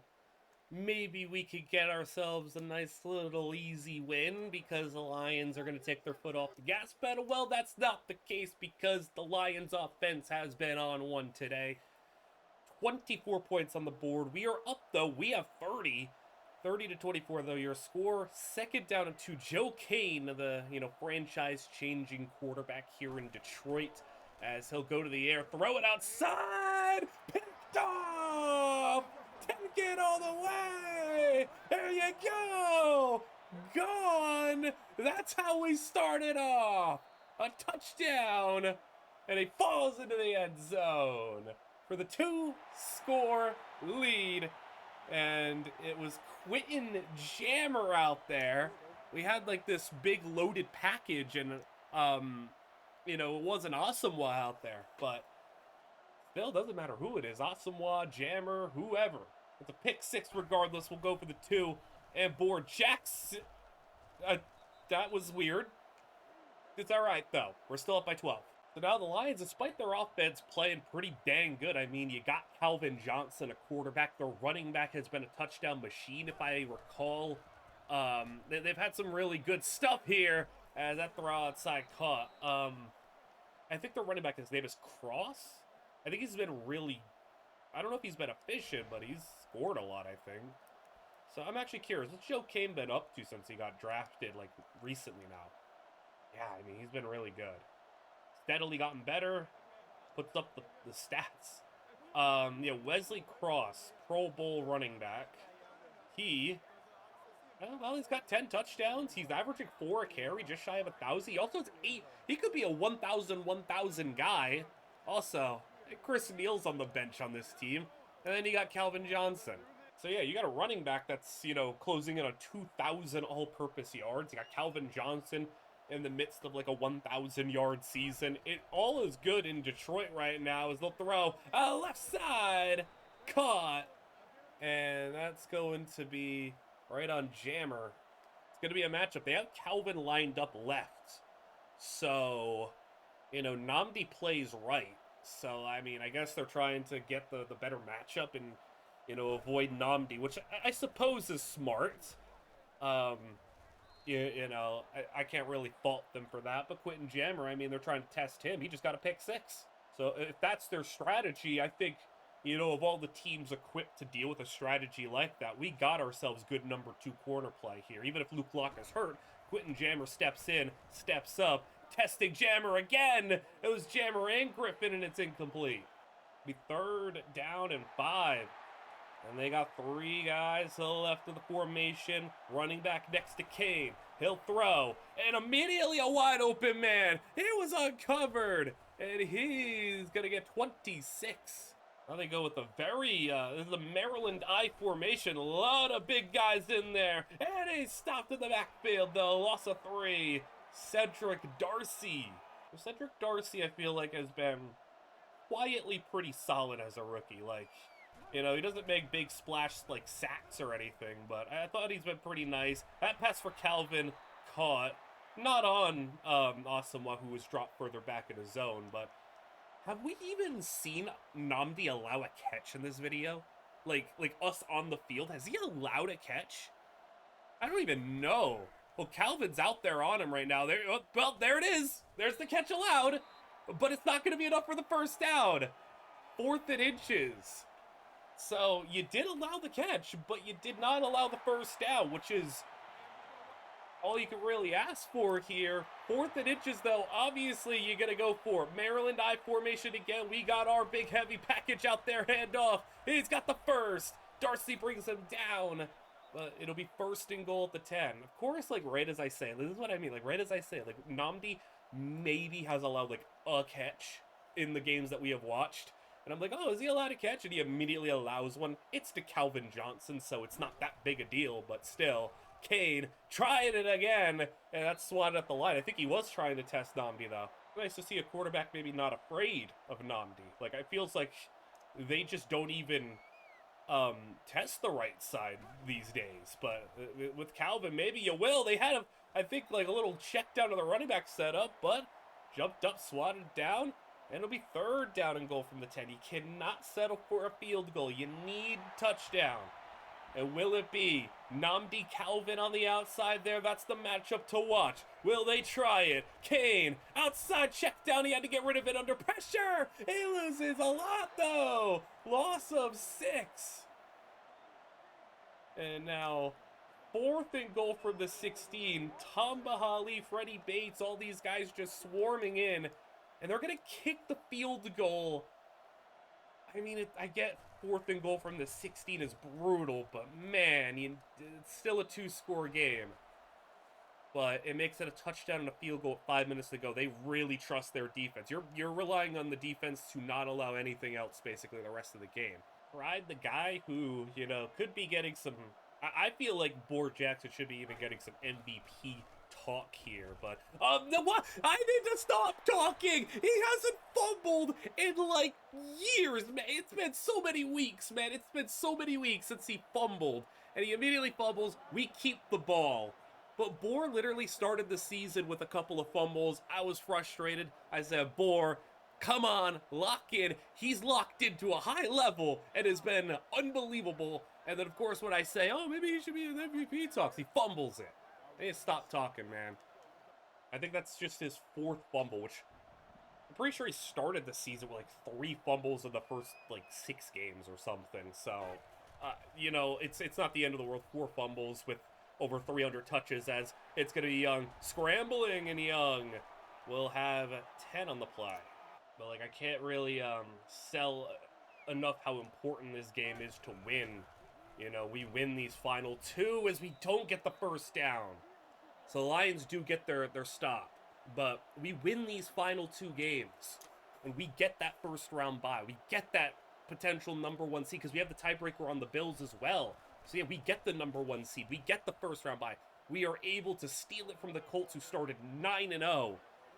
And you can let me know how you feel personally about this, but for me, I don't want to win the Super Bowl like next year, for example. Like, and oh, you won it because Peyton Manning retired. He's gone. You couldn't win it when he was actually here, though. If Peyton Manning stayed, you wouldn't have won it. I want to win it this year so that we prove that we beat Peyton Manning on our road to get there, and we didn't need to wait for him to retire. We sent him home. That's what I want. I don't want to wait till he's gone and then win it. Obviously, I'm not going to complain, but like, I don't want there to be any doubts of like, oh, you couldn't win it while he was here. I want to win it while he was here. I want to beat him while he's here. As we get a nice tackle for a loss of 3, but like, I think that would really, you know, be the most satisfying thing to do, is to send him home and send him to retirement. Courtesy of us, as Kane throws it short. That's caught. And tackled for a short gain of 3. 3rd down and 10. Just 3 minutes to go. So, you know, I understand it was 4th and 16. And you didn't want to go for that, but like, you're running out of time here, and you can go for a field goal on this drive. You got all your timeouts, but you got to get moving. And Kane will throw it down the field. Broken up by Michael Griffin. 4th and 10. Can't kick it now. You got to go for it. Obviously, you know, what? Yeah, I guess they can kick it. You know what? Fair enough. Sure. We'll take it. Like I said, the Lions aren't playing for anything, but, you know, maybe you could have tried to win. I mean, the game's not over, but, you know, would have been nice for them to try. Took a 1st down and 10. Couple of 1st downs will run out this game as we go with the heavy package, and Boar will have just nothing on the play. So we'll have one more presumed play, unless it's an incomplete pass, before the 2-minute warning. We'll be out trying to put this one away. I actually do want to throw it here. So giving Young the option to throw it here could be the last play before the 2-minute warning. As he'll take the snap, 2:14 on the clock. Roll out. He can run. He's got some space if he wants to take it. He's gonna take it. He's got 1 minute in front of him. Steps out of bounds, 1 yard shy. But I'm fine with that. You know, obviously it would have been nice if he didn't step out there, but it's all right. 3rd and 1. We're happy with that because we can run this ball. Like I said, I'm fine with that. We know where we want to go. Vince Young on 3rd and 1. Sometimes we sneak it up the middle. Sometimes we direct it to him. Sometimes we go with this little play to the left side. We'll go left. Young got the space with the first down. Oh my goodness, Young. Oh, he almost outran everybody. 25 on the play for the first down. Young was so close to just jetting by everybody. I'm fine just snapping it to Bohr here and letting him run. I don't really have an issue with that. We're up by 2 scores still, and they'll be out of timeouts with this one, so we'll go Jackson outside. Jackson, not quite the first down. 4th and 3. Lions are not burning their timeout. And if I'm being honest, I don't feel like playing out another minute here of just some nonsense. How about we just go for it? I mean, they didn't use their timeout. There's only a minute to play. Let's just go run it up the middle. 4th and 3. Bohr doesn't actually get it. So, I mean, probably like a reckless decision. Like, oh, you're giving them, you know, the ball in good field position. But it's a 2-score game with a minute to go. I'm not sweating it. If we blow this and we can't recover an onside kick, then, you know, that's just, we deserve to lose, I guess. But we'll see what Kane's got here. He's sacked. Well, I mean, doesn't matter if we give him good field position. If the pressure's going to be in like that, I think the pressure this year has been so much better from the D-line. Jerry Carrier with the sack. I mean, we got some guys having like career years in sacks. Jerry Carrier, Tamba Hali. Speaking of Tamba Hali, sacked. We have an injury as well. Lorenzo Neal hurt again. Lorenzo Neal just loves getting like 1-week injuries, but sacks back-to-back plays. And I was literally just talking about Tamba Hali, career high in sacks for him. At least I think so. He's in double digits. But you'll go Kane, 3rd down and long. That's a short one. And yeah, he's not going to come anywhere close to the marker. 4th and 18. And the Lions are most likely down to 9 and 6 on the season. They'll be headed to the playoffs regardless. They burn their timeout. I mean, doesn't really matter. It won't happen. I'm confident saying that. 4th and 18. Where will they go? He's got time. He's throwing it deep. Double coverage. They call pass interference. They're just trying to extend this game. Okay. We don't need to extend this, do we? Well, they actually got one down to like the 5-yard line. Don't score though. And we win it 36-27. Young, pretty okay game. 200 yards, touchdown to pick. Bohr Jackson, pretty, like, whatever game. By his standards, 90 yards and a touchdown, only 3.2 a carry. But it was Pearson and Vince Young running it well. Pearson, 6 carries for 90 yards and a touchdown. He broke off a 56-yard touchdown. And Young also ran for about 10 a carry, so...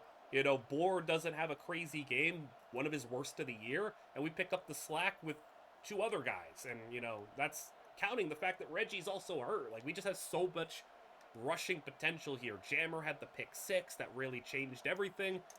And now we are 1 game out from the playoffs, and all we have to do is beat the bummy Bengals, and we'll have most likely our first round bye, unless tiebreakers change, which I don't imagine, you know, that happening. It's got to be against common opponents, right? I mean, like, that's got to be the deal breaker. Or not. So your score at the end of 3 quarters here is 24-3. We have the ball. We're kind of stomping them right now. So yeah, as I predicted, we're not going to be able to really hop into this one, barring a 21-point collapse here in the 4th quarter. We're going to get to 13-3. In all likelihood, barring some other tiebreaker I'm not aware of, We're going to get ourselves the number 1 seed. So yeah, we end up scoring again. Bengals are driving here. Interception by Adrian Wilson with 30 seconds to play. We'll kneel it out. I had a little bit of fun with this one. I just basically asked Vince Young to air it out a bunch. He threw a couple of interceptions, but he threw a couple of touchdowns, 340 yards. Still completed 65% of his passes. I was just having him play reckless because why not? 21 carries, 99 yards, 4.7 a carry, and a touchdown. Pearson right at 4 a carry, roughly 50 yards. Walker had 182. Edwards had 92. Our third string tight end for some reason had 2 touchdowns. I don't know how that happened, but good on him. Defense, Darcy Clayton with sacks, Wilson, Jammer, and Griffin with interceptions. We'll be 13-3. So we started the season 2-3. Was a little worried. The Chargers loss didn't really faze me that much, but it was more so the Bears loss and how it happened. I was like, man, maybe we need to make a change or two. And we did make a change or two, and I think the changes ended up being good. I'm not going to sit here and say, like, the changes were the reason why we were able to do what we did, but we were able to actually, like, turn things around from 2-3 and win out the rest of the way. The Colts did win, but we got the tiebreaker on them. So, awesome. It was common opponents. That's the only thing I could think of, because we had the same division record, same conference record. Head-to-head was 1-1, so had to be common opponents where we had those wins. The Colts end up with the tied for best record, but they have to go through the wild card. Ravens sneak in, it looks like, on a 6-game win streak.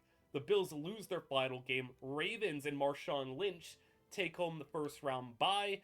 Patriots get in, Broncos get in, Chargers, Jags, Texans went 8-8, good on them. So, good stuff there. NFC, Bucks 14-2, Bucks 11 in a row, Giants 12-4, Cowboys 12-4, Lions 10-6, Seahawks 10-6, Saints 10-6, Rams miss at 10-6, Niners miss at 9-7. And while I don't want to go and show you all the stats now, because that's, not really going to be... I'm not going to show you all the stats now or anything. You save that for the end. But Nnamdi had a generational season to the likes of which, it's rare. It is comparable to, like, peak Revis Island type stuff. 17 pass breakups, 4 interceptions. That's already pretty impressive. But how about when you look at the fact that he was shadowing number 1 wide receivers his entire time here?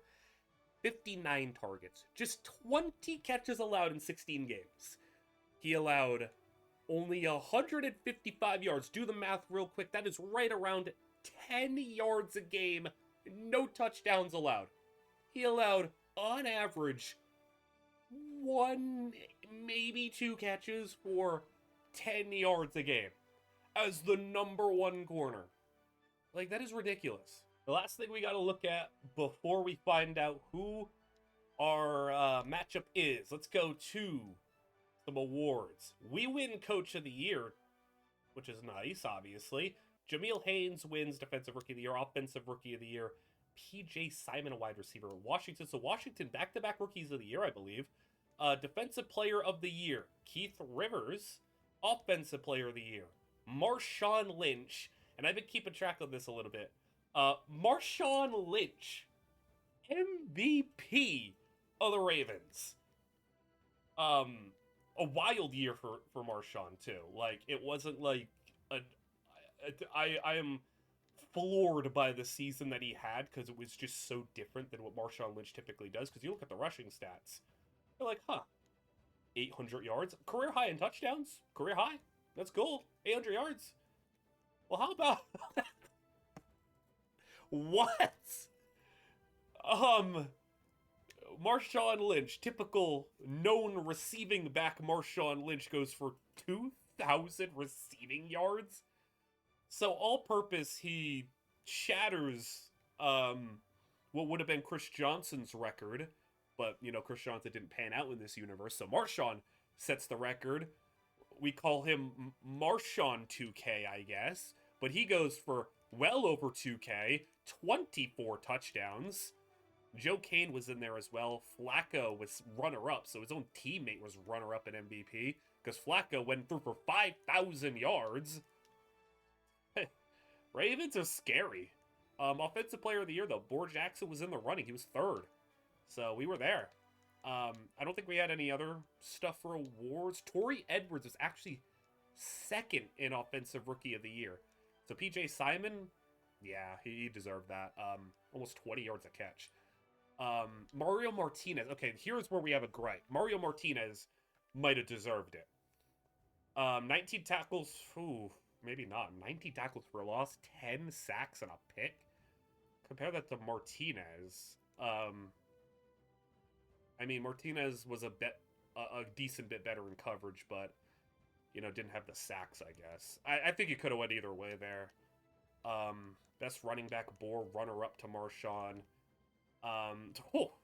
Best offensive lineman, Benji Cato wins best offensive lineman in his rookie season. And we flood the list. But, crucially, it's Benji above all of them, which is crazy. Tamba Lee wins best D lineman. Mario Williams comes second. Mario Williams is ridiculous. What do you do for the Colts? They go and lead the league in sacks as a team, and then, Mario Williams goes and gets 23. Or 27 tackles for loss of 13 sacks. I don't know where I got 23 from. Linebacker, nothing there. DB. I know it's because he didn't have picks, but come on. Nnamdi obviously deserved to be best DB. He just didn't have interceptions.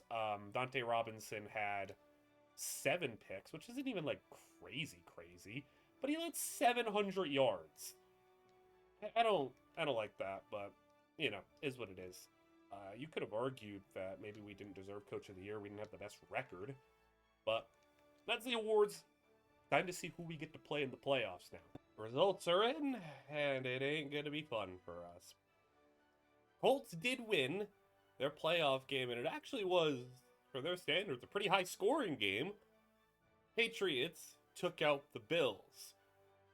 The 2 wildcard teams were the Patriots and Bills, or Patriots and Colts, I should say.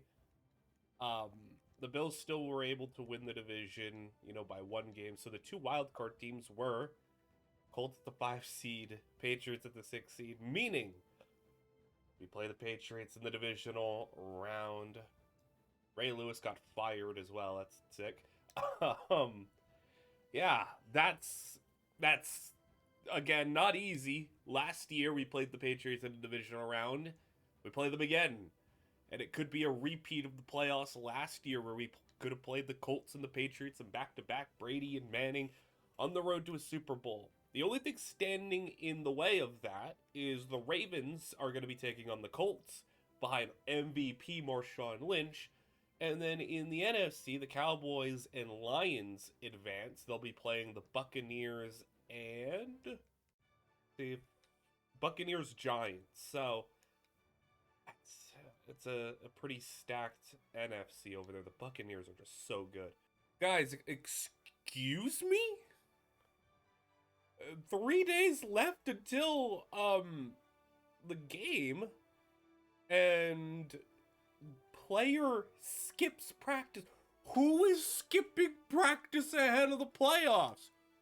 Cammy Walker is headed to Mexico with his girlfriend. What? We got an Odo boat trip from our stores. Cammy, what are you doing? Headed to Mexico with his girlfriend.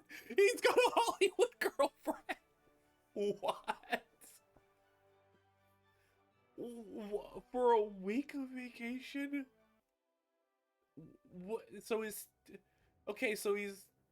is a week. So I was like, is he gonna be good for the game? I guess he is. Cammy and Walker, you're doing very dangerous activities right now. Do you not know what happens here? You skip practice. We can't discipline him. We're in the playoffs. We need him. I'm not benching my superstar receiver in the playoffs, but We're having an Odell boat trip, like boat moment here. Don't, no, we're not. We're not doing this, please. It's time to take over in this one. 21-21 is your score. Patriots and Titans playing a good game on offense. Defenses have had their struggles, but overall, Vince Young, Boar Jackson played a pretty great game. Vince Young not quite to the level that he played the last time we played the Patriots, but hard to expect that level of play. Boar, a little tired. He ripped off actually a 75-yard run in this game, so he's had a big day. And playoff Boar, exactly what we need right here. But Pearson getting the carry, and we start things off with Pearson getting 14 on the play. We're hopping in about midway through the third quarter, you know, getting some extra action in the playoffs. So now Camion Walker, he is playing. He is playing fine as well. Typical Camion Walker stuff, but cannot believe he ditched us to go to Mexico during preparation for a playoff game against New England. That is ridiculous levels of irresponsibility. Young off play action. All the time in the world, throwing it down the field, and it's incomplete. Patriots held up in coverage very nicely down the field, despite all that time. Second down and 10, as we'll go with the handoff. It'll be Boar tackled for a loss of 3. Third and 13. Third and 13. You know, also any mistakes a guy like Camion Walker is going to be put under the microscope here. I'm a little concerned about that. Is he in top shape, top form, ready to go? Well, we're looking for him here. And no, actually, they go quick to Hendrickson right at the line. 4th and inches. But we can go for that. That is so close. That is not even half a yard. That is just a single inch, it feels like. QB sneak it. Young, straight through the middle. Young turns a QB sneak into 10. Drive it effectively right now as we're at the New England 39-yard line. They got a 5-man front. We'll go with the run. Boar is not able to get to the outside, and we have a flag. So, didn't matter there, as it'll be 1st and 20 now. Gonna have to lean on Young to dig us out of this hole. It was a holding on John Onken, which is I don't feel like I ever see that happen. As Young throws middle, that's Sullivan the tight end, slips the tackle, Sullivan, 1st down. Immediately after being behind the sticks like that, we get it all back. Under a minute to play in this third quarter. We've taken up a lot of time here. I'll grind it out, drive, Boar, Jackson counter left. And can he get all the way outside? No. Only a yard on the play. I think that juke move really hurt him. If you just would have stuck to running wide, I think he would have had the speed to get out there. Maybe for Boar, the stats look nice because he ripped off a 75-yarder, which is obviously huge, but other than that, it has been a lot of not so great carries. The Patriots defense playing tough. Camion Walker, that ball off the mark. Obviously don't love to see that. You want to see your quarterback and top receiver in sync. And it'll go out in motion. 3rd down and 9. We're in field goal range. Young is going to be sacked. That's terrible. The pressure was just really good. Brandon Mebane. We're going to have to kick it here to close out the third quarter. It's going to be a 50-yard try. Definitely he has the boot, but can he have the accuracy? Or will this drive be for nothing? Third quarter winds down. Kick is good. Plenty of leg. And we'll take a 24-21 lead. So the Patriots will kick off the fourth quarter. Brady in the spread formation where he's got these 2 tight ends out there to the left, receivers to the right, and Brady to the air. Got a wide open tight end. I guess they said something he liked because the tight end, he motioned him out and just no one covered. Immediately the Patriots find themselves Tennessee territory. This is Brady, will throw again. And underneath, that was right in traffic. D linemen had their hands up and everything. Caught for just a 1-yarder though. We're not even getting to see Lawrence Maroney hit the backfield. They just have all the pass catchers in the world, and that's what they want to do against us, is just spread it out and try to attack us in the air. Is that not the Asamoah pass? Oh, it was should have been a pick six there, but that is incredible break on the ball from Nnamdi.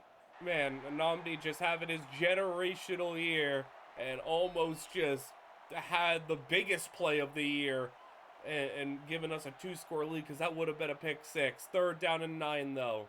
Can he hold up? He's got Welker out there on him. As Brady, play action, throwing, short of the sticks, and it's tackled. Knocked him for 5 yards on 4th down, and they're not enough to really kick a field goal here. They're gonna just straight up go for it, aggressive with 7 minutes to play. I like the call, but can they capitalize on it? With Brady, all the time in the world, down the field, incomplete, took him out of bounds. And Welker, that ball just too far out there, could not keep himself in and give himself a chance at catching it. I do really like the aggressiveness, though, from New England. It just didn't work out for them. We'll go with the ground here, and that is just right through the gap. Right through the gap, and a penalty again. They'll accept it, honestly. Like, I don't even mind. It's just, 2nd and 13 or 1st and 20. I guess I'll take the 1st and 20. I don't know. Like, we got out of it the last time. There's not a lot of room to run the ball with Bohr here. Like, it's just the Patriots are shooting every gap, crashing down. They got 6 in the box here. They move the corner down. It looks like they could be sending one off the left side. They are. And in the right side, it's... Man, like, we cannot block these guys. Brandon Mebane made that play again. Brandon Mebane is disrupting our entire game plan here. Belichick scheming something nice up, though, on defense. Do we have something for him in the air? No, we don't. Incomplete. 3rd and 25. Well, being honest here, 3rd and 25, we're not gonna get it. I'm just gonna snap it to Bohr, let him run. Keep the clock moving, keep it safe, don't risk a major turnover or anything. You can't be taking big-time risks on 3rd and 25 as Bohr. That's another hold.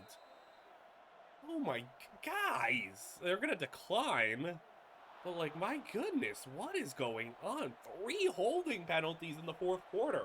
New England's not spreading the field this time around. They're going under center Maroney. They will throw. Oh, it's quick, and it's caught. And Adrian Wilson was there. Just still brought it in. Under center once more. Maroney behind him. We have not seen them run it much, but here they'll try. And maybe that's why. D'Amico Ryans. 2nd down at 14. And they won't run it this time. We'll send blitz off the edge, and that throw, his receiver wasn't ready for it. Kind of disrupted the timing of that whole play. 3rd and 14. Brady, 3 receivers, tight end Maroney next to him. From the 46, as they'll go with a straight drop quick to the tight end. And just like last time on 3rd down, we stop them 5 yards shy. Will they double down? Yes, they will. They're going for it. Almost identical situation. 4th and 5 in our territory. Too long for a field goal. They don't want to punt it. Will it be out for 2? Yes, no. Oh, my goodness. I don't like that call. I don't like that call. I'll just say that was too much. You can't blitz so many people that you just don't cover receivers on Brady. Now they got it to the 27-yard line, and we got to hold to a field goal here. As Brady will throw again. Floating one, and it's picked off! It's picked off! Come on! Quentin Jammer! Can he outrun him? He can! Jammer! Touchdown! Maybe I was mistaken here. That's maybe why I'm not the D coordinator. I guess just keep blitzing, and even Tom Brady's going to make a mistake every once in a while. Play action. As he'll throw it deep. Oh, a catch on Nnamdi. Wes Welker. That is like a rare allowed catch down the field from Nnamdi. Maybe his longest completion allowed. Still, though, it's all right. We'll go hand off there, Mario Martinez and D'Amico Ryans in.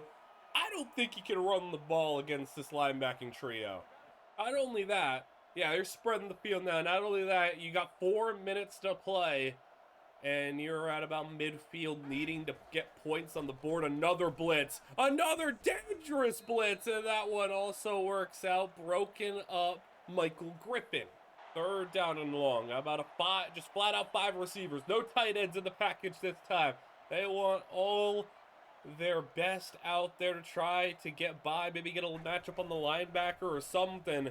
As Brady throws it down the field. And Michael Griffin almost picks it off. 4th and 11. And you probably got to go for this as well. They are. And the playoff hopes of Brady and the Patriots, they could go down to Vince Young and the Titans. In back-to-back years, who would have thought that would be a reality? As Brady is going to have it incomplete. Michael Griffin broke on the ball again. We'll take over.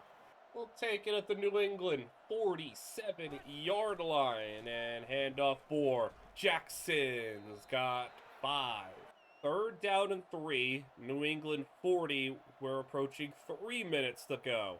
Young will snap it. A lot of time on the play clock still, but Young, he can run for this. And he will! Vince Young, 1st down, and he stays inbounds. Last play, maybe before the 2-minute warning. Bohr, he gets outside, and Jackson breaks a tackle. Jackson, 1st down. We'll take it to the 2-minute warning in the New England red zone.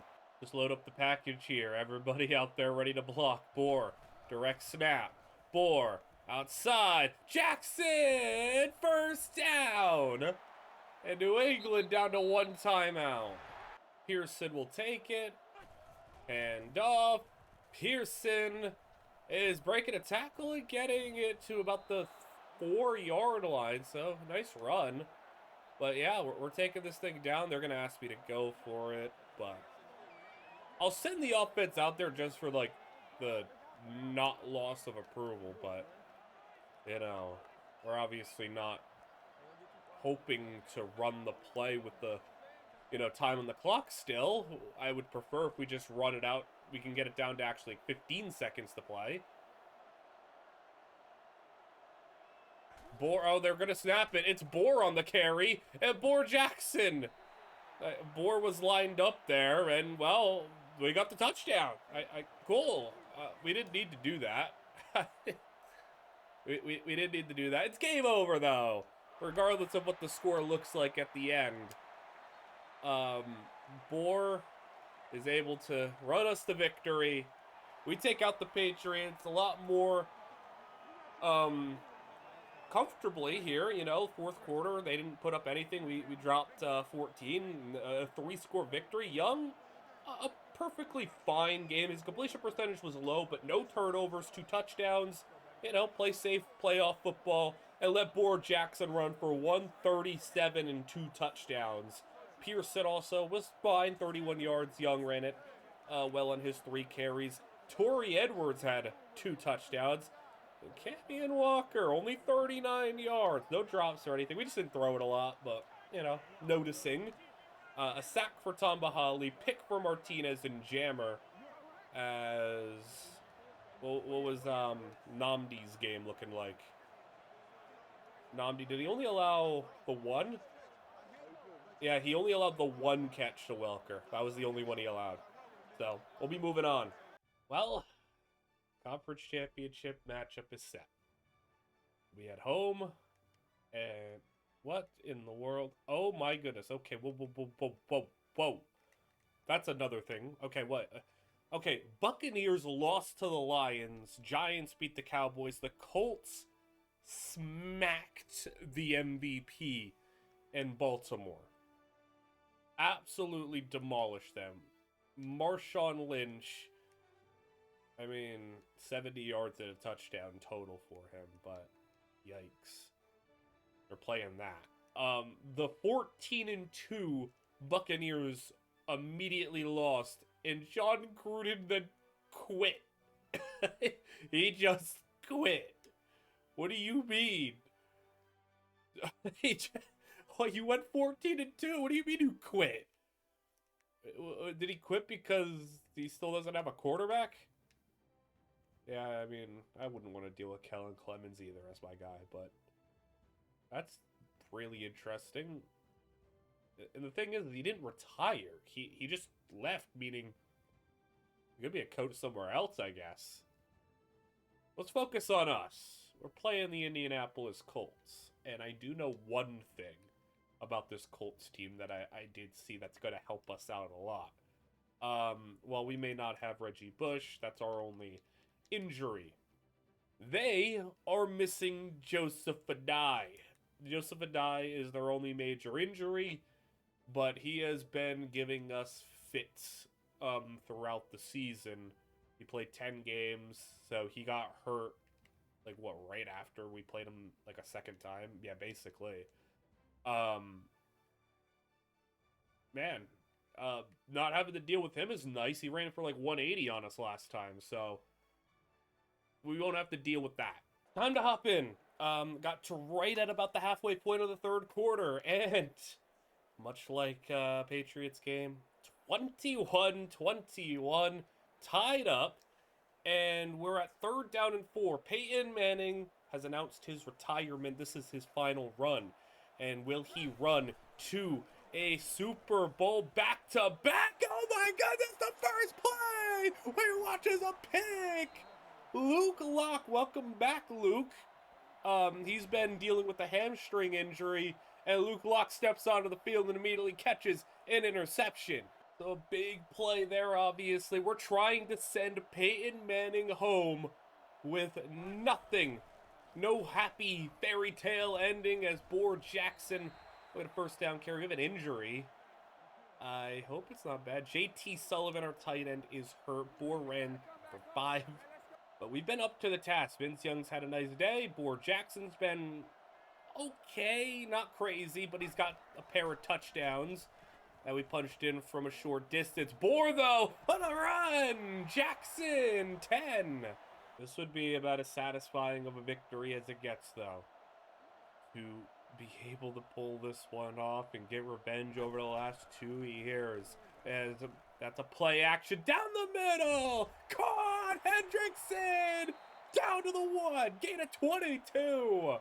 1 yard out. Not even, really. It's like a half a yard. And we got Boar Jackson, the deep back. We don't care what type of D-line you got. We're going to run it right at him, and he's down for a loss of 1. That's unfortunate. And they're going to make it difficult for us to get Boar Jackson a 3rd touchdown. 2 yards out.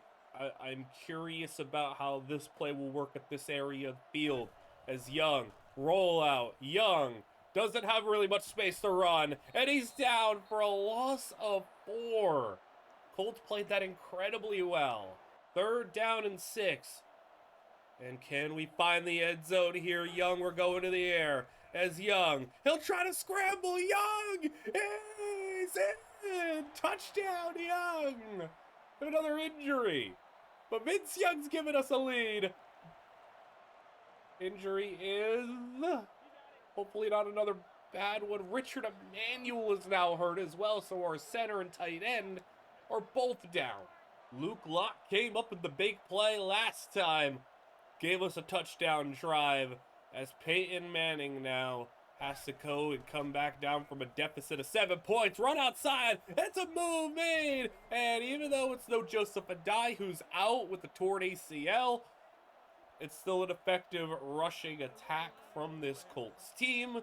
Doesn't really necessarily matter who gets put in there. Joseph Adai is by no means a top-of-the-line running back. They just have a really good system in place here. As Manning will go the run again. And he makes a move. And a football! Oh, we got it! The defense is making this Colts offensive line a hell. And we have got the ball back. Adrian Wilson recovered it. Oh my goodness, what a hit. Was that, is that Nnamdi? Was that Nnamdi who just did that? Is Nnamdi's 27? Just to clarify, Oh my goodness, Nnamdi Asomugha just did that.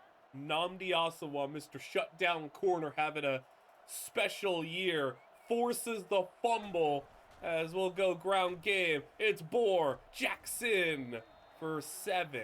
Third quarter's only got a minute to go as we'll go I formation. Pearson down in the backfield. It'll be play action. Young throw, and Daniel Graham, who's got to fill in, play some starting tight end reps. He's got the first down. We'll go now with an under center look. Tight formation and the handoff for, and that was a nice play by whoever that was outside. I think that was DeFilippo, who just spun off there and made that tackle. I mean, I'm already impressed, even though a lot of it is like the turnovers here in the third quarter, to be able to put up this many points on this Colts defense. As Young, scrambling, Young, positive yards. We'll take 4 or 5 on the play. We'll take it into the fourth quarter as well with that one. We have 3rd down and 6 now, start of the fourth quarter. A big play here. Can we find the end zone to make it a 2-touchdown game? There you go, Young, to the air. Young, with time. Not forcing it back in the end zone. Jump ball is incomplete. He tried to put it up there. That's all right, you know. Just don't. As long as we didn't turn it over there, it was all right. He didn't force it. He took his time. It didn't go our way. We'll try the field goal. Chip shot. Now is not the time to miss a chip shot, and we won't. 10-point lead. We're so close, man. A 10-point lead. The Colts offense has been a complete nothing since we have hopped in. Manning to throw. Pressure in. Throws it. Again. Freddie Bates. And Manning. This could be a nightmare into your career. 2 interceptions and then a fumble from the running back, all in the span of about 4 to 5 minutes. It's been a nightmare for Manning. And now we go handoff Bohr. Jackson will have 3, but we're inching closer to the Indy red zone again. Young will be in the shotgun. Pearson next to him. He'll be in to block as Young. A rollout here. And Young will throw. Oh, don't do that again. 3rd down and 7. You know, despite everything, we could just end up settling for a field goal here and it'd still be a 2-score game, but 7 minutes, and that's plenty of time. So the Colts need this stop, though, as Young to the air. Young to Kevin Walker! Down to the 1! Kevin Walker! I guess he's well rested after that Mexico trip. He didn't, you know, he should be fresh after the New England game, too, because he didn't do much in that one. There's no need to do anything fancy here. 1 yard away from a 3-score lead. Young, keeper, Young, touchdown. Another rushing score, Vince Young. One heck of a game here against the Colts. Did Peyton Manning have 1 quarter of magic, or will his career end in flames? Because a loss is one thing, but to be the guy throwing 2 interceptions, to have this type of offensive output at the end here, it might be a finale, a storybook ending for us rather than him. A finale, though, that he'll never want to remember, as he'll lose yards on a run. And he can't run the ball very much. You got 6 minutes to play and you're down by 3 scores. And Peyton Manning, what do you got left? You got to empty the tank. This is it for you. If you want to go back to back, if you want to pull a bit of a John Elway here and win 2 Super Bowls to close your career, almost picked again. Freddie Bates was on it. I mean, we're looking like the historic defense with the way we're playing right now. As they'll go play action. Manning got him open. And he's going to run past midfield to the Tennessee 47. We tried to just pull out assault from every direction. Didn't work. But Manning's still a long way to go here. You got to find the end zone, presumably on this drive, as you go. And that's another fumble. Oh my God. What happened again? Oh my God. I'm dying because I'm still sick. I apologize. Adrian Wilson is on it again. Who forced that one? This will give us a good angle. It was Mario Martinez forcing the fumble. Martinez, an awesome one with fumbles forced. Wilson with a fumble recovery. Luke Locken, Freddie Bates with interceptions. It's everybody on the defense. It's a full team effort today as Bohr runs for just a yard. And with 6 minutes to play, I mean, an injury for the Colts. It's just all falling apart for them. Maybe we look for that kill shot if it already hasn't been delivered. As we'll go play action. Young throws it down the middle. Hendrickson. Another first down and another chunk play. 22 yards. 17-yard line. As Young, with Bourne next to him, will go motion. Hendrickson will move to the right side. As now Daniel Graham having to fill in tight end the rest of the way. Young, time, and no! Ken Walker! Touchdown! Another one for Vince Young. And my goodness, man, Vince Young's playing an amazing game. The team as a whole, they're motivated more than ever to beat this Colts team, and they're now putting them in the dirt, burying the career of Peyton Manning once and for all. Is Manning to throw. Manning is down the middle, tipped away. Bates and Griffin were there. And the pressure put on by Tamba Hali. They'll go with 3 receivers. I'm enjoying this one. This is just such a satisfying game right now. As Manning throwing. Awesome one, forces it out. 4th and 13. Down by 24. Do they even bother? No, they're not. They don't even bother. We'll put it away. The kick will be fielded at the 40 and returned by Torrey Edwards past midfield. We send the offense out one last time. 40 seconds clock running. And Vince Young can take a kneel. Goes down. Look, the Colts burned a time. It's such a bunch. They weren't burning timeouts the entire time, and now they're gonna burn one when we want to just go and kneel the ball out. Oh, you bunch of petty bums. We're taking a field goal now. A bunch of petty bums. Oh my goodness, man. Yeah, how about we run up the score on you now? How about another 3 on the board against your legendary defense? You just allowed 48 points. And now we'll just send to the end. That's so petty, man. They weren't burning their timeouts at all throughout the entirety of the game. But Peyton Manning's Peyton Manning's last his last pass was a 72-yard touchdown. Hey, you can have that. We'll take the Super Bowl appearance. We win it 48-28. Vince Young. And one heck of a game from Young. Just about 300 yards, 2 touchdowns in the air, 2 touchdowns on the ground. Bohr didn't even have a good game. It was maybe like his worst game of the season. 75 yards, but only 2.7 a carry. It was on the backs of Vince Young being the offense here. As Cammy and Walker, hey, 179 yards. I guess you can go to Mexico if you really want, if you're going to play like that. No sacks from the defense, but Luke Lockett, Freddie Bates with the interceptions, forced fumbles, fumble recoveries, and a little Nnamdi check. We'll have 5 catches on 5 targets. What the heck, man? Quentin Jammer. Nnamdi, did he allow nothing?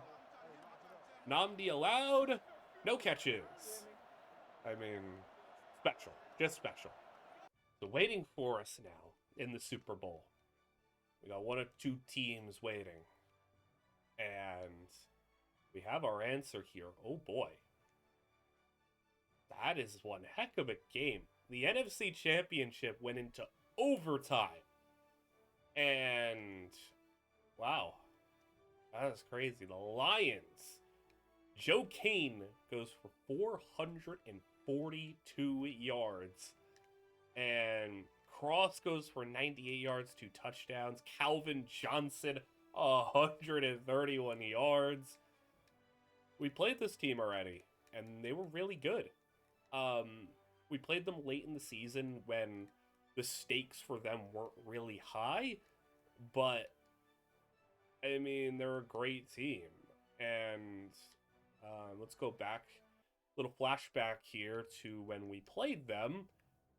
The game we won, but, you know, it was 36-27, so, you know, among all the teams that we have played, 27 points, that's around the highest a team has scored on us. The Patriots put up 28, and then the Colts just put up 28, but that last touchdown was a garbage time touchdown.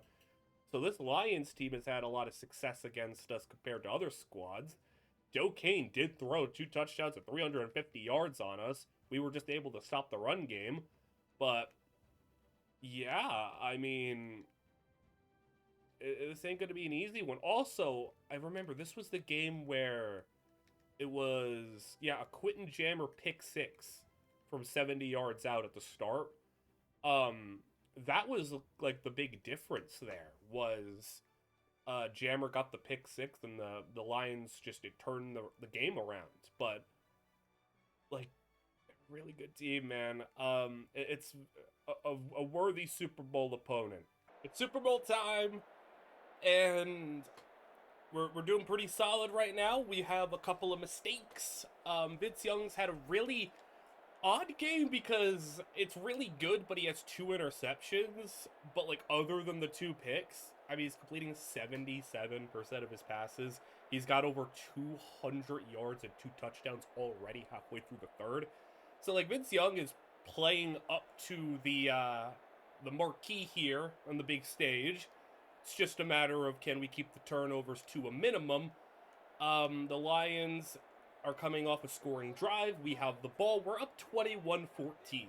And we'll see if we can keep our lead, extend our lead, take home this Super Bowl halfway through the third quarter. We'll go with the ground. It's Pearson on the carry. It's a gain of 5. This has been a game where, you know, it's a Super Bowl, obviously. You're going to lean on your biggest and your best to get the job done. So Pearson and a couple of other guys haven't been rotating in as much. I mean, this is a game where, Lamar Jackson might need to touch the ball 30-plus times. This is a game where, maybe Vince Young does throw the ball a little bit more, because we're trying to make sure that the best players and the guys that we trust the most have it in the big moments. We don't want to leave that up to chance and say, well, what if we didn't give the ball to Lamar Jackson enough? We are giving him the ball quite a bit. He runs it again, 3 yards this time for him. It's also a spot where Reggie Bush is our only injury, and the Lions are 100% completely healthy. They don't even have a backup injured. So, you know, this is one of those years where maybe it just came down to the Lions were the healthiest team as well. They're at full strength, full capacity, as Camion Walker with the grab, and he gets the first down. We'll bring in the second tight end, as the injuries that we sustained last week, they turned out to be all right, as Bohr loses yards, but Sullivan's in, Emmanuel's in. We have no excuses. 2nd and 12, as Young throwing. Young, Sullivan's way, got the first down. And Sullivan to the Detroit 44. Bring out the heavy loaded backfield here. Lorenzo Neal, Pearson, and Bohr all in the backfield. Counter left, and nothing going there. Got maybe back to the line of scrimmage. Just got to keep it moving here. You know, I'm not getting too ahead of myself. Not going to give out too much praise. Don't want to jinx the team. Don't want to, mess anything up here. Young throwing. That's going to be caught. Oh, we get by the defense. Break a tackle inside the 10 and a big play. Corey Edwards went for 36. Now in position to take a 2-score lead here late in the third quarter. Pearson checks in the backfield. This will go his way. And that's whoever just threw our lineman to the side there to make that tackle. Whew. It's a really good play. Running the ball has just been a bit of a pain here. I mean, the Lions are focusing on trying to stop the league's top rushing offense. That's understandable. Young will roll. Young will throw. Young off the mark. All right. 3rd down and goal from the 10. Who we got from the 10? 3rd down. Just No turnovers. If we can take a field goal here, we're not going to be mad at a 2-score lead. Young will throw, and zone, incomplete. I mean, yeah, just took a shot. Not happening. That's all right. That's all right. Like I said, just no turnovers, and I was happy. Take our short field goal try from just 27 yards out for a 10-point lead. Kick is good. We turn things over to Joe Kane. You know, we're living in a just before pre-Matthew Stafford universe, so the Lions had to go out and get another quarterback. They got Joe Kane. He transformed the franchise, and he is handing the cross. They may have had 2 fullbacks in, but he loses 2. Calvin Johnson, 1,000 yards. Wesley Cross, the running back, over 1,800 all-purpose yards, and a crazy season for him. Joe Kane, over 4,000 yards and a hit, jars the ball loose, incomplete. Like we did last time against the Lions. We'll watch that matchup on the right side. Calvin versus Nnamdi. Megatron versus lockdown elite corner, best in the league probably. So what's that matchup gonna look like? Willie targeted, Kane throwing, middle, caught! And he targets the nickel. Right now we have Quentin Jammer playing the number 3. We'll spread the field here. Kane, 5 receivers. Third quarter, probably your last play. Kane throwing outside, floats it, and a diving deflection by Mario Martinez. We'll have one more play in the third, but Mario Martinez, what a player, man. I mean, to have the rookies that we had come in and make the impact that they have, Edwards, Martinez, Cato, all of them. We have a free rusher in, and it's sacked! Down he goes, Tamba Hali will force 3rd and 21 going into the 4th. Can you believe all these years ago, I think we traded Lendale White in like 2/4 for Tamba Hali or something like that. I mean, Hali's been such a key player to this team. 3rd and 21. Kane is throwing it down the field, knocked away, and Luke Locke forces 4th down. With the ball, with the 10-point lead, what's it going to take to break this one wide open and maybe take home that Super Bowl? Got a pistol formation here. Go right, and Bohr, I mean, everything was flowing to the right. I don't know why he cut it back left. Regardless, though, Vince Young will go to the air here. He's been here before. He was a hero in a national championship. He's been clutch in the playoffs. Vince Young gonna run. Young got a lot more room, and Young takes a hit, but he hangs onto the ball. We'll take 9 yards. Obviously, don't love our quarterback getting hit like that, but not many quarterbacks are going to take a hit like that and still hang on to the ball the way Vince Young did. 3rd down and 3. Play action. Young is trying to fight, but he's down. It's a 1-yard sack. That was instant pressure. Joe Kane, how many more chances are you going to get here? You got 14 points on the board. And you are going with a run where 3 defenders were in. Freddie Bates, tackle for loss, his 2nd that we have already seen. 6.5 to play, and just like our first matchup against the Lions, Cross is doing nothing against us. It has to be the air, it has to be the passing game, a completion, only for 2 though. 3rd down and 11 from their own 19-yard line. They have extra protection in, they'll throw up the middle, and incomplete. They can't move it right now. They're behind the sticks a lot, and their passing game, we just have such an elite secondary, and Calvin Johnson's being just absolutely taken out of this game. Torrey Edwards on the return. Edwards breaks a tackle. Edwards close to midfield. 1st and 10, and already in good field position. Young will go play action. Young throws to Walker. Kenyon Walker's got the grab, and Walker to the 30 of Detroit. We'll get him down at the 29 officially. We're right back at scoring position. Lions at a spot where they need to force a field goal try. You cannot allow a touchdown here. Bohr on the counter, jukes it to the outside. Jackson with space. Jackson, Stephon's a big man. Stephon carrying, fighting. Bohr, Jackson to the end zone. There's your signature play from a once-in-a-generation running back. to maybe break this game wide open. A 3-score lead. And the Lions are in full-on panic mode. And they can't get anything. Mario Martinez in coverage. What do? Our linebackers can cover. Our safeties are elite. Nnamdi's the best in the world. What do? Low pass caught. And they'll get 7. 3rd and 3. Detroit, 5 minutes to go. As Kane blitz it in. Down he goes. Another sack.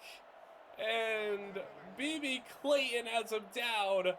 And the Lions, they're going to just punt it away.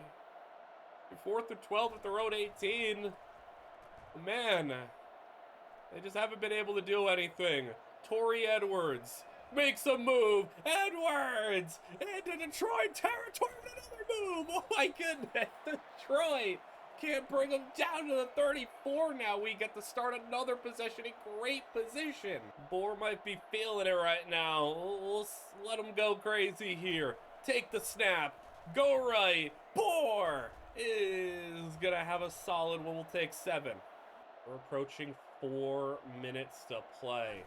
And Jackson on the carry. Jackson first. And to the Detroit 20. Another 7.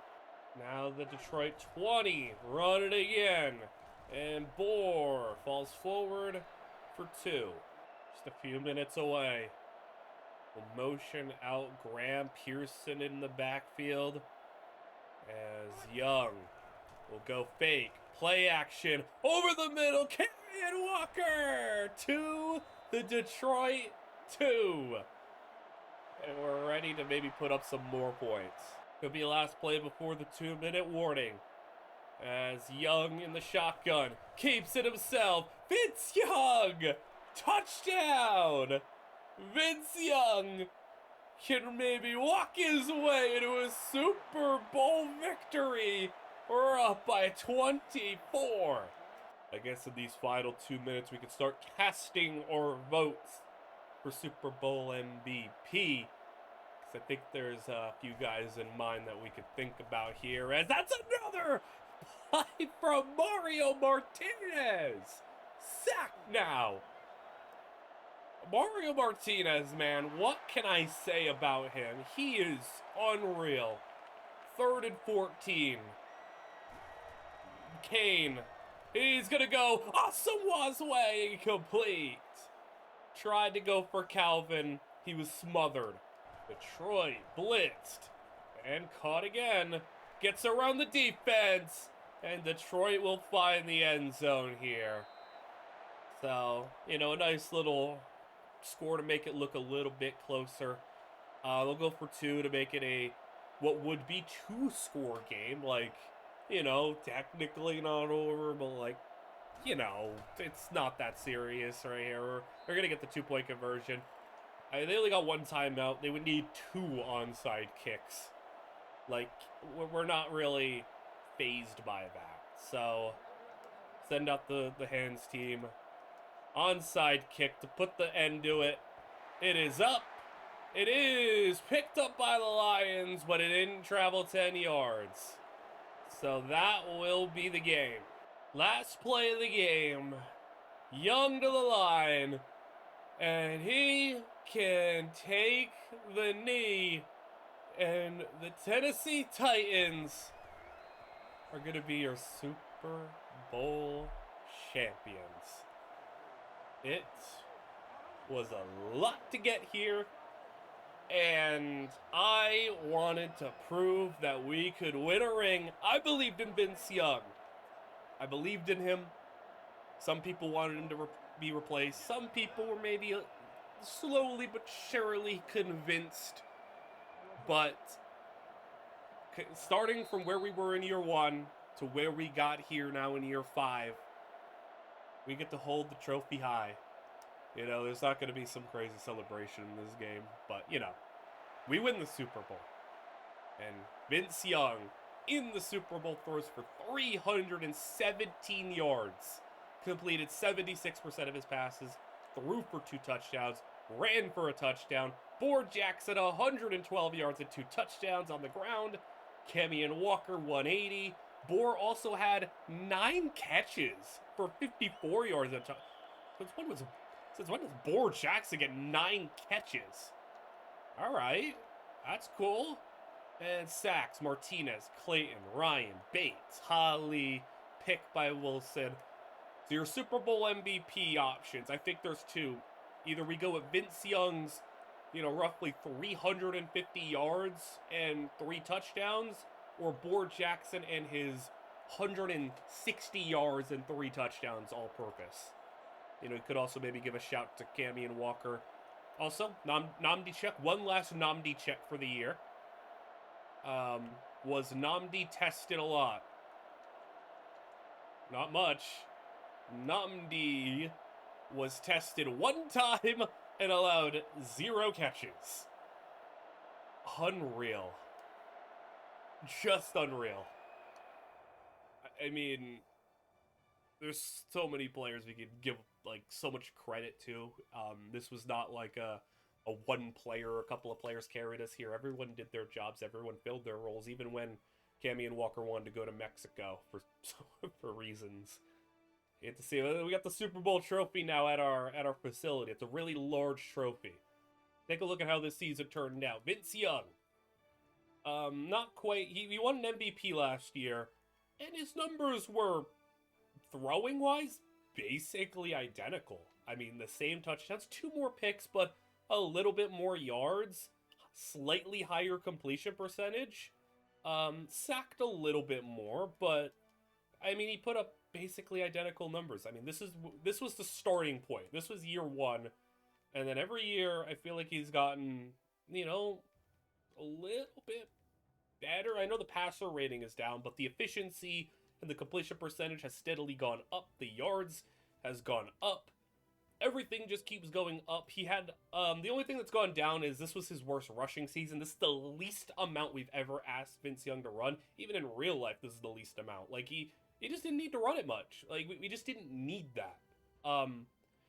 But I felt like in real life, Vince Young was somebody who, he couldn't act like he wasn't talented. Vince Young was obviously talented. I can't say for sure that he would have succeeded in a different situation, but if you realize, and the kind of, the things that happened in Tennessee in real life, Jeff Fisher did not like this dude. He did not want him to be the quarterback. It was very much a battle of, the organization wanted this guy, the coach wanted that guy. Vince Young in real life for the Titans had a winning record.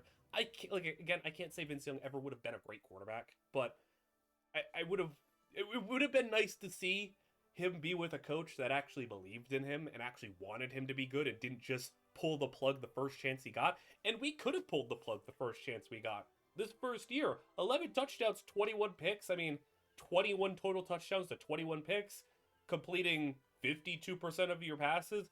That's every reason to pull the plug. But look who he's throwing to. His number 1 receiver was Justin Gage that year. I gave him Kamian Walker, gave him a little bit of help. Touchdowns doubled, the interceptions went down, the completion percentage went up by 10%, and then once he got a good team around him, he was a consistently good quarterback, won an MVP, won a Super Bowl, maybe you could even say he won a Super Bowl MVP, but I know he's unorthodox, because he's the most mobile quarterback in the league. He is a guy who just kind of shows up in the big moments, maybe not always for 4 quarters, but in the 4th quarter, he typically does show up and show out. I can't ask for much more from Vince Young. This is the good outcome here. I wanted to prove I can win a Super Bowl with him. It didn't work out with Chris Johnson. I didn't want to go 0 for 2. I believe in Vince Young, and look how much better he's gotten as well. He's a 92 overall. But look how good he is now. He's just legitimately really good. And is he the best quarterback in the league? No. Tom Brady's still around, and we got other guys still here. But is he a tier 2 guy? Running. This is what we were really looking forward to seeing. Bohr Jackson, after his rookie season, was really good, and you were like, man, how good can it get? Second year, a little frustrating because of some injuries, some fumbling issues. Third year, I was like, all right, we need to see just how special Bohr can be. And we gave him a little bit less carries that he had in his rookie season. but he ran for 1,600 yards and 24 touchdowns. We also got to see a couple of big runs from him. I know the 20-yard runs, it's only 4, but like those 4 were like big runs. And he ripped off some like really crazy ones. Like an 87-yarder, a 75-yarder in the playoffs, 69-yarder against both of them against New England as well, a 66-yarder, and then in the Super Bowl that amazing run, Indy, he had a 21-yarder. So like he rips off, 4 60-plus yard runs in the season. So it's not like, just 20-plus yarders that are 20 yards. It's 60 to 80 yards. Like these are big runs, and he averaged 111 yards a game. He was a non-factor receiving because, once we got Reggie Bush in, we were like, okay, all the pass-catching stuff can go to him. But on the year, Bohr had a 227-yarder game. Like, insane. And in total, 10 100-yard games, 2 that were 99 yards. I mean, you could basically just say these are 100-yard games. A 96-yard game, a 90-yard game. He only went under 90 yards 4 times. And 2 were against Indy. And it's like, I guess understandable. It's Indy. He was special. This was the guy we wanted to see. Reggie Bush, I thought, was pretty encouraging as a runner of the ball based on what he had done in his career. He was going to set his career high in rushing yards as a backup running back. Obviously, he didn't have the pass-catching success that he did in New Orleans, but like as a number 2 running back, I'm not mad at this. Someone, though, who really did impress, though, Jeremy Pearson, when he stepped in, I mean, look at the yards per carry. 5.4 yards per carry off the bench. Yeah, like, Pearson was really good. He had a big run. He had a 56-yarder against Detroit. And then when he was asked to carry the ball double-digit times every game was pretty solid.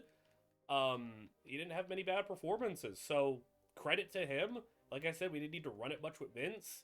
And everything else was good in the ground game. I think the question I want to be answered here. You can see we're in the year 2013 as of right now. Camion Walker went to Mexico with his Hollywood girlfriend. Who in 2013 would be Camion Walker's Hollywood girlfriend? That's crazy, but he tops his catching totals. And if there's one thing Camion Walker likes more maybe than his Hollywood girlfriend, it's coming on strong at the end of the season. Look at what he did in the last couple weeks of the season. 13 grabs, 8 grabs, 11 grabs, 22, 12, 13. We get into the playoffs. He was quiet against New England. He was in Mexico. But then against Indy, 16 catches, Detroit, 15 catches. I mean, hey, you take out the one Mexico game. He actually, was so much worse after skipping practice. Come on, why did you have to do that? I know we won, but dude, don't go to Mexico ahead of a playoff game. All is forgiven because it worked out. But dang well if we would have lost that New England game, everyone's looking at Camion Walker sideways 3 catches after that? So, all is forgiven, though. You can go to Mexico now to celebrate. So, yeah, he just comes on strong at the end of the season. Torrey Edwards, 776 yards, 9 touchdowns. Really nice. Ray Hendrickson kind of settled into the number 3 receiver after his rookie season because Torrey Edwards kind of jumped him. JT Sullivan, I am thoroughly impressed with Sullivan. 18 grabs since joining the team. He didn't do anything really in Miami, I don't think. Yeah, we traded for him for the Buffalo game. He had this game, but other than that, he dropped 1 ball for us. 1 drop for us? Yeah, that's fine. That's what we want. Just don't mess up.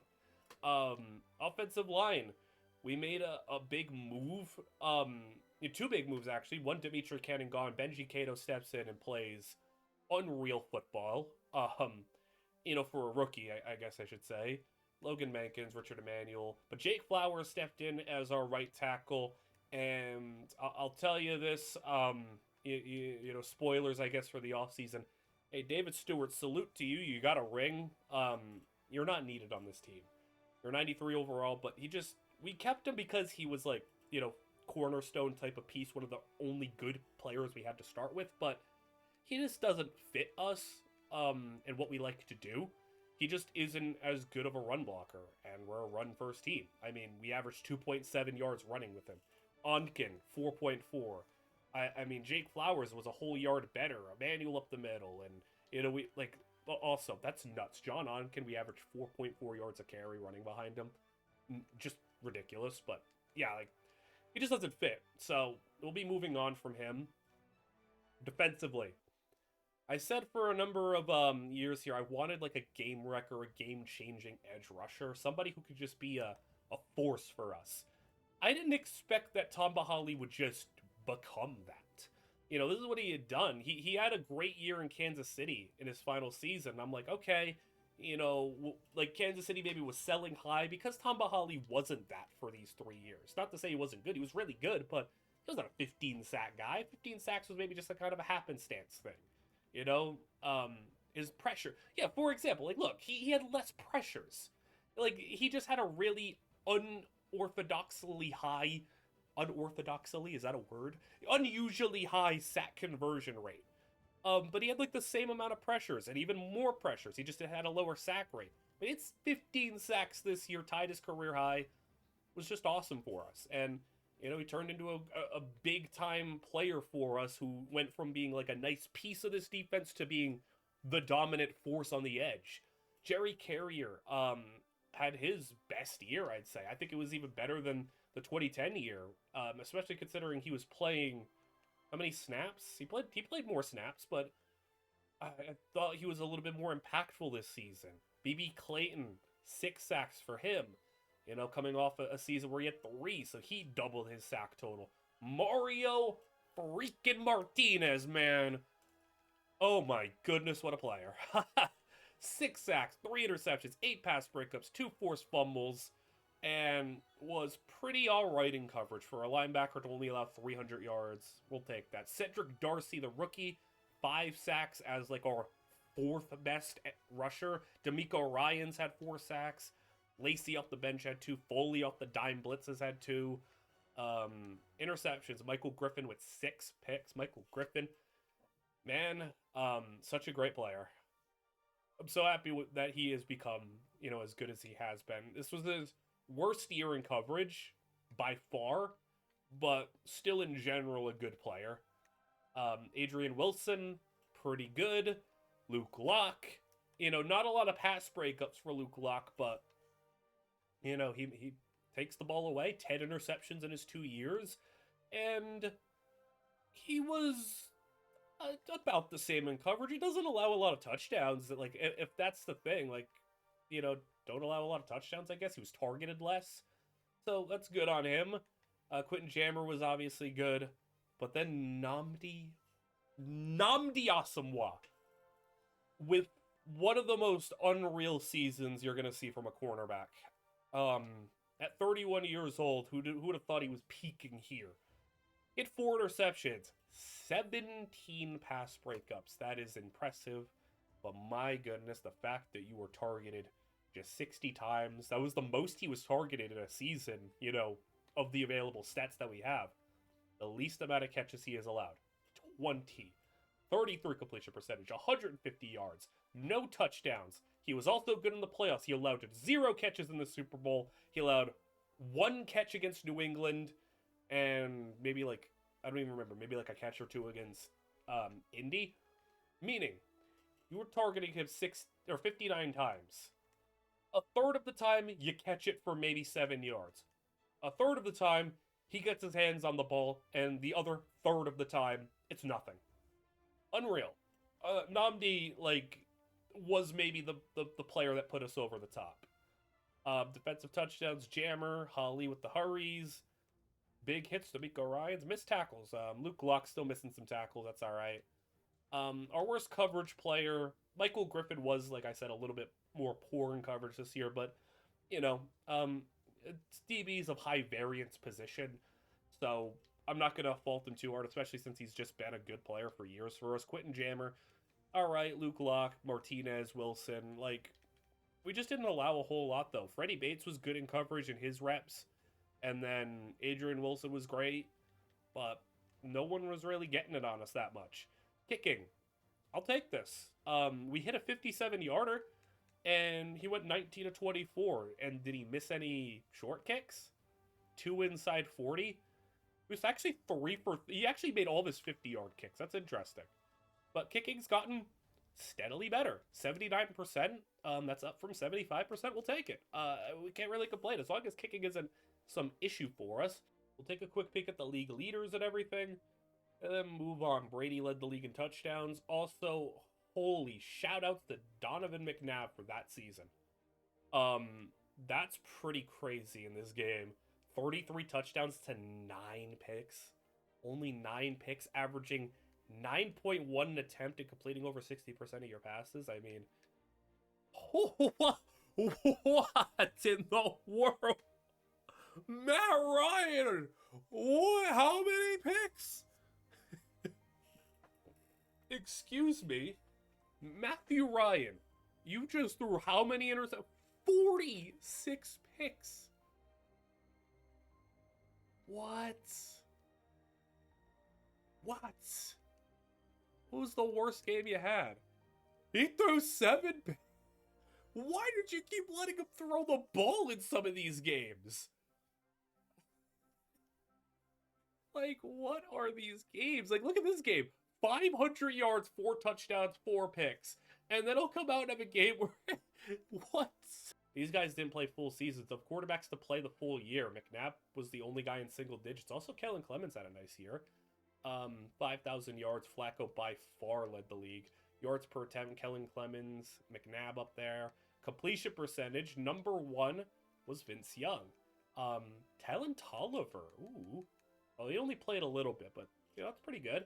Packers should probably invest in him. Running game.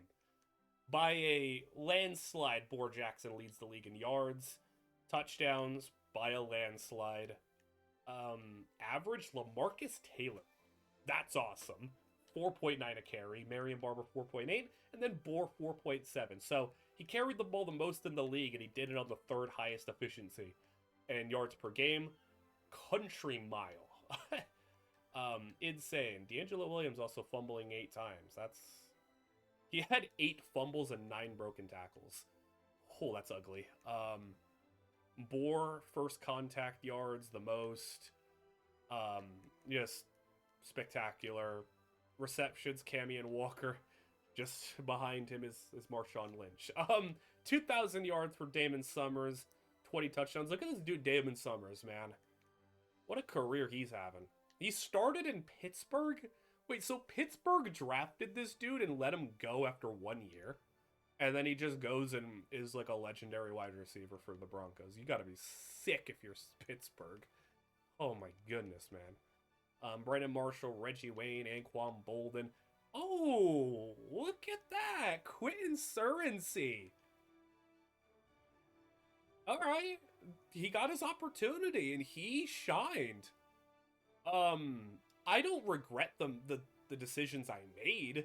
Like, we knew Quentin Surency was a talented player. I wouldn't have guessed this, but yeah, like, the thing with Surency was, 1, he was the number 2 receiver. He got a chance to be the number 1. And the other thing is we just didn't want to pay him. And, like, Torrey Edwards is, you know, someone who's just as talented. He's a 91 overall. Surency has gone up to a 92. But, hey, credit to him. You know, not every move we make is going to be like, we make out like bandits. Sometimes we're going to give up on a talented player and he's going to go blossom somewhere else. I'm happy for him. You know, that's sick.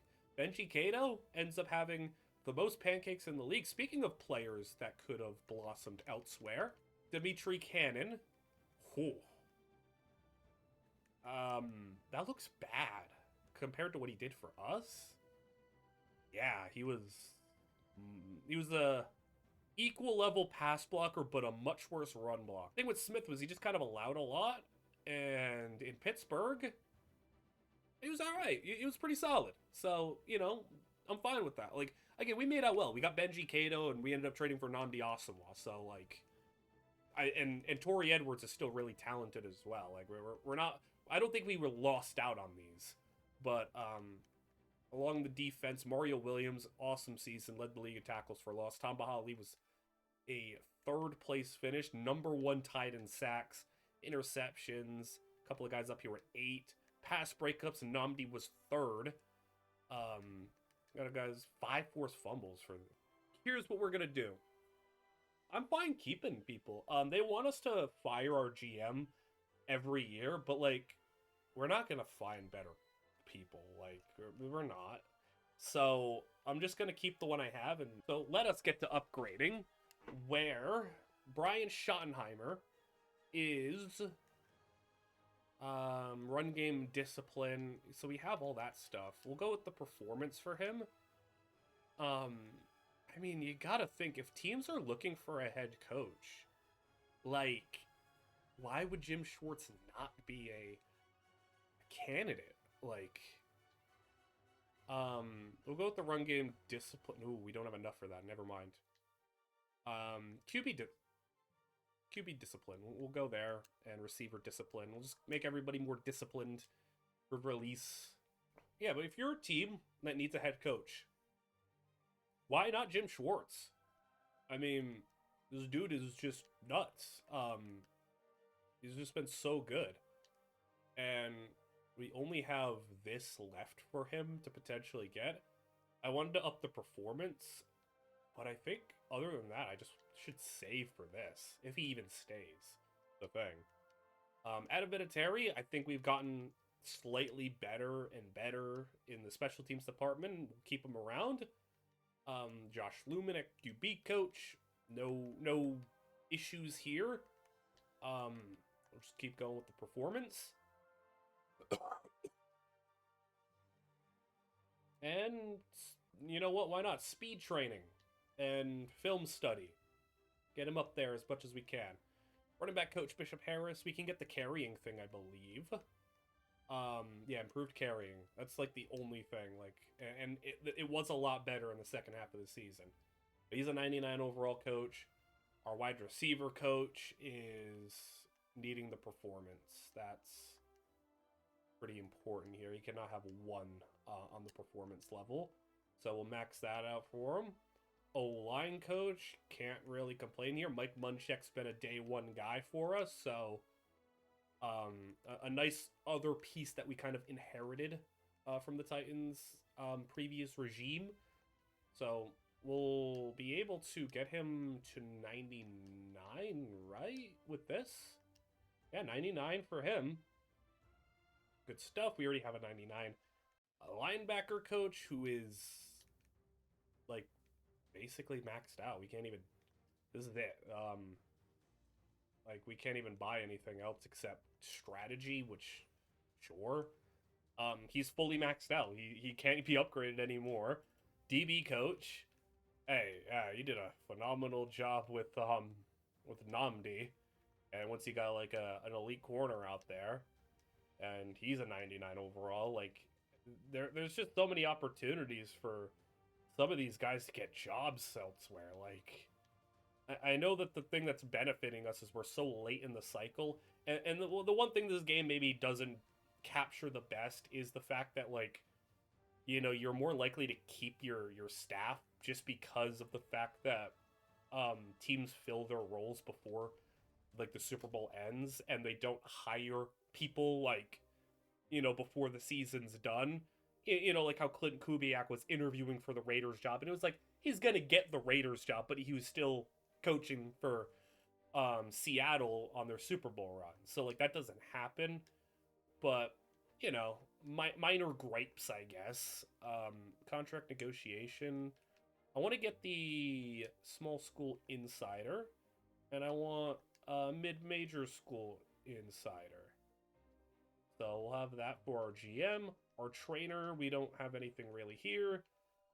So yeah, I'm fine just keeping everybody. I don't have an issue here. Why break up the staff? So I'll let you know if anybody leaves. We actually have one. Ward Black retires, our DB coach. I mean, he's 71. You know what? Fair. You got a ring, you can go. But I'm just like, man, everyone just is staying around, which, you know, great for us. That's interesting. But just a single retirement, it looks like. So we'll have our opportunity to bid on some guys. Donovan Darius. That's actually pretty good, though. You know what? We'll go for it. Looks like he could be really good. Yeah, we've won the bidding, so yeah, I mean, we only had one change, and it was our DB coach. He puts up a master class and then retires. Fair. Donovan Darius, good at developing, okay performance. That's fine. Also, oh, look at this. The Eagles have hired Mike Tomlin. So Mike Tomlin got fired from Pittsburgh. The Eagles have a bad season. Rex Ryan's one and done.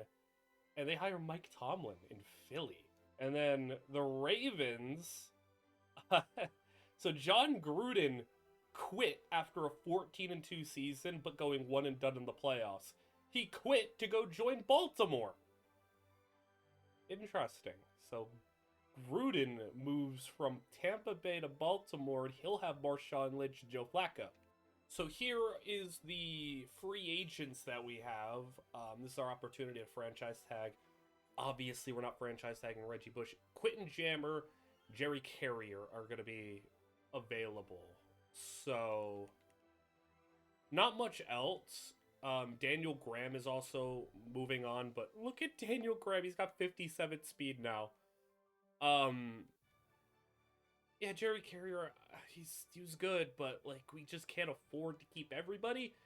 If we're prioritizing keeping Nnamdi, which we are after the year he had, and Quentin Jammer's got to go. Luke Locke will step in at the 2. We have a couple of young guys that we're happy with. Quentin Jammer leaving is not a problem.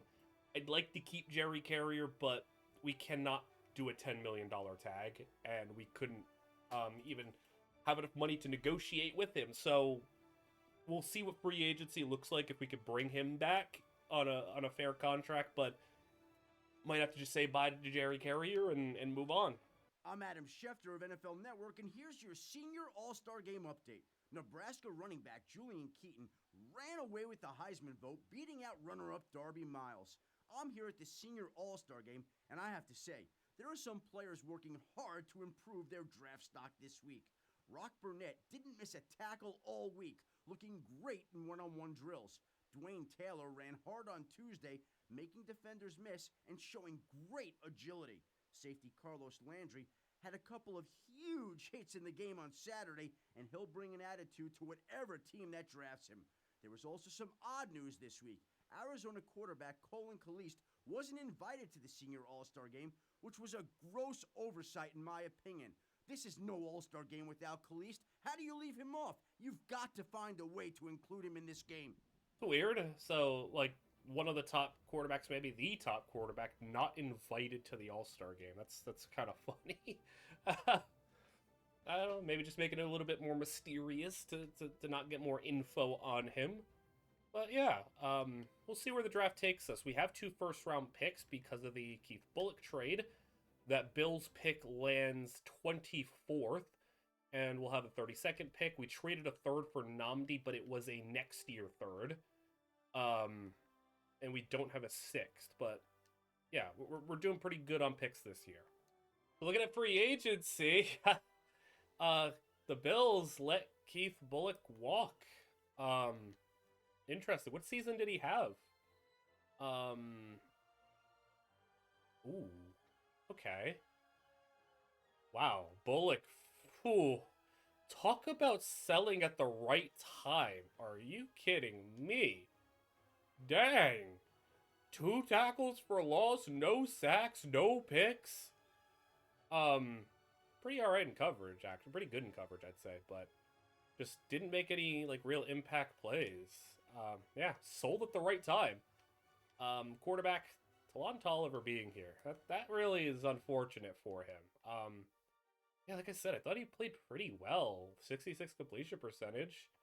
Like, you could work with that. That's something. Running backs, Reggie's going to be the top one. I don't know if he's going to get a contract off his injury.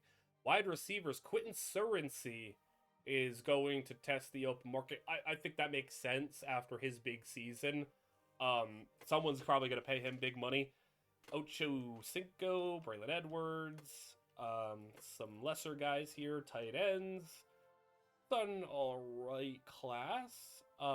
Brian McKinney at tackle.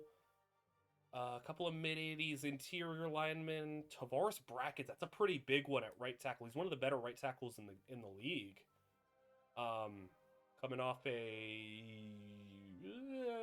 it's an alright, not so crazy season. Calais Campbell available. Julius Peppers available. D tackle Amobi Okoye, Jerry Carrier, Sean Phillips, Chief Sanders at linebacker, restricted free agent. Quentin Jammer is going to be the top corner. Demetrius Grimes, Devin Smith is also going to be available, but Demetrius Grimes is available. So this was the guy who was drafted. I think he was like a two-way player in college, committed to cornerback, was really old because he had like knee issues, but that's interesting. They got rid of him after a pretty nice season. He had the Pro Bowl. Interesting. Is it just like a health thing? Is his health like cooked? Overall health? Yeah, his legs aren't great. I mean, that's him at 100%, and he's at 76. Like, that's, I guess it's a health thing. But he is good. I mean, he's a Pro Bowl corner last year. Of course he's good. How bad is it down here? Toughness. Ooh. Oof. Yeah, definitely a health thing with him. Marcelo Jordan. Yeah. That makes sense. Jordan was a really good player that we had. He ends up stepping into Miami and playing really well, but we just couldn't afford to keep him. Pretty solid group of guys, and all of these players that we kind of moved on from, Surrency, Bullock and company, like, they're available. So a lot of guys that we know very well. Colby Gale's free agency decision. I'm fine just letting Colby Gales walk. I'm not really tied to him. I'm Adam Schefter, and here's the buzz from the NFL Combine. Arizona quarterback Colin Calise did not work out this week, opting instead to wait until his pro day. Heisman Trophy winner Julian Keaton also skipped workouts, and he too will work out sometime before the draft. As for the players that actually did work out, Willie Burns ran a very fast 40 time to lead the defensive lineman. I believe he was clocked at 4.59. Jakari Biggs was very impressive, and I really think he stole the show. He ran the fastest time in every drill he took part in, and he had a great interview with teams. The Tennessee back might have done enough to jump into the top 5. Thanks for watching NFL Network. Hey, man. Willie Burns. Are you talking about a D end with 92 speed at 285? Oof. Insane. All right, wow. Sammy Giddens free agency, restricted decision, let him go. Yeah, a lot of these restricted free agents are just kind of, whatever's, backups. JT Sullivan, though, on the other hand, I like JT Sullivan, and I think placing a level 1 tender on him is something I'm comfortable doing. $1 million for a guy who could be our starting tight end, I'm okay with that. And if a team wants to put on a contract extension to make us match, I mean, depending on the extension, I might even match it. But that's the only restricted free agency move that I'll do. $10 million right now, and we'll take a look at David Stewart potential trade options. Maybe we hold on to Stewart until draft time. Regardless, Stewart will not be on the team. It might be like a situation where we hold on to him to the draft. If we have a nice draft trade, we do that there. If not, maybe just let him walk. It's just a matter of what opportunity presents itself. I'm Todd McShay, and this is the draft preview. I put together my mock draft today, and while there's no clear-cut number 1 player in the class, there is a lot of quality depth. Tennessee running back Jakari Biggs is loaded with potential, while Willie Burns looks to be another Terrell Suggs-type player. A couple sleepers in this class are Dwayne Taylor and Carlos Landry. Also look out for Texas State tight end Tommy Keeling in the later rounds. I'll be back later with more on the draft. Interesting. They have us taking a quarterback at the end of the first round. I think that road is probably, I think we're past that at this point. But a lot of running backs up here. We obviously, I don't think we're in the market for a running back in the first round. Really good players. Willie Burns looks nuts. All right. Let's get into free agency. I obviously wasn't going to bid on him, but man, $13 million a year is crazy. So he signs with the Lions. Whoa, Ocho and Megatron on the same team. That's crazy. Keith Bullock. All right, where's Keith Bullock going? So the Bills are interested in keeping him. Well, not that interested, I guess. They drop out. So Keith Bullock's going to the Rams on, maybe $7-ish million. Yeah, $7 million. Braylon Edwards wants big money. We're not even going to be able to see. Who does he go to? Chargers and Braylon Edwards. So Chargers won the bid. But the Chargers won the bid, but they couldn't come to an agreement. All right, try again. Where did Braylon Edwards sign this time? The Rams got him too. All right, Rams, make them moves. Tony Gonzalez. Rams are in on this. Okay, the Rams are going to be the big spenders. So the Rams actually, that's interesting. They said no Quentin Surency, go Braylon Edwards. And Tony Gonzalez will go to the Cardinals. Surency. He is asking for 10. Yeah, this is why we didn't do this. Torrey Edwards is making a fraction of that money and is younger. Surency is going to command big money, $10 million a year for Quentin Surency. And I see some scary options here for teams that are interested. If he goes to the Texans, if Quentin Surency signs with the Texans, oh boy. Bills too. The Bills would be scary. Chargers as well. The Chargers just were in the market. They almost had Braylon Edwards. Oh boy. Oh boy. This is big money, man. Big money. Packers are the only team that can really save us.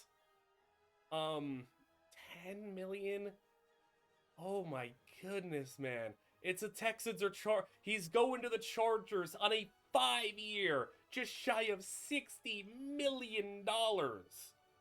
The perspective, man. Ocho just got paid the highest. They just made Quentin Surency the 4th highest paid receiver in the league. This is why I didn't prioritize keeping Surency.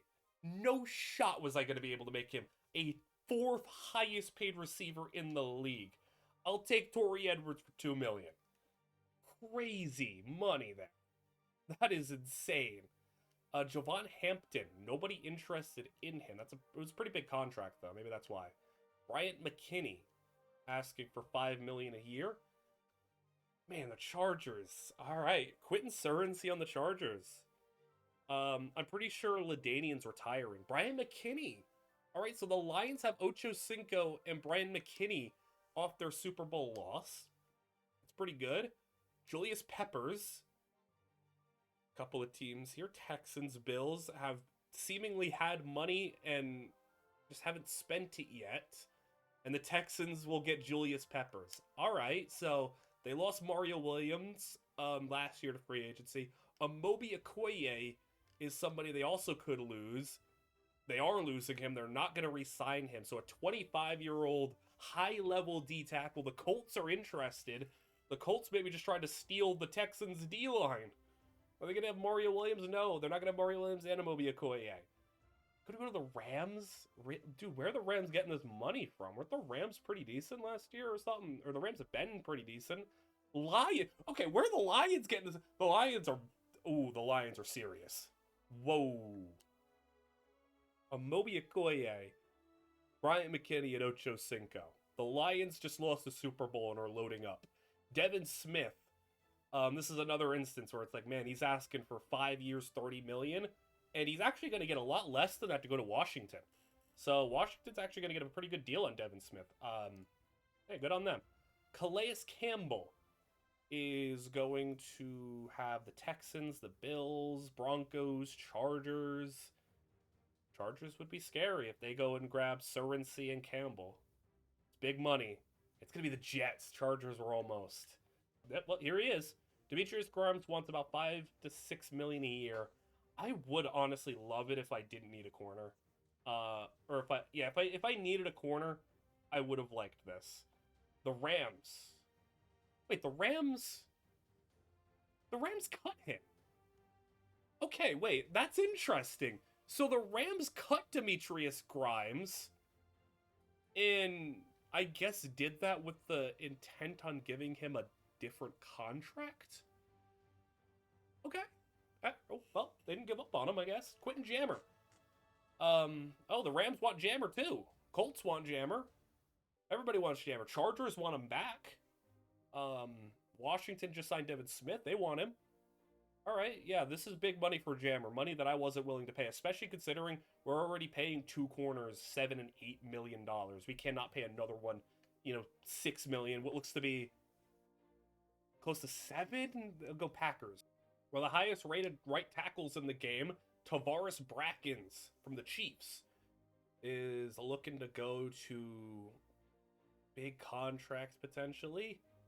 Rams are there again, man. Texans, Broncos is what it's down to. The Texans would be interesting, but it goes to the Broncos. So the Broncos were pretty decent last year. All right, so the franchise tag on Jerry Carrier was $10 million. I didn't want to do that. He's asking for $7 million.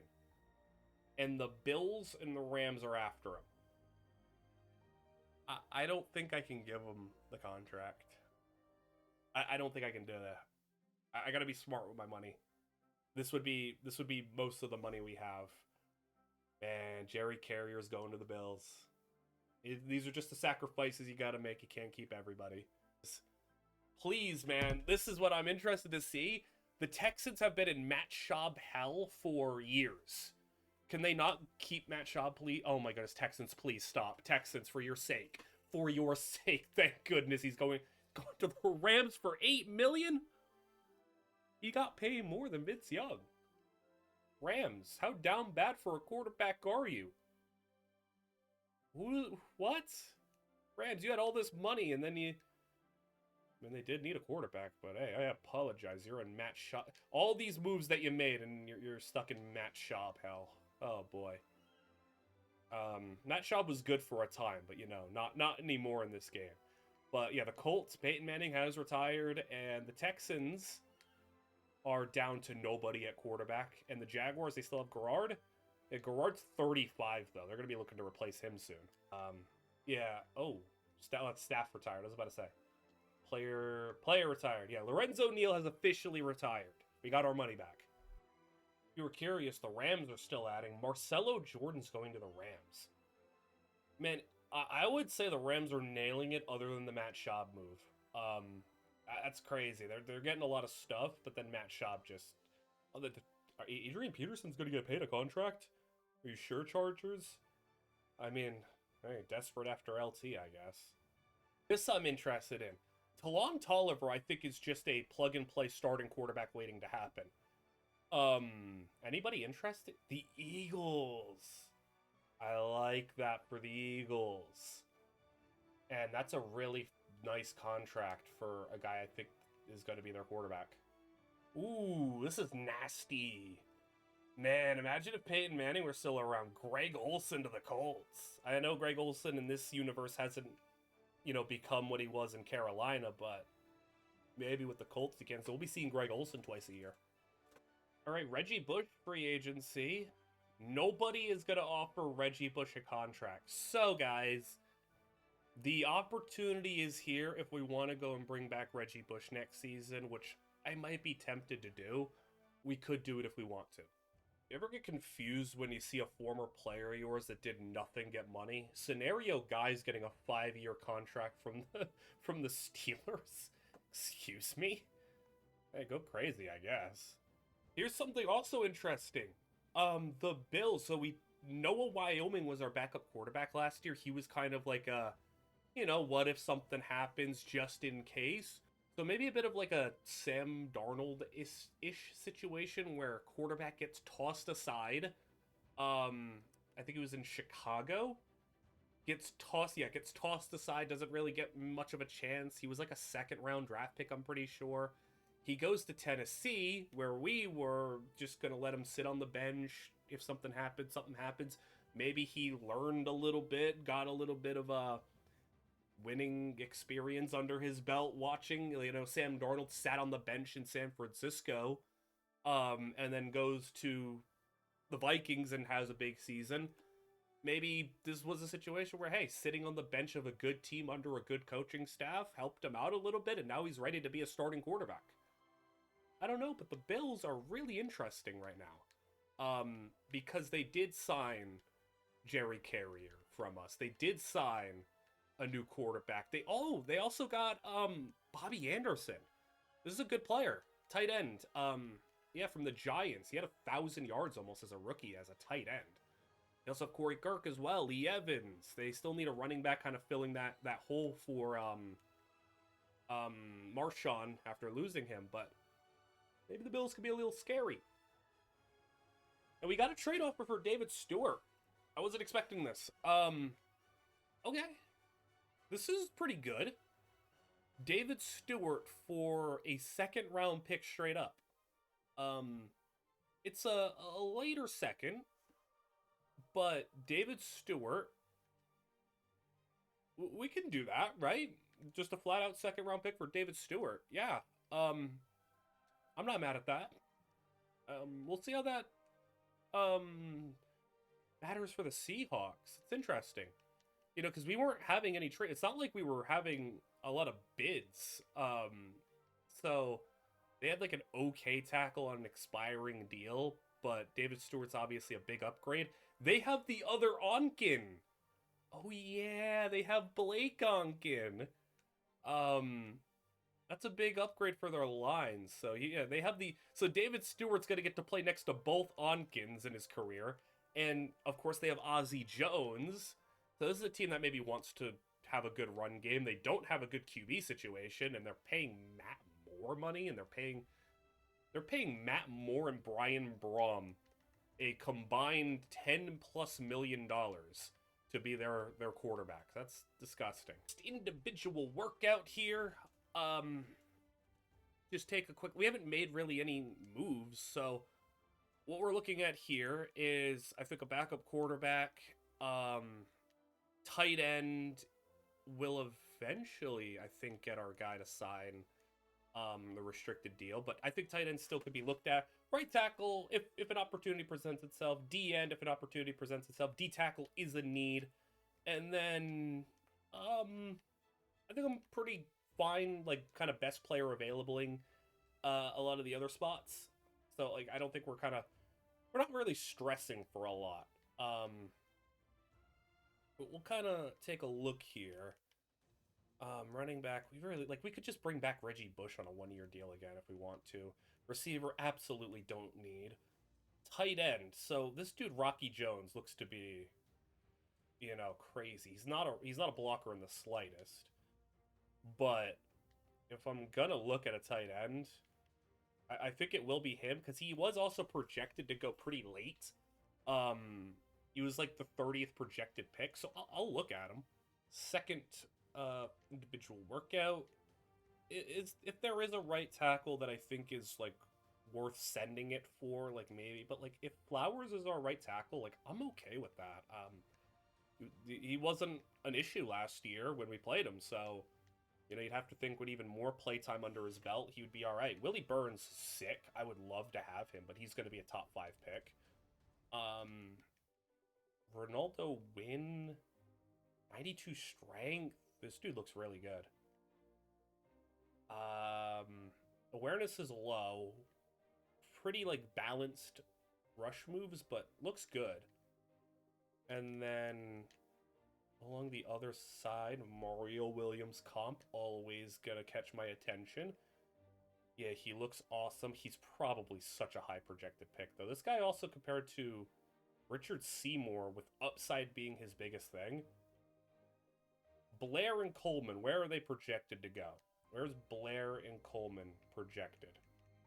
So we have Coleman at 17, and Blair is second round? Okay. All right, Blair. We'll take a look at Blair. Second round, and his biggest thing is upside? Sure. Third individual workout. I could go also with Coleman. I might still. D tackle is a need. Rodney Morris, 99 strength. Kevin Williams comp. What? What kind of Kevin Williams are you? 68 strength? You're like, you have the same strength as like Vince Young. What do you mean? Big for what? Like, what is this guy? Ryan Steele. That's a big strong guy there. All right. So I like Steele and Morris. Steele and Morris. Are they? So Morris is the projected number. Okay, I like him, but number one pick, I don't think he's deserving of that. And then the other guy, Hooper. I don't think so. And then Steele is all the way down here, second round as well. Okay, yeah, I think I'll look at Steele then. So two potential second rounders, and guys that, if they're good, I'd be comfortable taking at the bottom of the first. I think I'll go with the other D lineman though. I think I'll go with Coleman, just in case like maybe a trade up pops up. I'm Adam Schefter of NFL Network, and this is your Pro Days update. This has been a busy month, with over 100 colleges putting on Pro Days for the media and NFL scouts. I had an opportunity to visit the Arizona State campus a few weeks ago, and I watched the Alonzo Coleman workout with about 15 other NFL scouts. Whoever drafts this kid might end up with the steal of the draft. USC held its workout recently, and tackle Kelvin Cooper answered critics who questioned his height and strength. Cooper looked very quick in the individual drills, and I know that the scouts took notice. I'll look at Kelvin Cooper is literally projected to go to us. I'll look. I'm not above at least just taking a peek. I could just go like stupid and just say like, hey, what if we just go and grab a second cracked running back? Like, what if we just go and grab like, what if we grab Julian Keaton? What if we just do that? What if we grab Jakari Biggs? Like, what running backs will be available for us? That's the thing. Keaton and Biggs are top fives. And then Coyle is 13. All right. So we can maybe get Dwayne Taylor is the maybe. We're looking at like the 4th or 5th running back. Dwayne Taylor, we have nothing on him, but he's not fast. 5'8", and he's not fast. Dwayne Coyle, he's from NIU. He's 230 pounds. And he's not strong. He's 230 pounds, but oh, he's terrible. Wow, that guy was terrible. Like, really bad. Dwayne Taylor? Do we just look at Dwayne Taylor? Like, Keaton and Biggs, we're not going to have a chance at. Just for fun. Sure, why not? I'm curious. Let's look at Dwayne Taylor. And we have a signing we can make. He's never going to leave this team, is he? I could bring back Daniel Graham. He's got like 50 speed. But he's still the best blocking tight end in the league. He's still the best blocking tight end in the league. The Jaguars are fighting.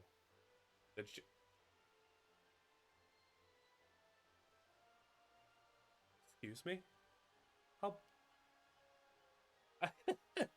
Oh, I was being upsold. He's ready to work on his contract, coach. Daniel Graham just caught himself a massive pay raise.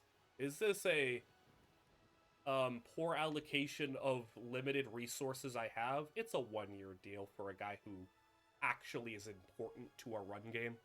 I'm Adam Schefter of NFL Network, and this is your draft update. Scouts scramble to see Tennessee running back Jakari Biggs one more time, running him through a couple of drills and going over their offensive schemes with him.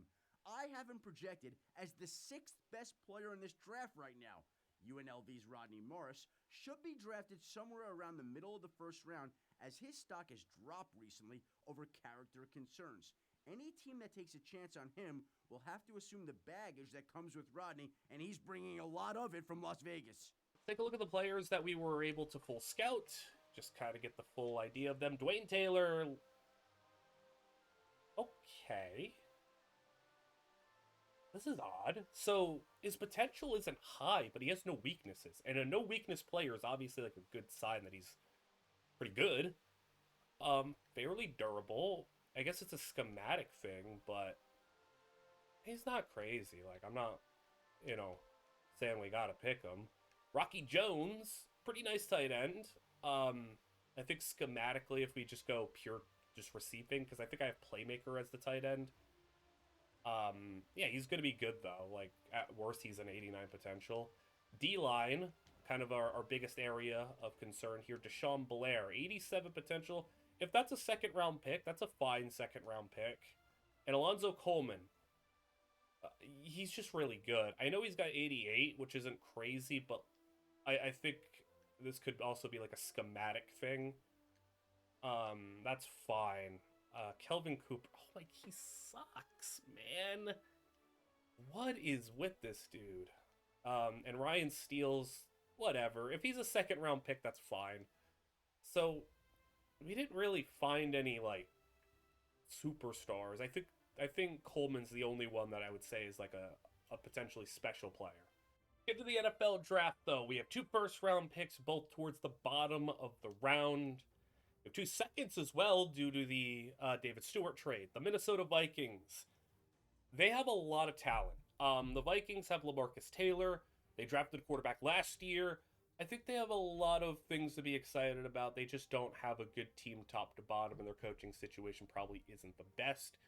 Let's see what they do with the number 1 overall pick in a class with no clear number 1, like, generational player. Just kind of a who's who of a lot of good players. Rodney Morris is a 6'2", 315-pound junior defensive tackle out of UNLV. He's been described as a player who's very difficult to coach, and he's been suspended from the squad multiple times for unspecified reasons. He also just doesn't seem to know what's going on sometimes on the field, but it's impossible to ignore a guy who owns every California high school weightlifting record.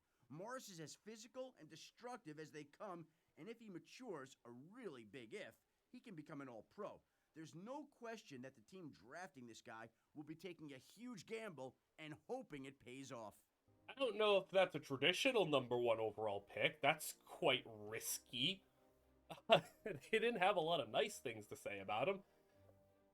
Cardinals at number 2. Following in the footsteps of players like Dwight Freeney and Terrell Suggs, Willie Burns plays with terrifying speed and quickness. The 6'4", 261-pound junior was the Big Ten leader in sacks last year, and he was a unanimous all-conference selection.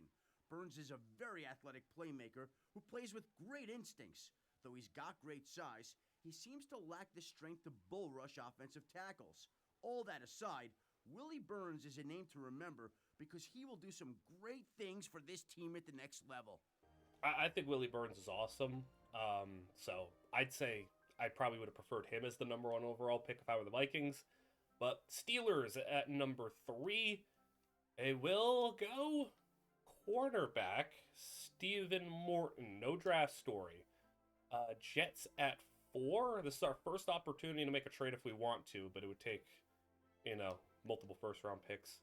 We'll let the Jets select at 4, and this is where the running backs are supposed to go. And they go quarterback. Ryan Foley at USC. So no draft story. The Eagles signed Taylor Tolliver. I hope they don't go quarterback. It'd be sick if they actually picked like a running back, one of the running backs to help them out. I would imagine they're probably not doing too hot at running back post Brian Westbrook, or if they still have Westbrook, he's probably ancient at this point. So Eagles at 5. Julian Keaton is a big, strong runner out of the University of Nebraska who shows great vision on the field. He's shown very good moves, and he rarely lets the ball hit the ground. He's very fast, he can run in the 4.3 to 4.4 range, and when he isn't breaking tackles, he will wow you with his second-gear speed. Keaton is a very good first and second down back, but he isn't much of a help in the passing game. He doesn't have good hands, and he isn't a good blocker. But this kid is a classic workhorse who's a very good upgrade in this team's backfield. I like what the Eagles are putting together. Julian Keaton and Taylor Tolliver, Falcons at 6 after Matt Ryan threw historic amount of interceptions. Will they go quarterback, or will they try to help him not throw picks? I don't know. Colin Kalist is one of a kind, NFL fans. He's a gunslinger out of Arizona, where he led the Wildcats to 5 fourth-quarter comebacks his senior year. Colin's nickname around campus was Iceman, since he seemed to be able to perform the best under intense pressure. He's a bit undersized at 6'2", 204, but what he's missing in size, he makes up for in heart. I think Colin has a great career in front of him, and these fans are going to love his fourth-quarter comebacks. Go from Matty Ice to the Iceman. And, like I said before, rocking the Caleb Williams. We got the Iceman before the Iceman in the football world. I love that. Good on them. I think that's a sick quarterback right there. Dolphins at 7. We could trade up Eric Lacy in a second. I mean, I don't think, if we were to trade up, who would it even be for? Ja'Cory Biggs, I guess. That'd be crazy. But we don't have the money to pay a top 10 draft pick, so we'll go Dolphins at 7, safety green. If you'd mix the speed of a cornerback with the strength of a linebacker, you'd get Jarvis Green. This kid is an awesome free safety who's one of the best raw players that I've seen in years. He possesses incredible coverage skills, and it's very hard to beat him deep. He ran the 200-meter dash for Tennessee's track team, and that's a testament to his speed. He tore his ACL as a sophomore, but he came back last year and didn't look to have any ill effects. If Green lives up to the hype, he'll be something special. Valid pick. Panthers, in another year of the Alex Hurst experiment, just not been able to surround him with much talent. They got that gift of the number 1 overall pick, and they haven't really capitalized on what is a great quarterback. Will they add to it here? They go cornerback, and Victor Butler is not a draft story, so, to be determined there. Packers at 9. All that I've heard from scouts is that he's too small, he tires too quickly, he's too overweight, but let me tell you something. Ja'Cory Biggs is going to be something special. He has great vision, and he seems to always make the first guy miss. He's a classic slasher with an amazing ability to stop and go. He's a player you can throw the ball to in the flat or line up in the slot. At this point in his career, I would call him Tennessee's version of Reggie Bush with his ability to do just about everything. Biggs put up very good numbers for the Volunteers, and I expect him to be equally productive in the NFL. That would have been so... If we had the luxury of making that move, because I could have maybe made that trade up with the Dolphins. If we had the luxury of paying a running back that type of money as a number 2, that would have been the one. We just don't have that type of luxury. So we'll go Bengals at 10. And they go wide receiver. Bobby Tomlin out of Georgia, no draft story. Raiders at 11. Dude, they allowed 90 sacks last year. They want first round next year. They want to get out of this draft completely. But that's not happening. Raiders at 11. You got to take somebody, and you took a cornerback.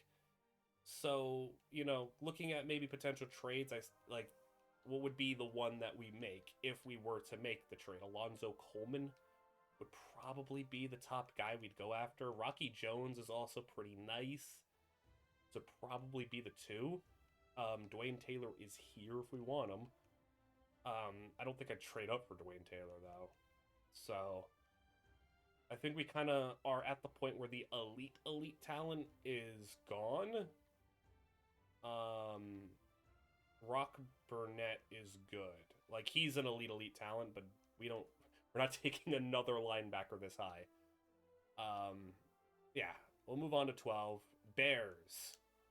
They go with the other one of the NIU back, Dwayne Coyle, who I thought was pretty poor. I didn't think he was that good. Browns at 13.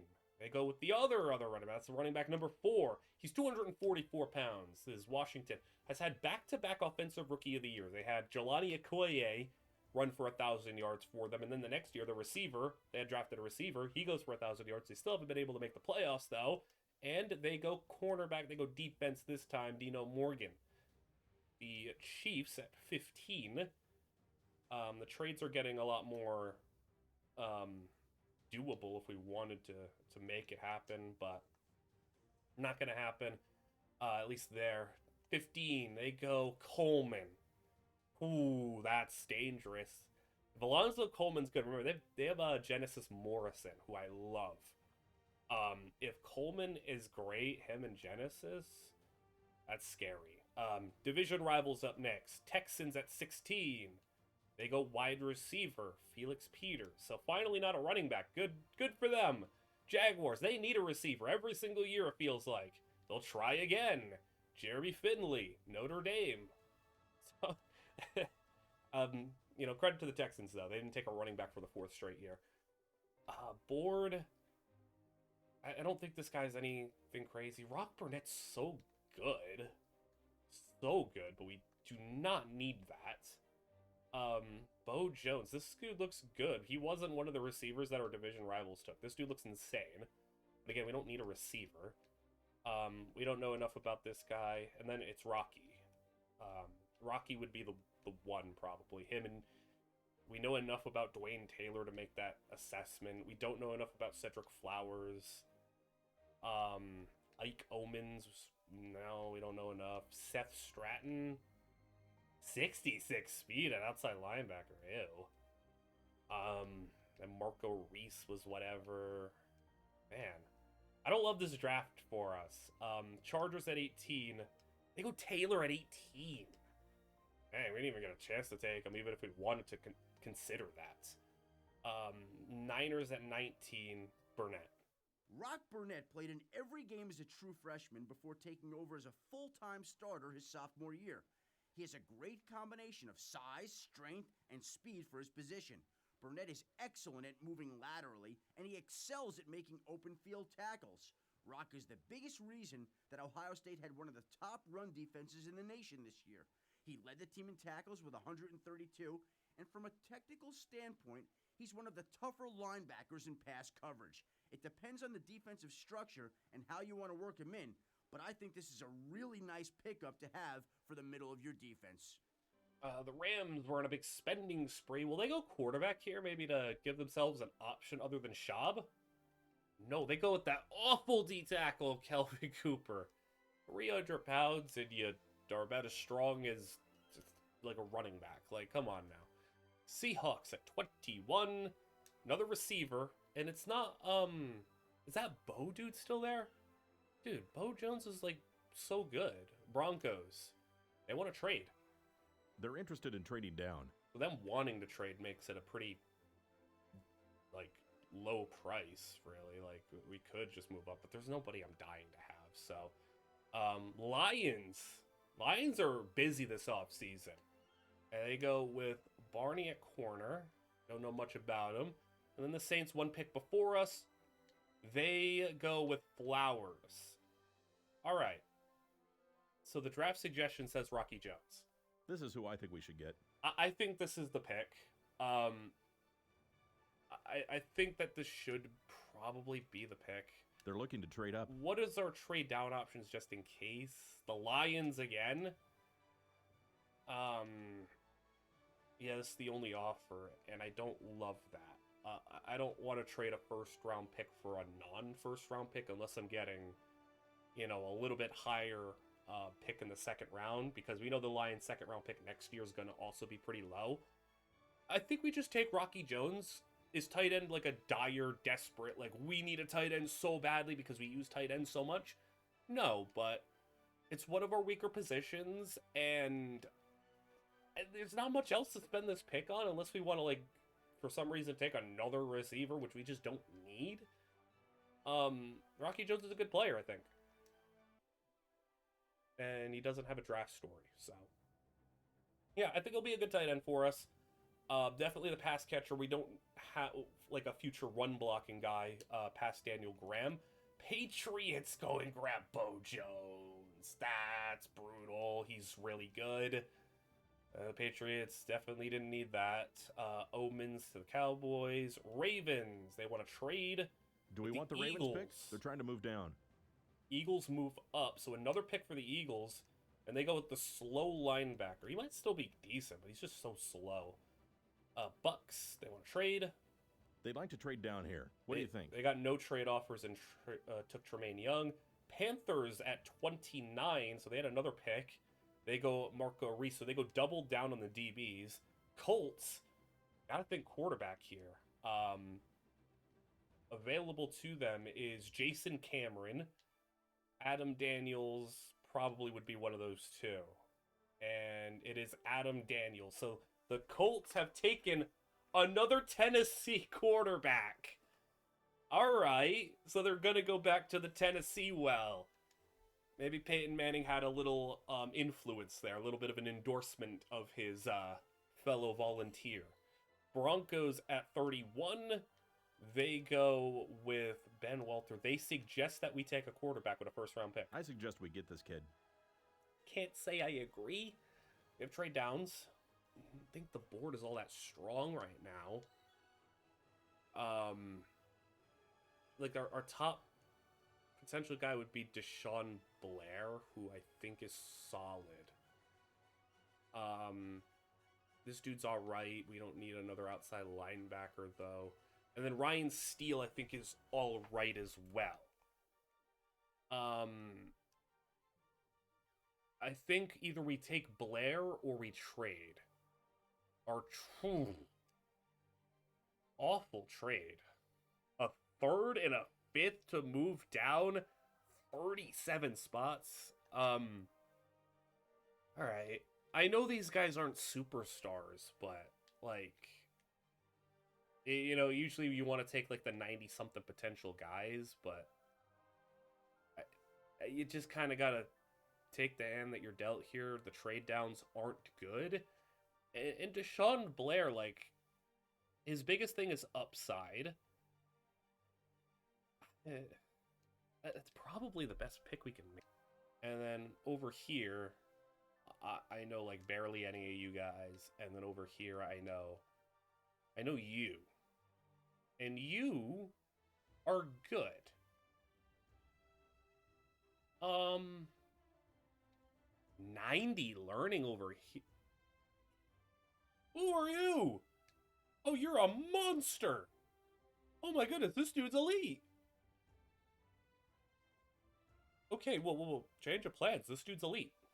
Well, now what? We don't need to take a D lineman. They're better ones lower. What the hell? What the heck do I do now? What do I even do with this pick? It's either take a bad trade or select somebody. Okay, there's just not much here. I'm gonna take Ryan Steele. The D linemen are the ends are better later on, and we still do need a other D tackle. And if we take a later round guy, sure. I think Ryan Steele is the most plug and play potential guy for us day one. So I know it's not a flashy pick. I know it's not like some home run first rounder, but a plug and play potential starter for us. I think that's all right. We're on the board at 53. We have trade down options if we like it. The best player that I was looking at beforehand was that guy, Dominic Irvin. He's got no weaknesses, but it's such a weird player. All right. We could take him if we have to take somebody, which is not a bad thing. Running backs, I'll kind of skim through some positions to see if we find anybody we like. This pick, we are actually going to trade it down. This is a really nice offer, I feel like. The Seahawks. We've made a trade with them before. 2nd round pick next year, 5th round pick next year, and a 4th this year. Remember, we traded our 3rd rounder next year. That's how we got Nnamdi Asomugha, so we won't have a 3rd next year, but we can instead have 2 seconds and an extra 5th. So I'll take that. I think that's perfectly fine. All right, we're in a similar spot here where we're at the 64th pick. It's either a good trade down or there's a player we could take. We could take a 3rd or a 3rd and 4th next year from the Browns. Seahawks again, 3rd, 4th, and 5th. Where are the Seahawks getting all these picks from?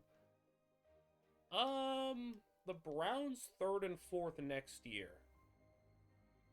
Doesn't sound so bad. You know, maybe just get out of this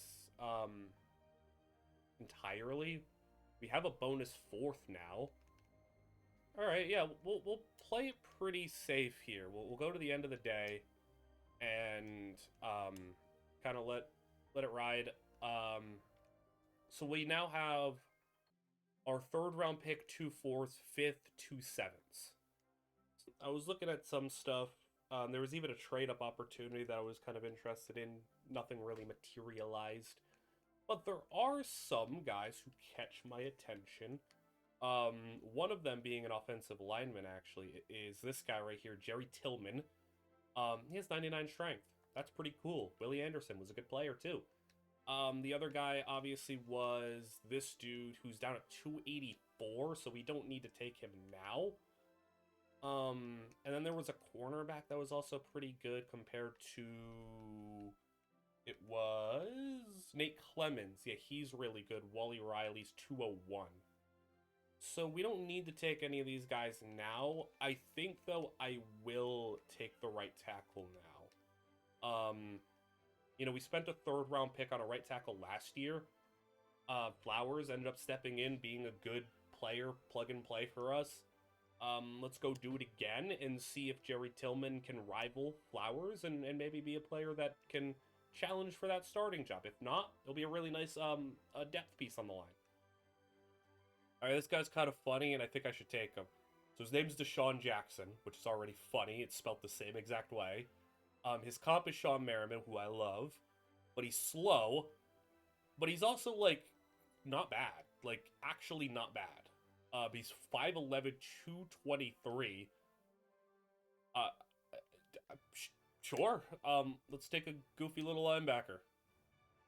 And then we have our other 4th round pick. I think, I mean, it probably is too early to just take that D lineman, but it might be better to take the corner now because he's a little bit higher up. Wally Riley, 201 on the board, looks really good. We'll go and select him. And I think our next pick will be the D end. And then we'll have 2 7s to round it out. All right, 160, last pick of the 5th round. Pretty easy here. He should still be here. There he is. He looks insane. Better than some of the 1st round guys that I was looking at. Don Garrett, come on down. We do actually need some receiver depth. We lost Cook and Pratt, so we only have 3 receivers on the roster. We're gonna take Jack Franklin. He looked pretty alright. I mean, I didn't have like any info on him, but his athletics seemed alright, I guess. And then the 7th round, we can go with a tight end. Jimmy Darcy looks actually really good. We don't need another tight end, but never a bad thing to just take talented players. So that'll be the draft class. I think it's an alright class. You know, like we've had some crazy ones, so it's like, you know, maybe not what we're used to with like, you know, Ryan Steele just kind of being an all-right 1st rounder and, you know, a couple of depth guys, but not everything's going to be exciting. Like we won a Super Bowl. We don't need a lot. We retained a lot too. So it's just a matter of you know, riding this out. And also, like, next offseason would probably be the big one because of all the contracts that we have up. I find it hard to believe with the money that we currently have that we're going to be able to keep everybody. So it's kind of like a gap year, and then next year's offseason will be potentially pretty eventful. You know, also depending on how the next season goes. If we go back-to-back Super Bowls, you know, maybe we'll try to just keep it together as long as we can. If not, maybe some changes will be made. A lot of things can happen there. So I don't have the menu where, like, the progress report, once it's gone, it's just gone. So I don't have it this time, but I'll still show you, obviously, the rookies in somewhat sort of order. Trey Shields was an undrafted rookie safety, makes the team, 81 potential. Show you Rocky Jones, our 1st round tight end. So, he is 89 potential. I did do some maneuvering and stuff. He's an 89 potential at both of his best archetypes. So he's got 82 speed. He'll never be a better athlete, but up to 94 awareness, can have 95 catch, 96 route running, 91 spec catch, 93 in traffic, 89 release. So it'll be a good tight end, and for what will be, you know, $2-ish million, it's a pretty good price if he does get to that high 80 overall mark. Ryan Steele, very interesting. About it, like I said, plug and play. Well, this is exactly what he is. He is super high floor, low ceiling. His power move won't be crazy. He'll never have a finesse move. His tackling will be solid. His block shed will be fine. His pursuit will be whatever. His awareness will be fine. He's a solid athlete. He's just not a star. And that obviously stings, but like I said, we need kind of just a person who can play now. We're a Super Bowl team, not exactly drafting entirely for the future, and there just wasn't... It was either make this selection or make a trade down that was like really bad for us. But again, even an 82 playable solid D tackle for $2 million. D tackles get paid a lot of money, so $2 million for a starting D tackle is still pretty good. For some reason, our 7th round tight end just won't pop up potential wise. He just won't show, and I've gone through like all of the stuff, but he's actually good. 95 potential, 91 catching, 95 route running, 89 spec catch, 89 in traffic, 87 release. He's like almost as good as the tight end we took in the 1st round. We took this dude in the 7th round, so sure. You know, never gonna be mad at a good player. Jesse Olsen was an undrafted rookie quarterback who's going to make the team as the 3rd stringer. He's got 83 potential. How about Thurman Anderson, a undrafted linebacker who's got 87 potential. He's an 81 overall. We don't need a linebacker, obviously, but he's really good. 92 potential block shed, 87 pursuit, 95 play rec, 96 awareness with 90 speed. He'll never be able to cover man-to-man, but his zone coverage could be solid. His power move and finesse moves could be in the 90. This dude's insane for an undrafted player. He'll be on a 1-year deal. If we can get him on a contract extension, this is a guy where I actually would be down to extend him. How about that DN that looked pretty crazy? He has 87 potential as well. He'll have 90 finesse move, up to 90 tackling, 85 hit power, 86 block shed, 97 pursuit, 95 play rec, 89 awareness, good strength, good speed. You know, none of his athletics will ever get better. I thought he'd have higher potential, honestly, but still could be a starting caliber end. Deshaun Jackson here, 84 potential. He only has 84 potential. He could have 99 tackling, 90 block shed, 96 pursuit, 95 play rec, 97 awareness. He's just slow as dirt. So he can't cover. But he could potentially rush the passer. What would he be a good D end, we think? This is interesting. That's a weird skill set. He's just so slow, but he's also 223, 5'11", so he'd be so undersized at D end. He's literally a player where he'd be a god if he were just fast. And some people are just like that. They have just not the physical tools that you need, but they're really talented, and he just falls into that category. Let's go Jerry Tillman, 89 potential right tackle. So he'll have 99 potential run block footwork.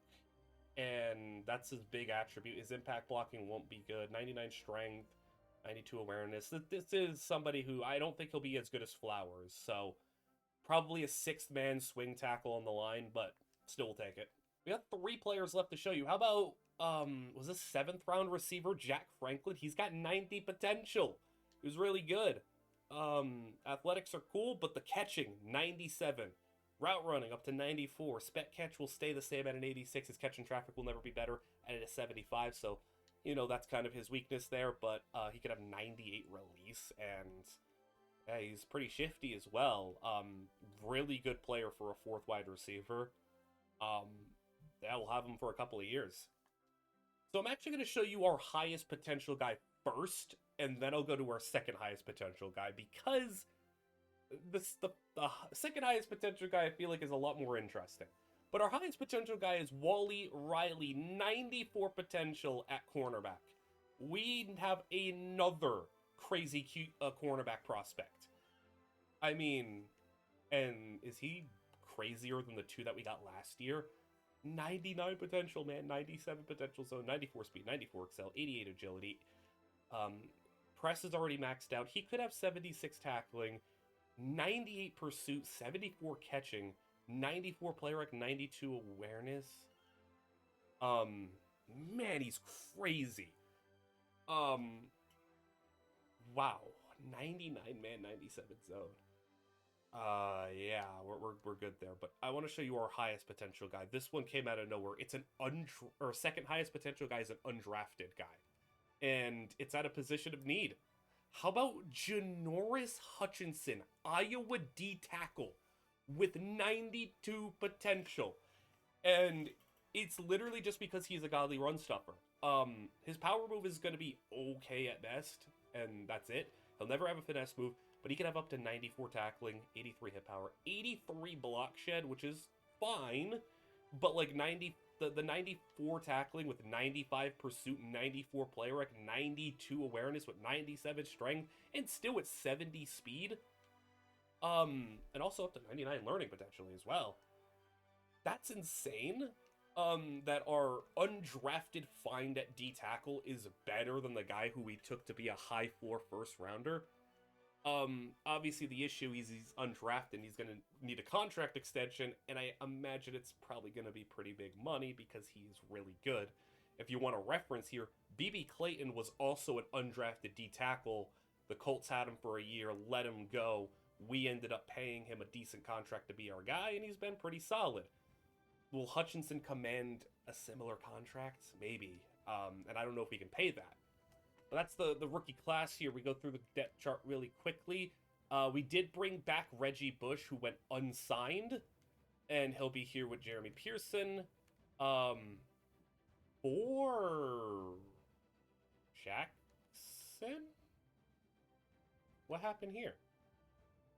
What's going on here? Boars overall went down. I mean, he's still the same. What happened? Well, why is Bora 90 overall now? Did the philosophy change on us? No, that doesn't make sense. We still have moves, right? Yeah. What happened to Boar? Is Boar okay? Yeah, he's fought. I mean, his left leg's actually a little messed up, but his overall health is still good. What's going on, guys? Why is Boar down in potential? His stats are still the same, though, so I don't know what that means. But he should be good, right? I don't know. We'll I guess that's something to keep an eye on this season. All right. Fullback. Lorenzo Neal retired. Wayne Brown will check in at fullback. Honestly, could even put Daniel Graham at fullback if I want to. Camion Walker at receiver. Torrey Edwards, Hendrickson, Franklin will be 4. Tight ends. Rocky Jones will be up here. JT Sullivan, Daniel Graham will be the blocking tight end. So I guess I'll put him here for now. I meant to put him up here. Yeah, there we go. Tackle, Benji Cato. Logan Mankins, expiring contract. Richard Emmanuel at center. John Onken, expiring contract. Also, Camion Walker, expiring contract. Jake Flowers will get the start at right tackle. We have Tom Bahali at end after his awesome season. Darcy and Garrett are going to be fighting out this right end spot. They're both the same overall with similar potential. D tackle, BB Clayton. We are Janoris Hutchinson. We'll see what the contract looks like for him, but maybe we do keep him. Outside linebacker, Freddie Bates. Middle linebacker, we signed J. Michael Easley. I do kind of want to put Anderson here, though. And maybe see if we can give him a contract extension and be a number 2 linebacker for us. But then we got D'Amico Ryans, Nnamdi Asomugha expiring contract as well. Luke Locke, James Shankelback, Rick Foley, and Wally Riley, all of them up here with 93 and 94 potential. And I don't even know who's the one we prioritize, really. They're all great. We'll kind of just see who emerges there. Safety, Michael Griffin, and Adrian Wilson as well. It's really odd. There was no, like, game changer or anything for Boar. Like, I don't know why his overall and his potential went down. Like, everything, his stats are still, like, 99s across the board. So I don't know what changed, but maybe is he regressing? Is he? I don't know. Maybe this might be the story of next season. I don't know what this will look like. All right. Well, regardless of how things look in the future, we won the Super Bowl this past year. And we had one heck of a season.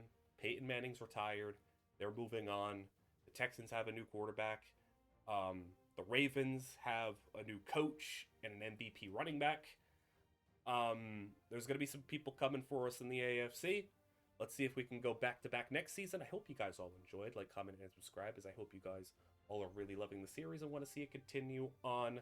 And I apologize for the lack of uploads. I hope my sickness wasn't too visible in this video. I was trying to fight through it and still get a video out for you guys. But hope you all enjoyed, and I'll see you guys all in the next one.